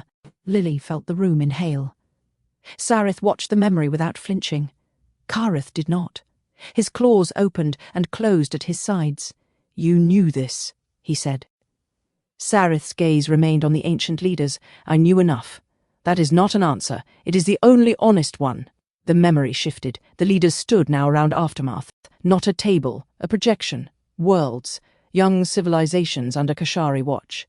Some thriving, some failing, some tearing themselves apart as climate, scarcity, ideology and fear converged. The images came too quickly. Cities drowning beneath engineered seas, ritual wars over sun engines, children with non-Kashari faces pressed behind evacuation glass, leaders refusing aid because aid came with humility, mobs burning their own healers, priest kings converting relief supplies into armies. Sareth spoke softly. There, look without your bridge hymns. Look without Daniel Mercer's ledgers sorted into rings. Look at freedom when hunger speaks first. Aaron's jaw tightened. No one answered immediately. That was Sareth's power. She did not use lies when partial truth would cut deeper. A memory expanded. A free world collapsed. Not Earth. Older. Orveth. Sareth's wound. Lily saw evacuation corridors filled with smoke, heat baskets overturned, hatchlings not only Kashari but of the protected species too, small bodies wrapped in emergency cloth, adult hands fighting over oxygen moss. She saw Sareth younger, not yet matriarch, clawing through a door while someone screamed that the locals had seized the stabilizers because they believed the Guardians were hiding immortality in the machines. She saw 3 small basins, empty before they became graves. Sareth did not look away. Freedom is beautiful, she said, until it kills children. The old doctrine moved through the room like smoke finding lungs. Sha'Ryn shook her head. You use dead children to justify making every civilization a child forever. Sareth looked at her then. And you use future hatchlings to excuse present collapse. Sha'Ryn recoiled as if struck. Kareth stepped between them. No. Sareth's gaze returned to him. She should hear it. Reformers always speak as if they have found a clean road through blood. There is no clean road. There is only the choice of who bleeds with purpose. Daniel spoke, voice quiet. That sentence has killed a lot of people. Sareth turned. Your species turned purpose into flags, gods, markets, and graves long before you learned our names. Yes, Daniel said, and when humans say things like that I also get nervous. The translation engine accelerated. Memory folded into the decisive moment. Vorshal stood before the command. Ve-Kael made a sound. Lily turned toward him. The old priest looked as if the chamber had reached into his chest. That is not Ve-Kael, he whispered. The memory clarified. An earlier keeper stood beside Vorshal. Same priestly line. Same pressure brands in younger form. The ancestral root of the Sunless Order. First keeper Thal-Kor. Vorshal spoke to him. The command must survive application. Thal-Kor answered. Application is not translation. It is if translation destroys the people entrusted with it. The architects chose the words. The architects left. The sentence shook the chamber. All 9 leaders fell silent. There it was. Not greed first. Abandonment. Wound. The unbearable terror of being handed a sacred duty by beings who vanished before the duty became impossible. Vorshal approached the translation engine. We cannot govern dying worlds with a phrase that makes refusal holy. The scarred female leader rose. Do not touch it. If consciousness ends, freedom becomes a beautiful corpse. If freedom is cut away, consciousness becomes livestock. The word passed through the bridge translation. Livestock. Aaron closed his eyes. Elith bowed their head. The witness dimmed. Vorshal lifted a blade. Not metal. Pressure script hardened into a cutting edge. The chamber remembered the blade with sickening clarity. Kareth whispered. The cut remembers the blade. The ancient leader pressed the edge against the command. Thal-Kor seized his wrist. You will not edit the architects. Vorshal looked at him. Then watch young worlds bury their children under perfect freedom. For one breath, Thal-Kor held him. Then the first keeper let go. Lily felt Kyle flinch beside her, as if the old priest had been struck across generations. Vorshal cut. The chamber screamed without sound. Pressure plates shattered outward. The phrase separated. By protecting its freedom to become. The lost clause fell from the public command like a severed limb. The remaining words burned brighter. Preserve consciousness at any cost. The 9 basins filled with red light. One by one, leaders lowered their heads, not all in agreement, some in horror, some in relief, some in surrender to the terrible comfort of clarity. The engine accepted the edited command. No, Lily saw it more precisely. The engine did not accept. It recorded. Then the rulers called the recording law. Thal-Kor did not cry out. That, too, became part of the crime. The first keeper stood beside the translation engine while fragments of the severed clause revolved around him like embers that did not know where to fall. His hands shook. His mouth opened once, not to speak, but to breathe through the shock of what he had permitted. Vorshal turned to the 9 basins. Record doctrine. The scarred female leader staggered forward. You have not translated. You have amputated. I have removed ambiguity. You have removed conscience. Vorshal looked at her with a grief that was almost tenderness. Conscience did not save Orvith. No, she said, but ownership will not resurrect it. 2 of the leaders rose with her. 3 remained seated, eyes lowered, already calculating what a cleaner command might allow them to build. One whispered that the arc lines would finally have unified authority. Another said young worlds would no longer be left to local instability. Another said the phrase at any cost would only be invoked in extremity. Lily felt Daniel tense beside her. He knew that language. Everyone who studied systems knew that language.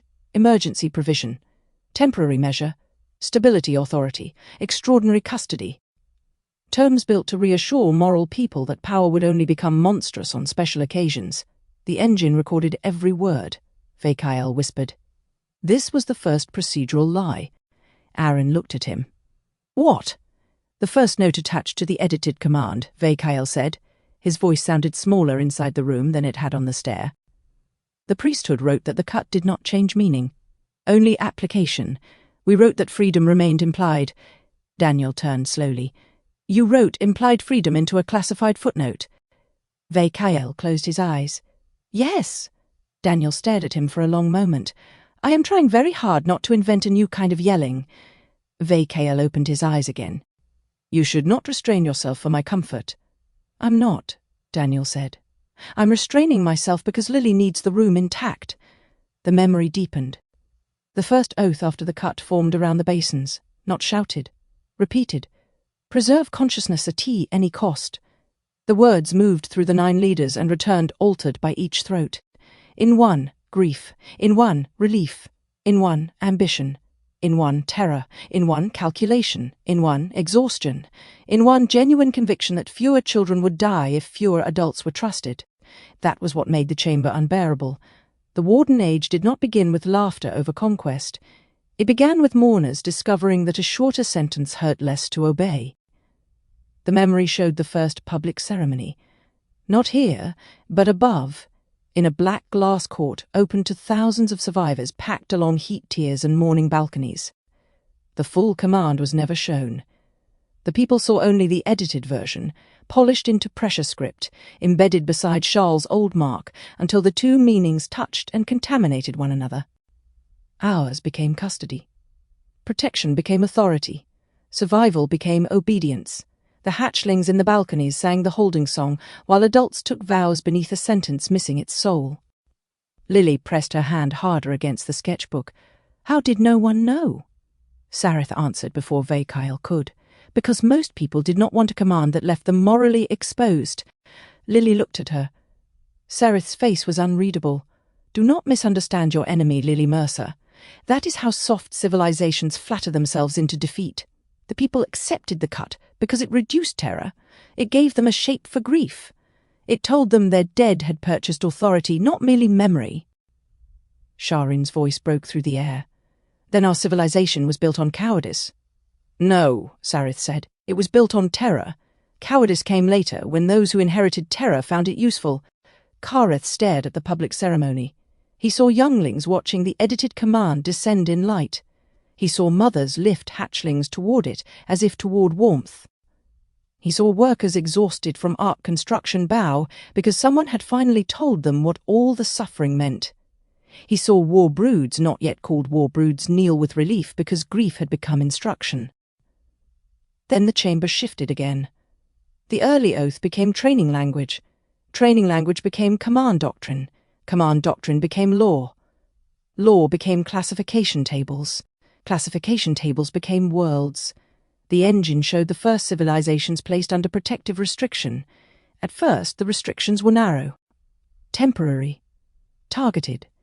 Guardians intervened to prevent extinction events, disarm species-ending weapons, stabilize famine, contain psychic plagues, and shelter children from governments that had decided future generations were acceptable currency.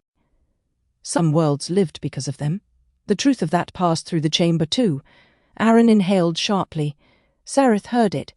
Yes, she said softly, do not edit that part away.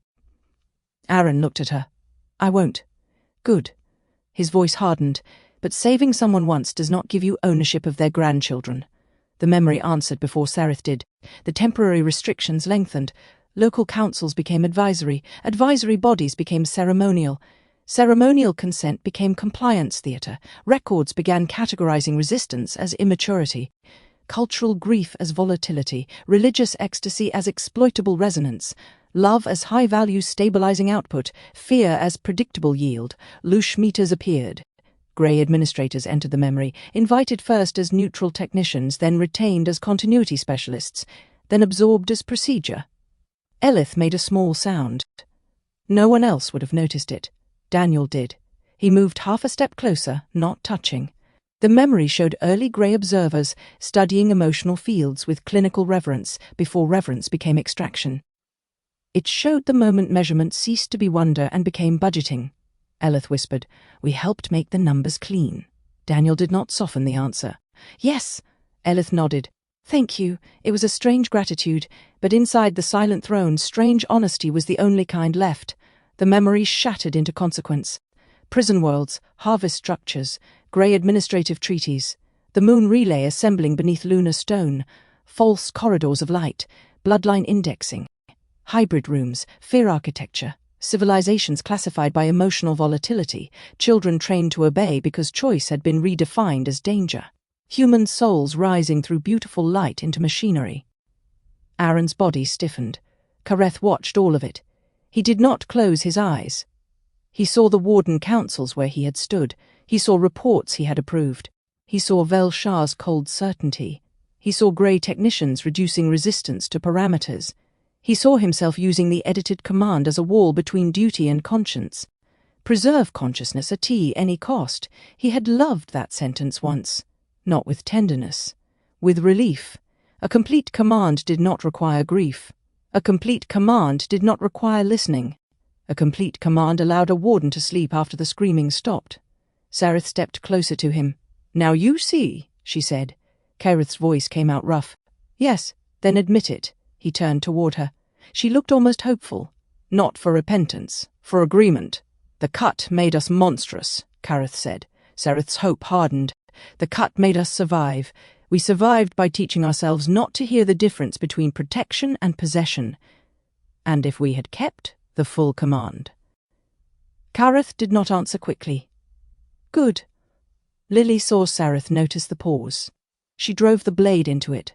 If we had kept it, worlds would have refused guidance until they burned. Hatcheries would have opened into famine. Arc lines would have fractured.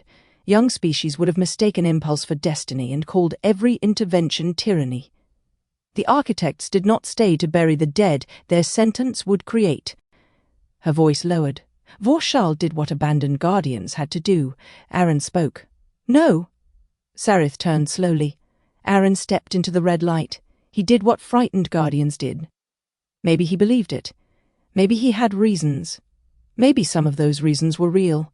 That still doesn't give him the right to turn every other species into property. Sareth studied him. You speak as a victim. Yes, that narrows vision. It also corrects theory. The chamber stilled. Daniel looked at Aaron with quiet pride. Sareth's amber eye softened by 1 degree, which somehow made her more dangerous. Your pain is real, Aaron Vale. I do not deny it. Then stop building systems that require it. I build systems because pain exists before governance. You think we invented suffering. We did not. We found it everywhere. We found worlds eating themselves alive and called refusal sacred because we were too sentimental to impose order. You imposed order after cutting out the part that told you where your authority ended. Sareth's claws flexed. For the first time, Lily saw anger threaten the edge of her restraint. Then the matriarch mastered it. Authority ends, she said, when the vulnerable no longer need protection. Daniel shook his head. Convenient. The protector gets to decide when that is. No, Sareth said. Reality decides, famine decides, war decides, extinction decides. Lily opened her sketchbook. The pages were already moving, not turning, breathing. Pressure symbols rose in ink before her hand touched the paper. The lost clause flickered across the page. By protecting its static cut through it. The translation engine shuddered. Sareth's gaze snapped to the book. Kor-Vash raised his weapon. Kareth moved faster. His claw caught the barrel and shoved it downward before the general fired. The phase discharge struck the floor, tearing a silent white scar through black stone. Red brood soldiers surged. Bridge security stepped in. The chamber responded. All weapons died. Not powered down. Judged silent, Kor-Vash snarled. The pressure script above the translation engine burned. No blood may argue here. Daniel stared at the line. I hate that I respect the murder basement's debate policy. Lily barely heard him. The symbols in her book were pulling at her hand. She fought the reflex to close it. No, not this time. She placed her palm flat against the page. The gold entry mark on her skin flared. I am not your key, she whispered. The chamber answered in pressure beneath her bones. Not key. Voice. The sketchbook exploded with light. Lines moved across every page at once, reconstructing pressure script from fragments scattered across the chamber. Shawl's first mark. Architect geometry. Nursery songs. Priestly cuts. Daniel's matrix language. Witness testimony. Bridge resonance. Human grief. Kashari shame. The translation engine responded. Plates that had leaned wrong for millions of years began turning toward their original positions. The lost phrase flickered again. By protecting its freedom. Sareth stepped to the central pit. Enough. Vakael's head lifted. Sareth, she did not look at him. You swore not to bless erasure, he said. I am not erasing. A hidden seal opened beneath her wrist armor. Vakael went still. No! Sareth pressed her bleeding hand into the central ring of the translation engine. 9 dormant throne basins ignited. The room recognized her bloodline. 9th throne. Silent authority. Legacy access. Daniel's matrix flashed warning red across his field display.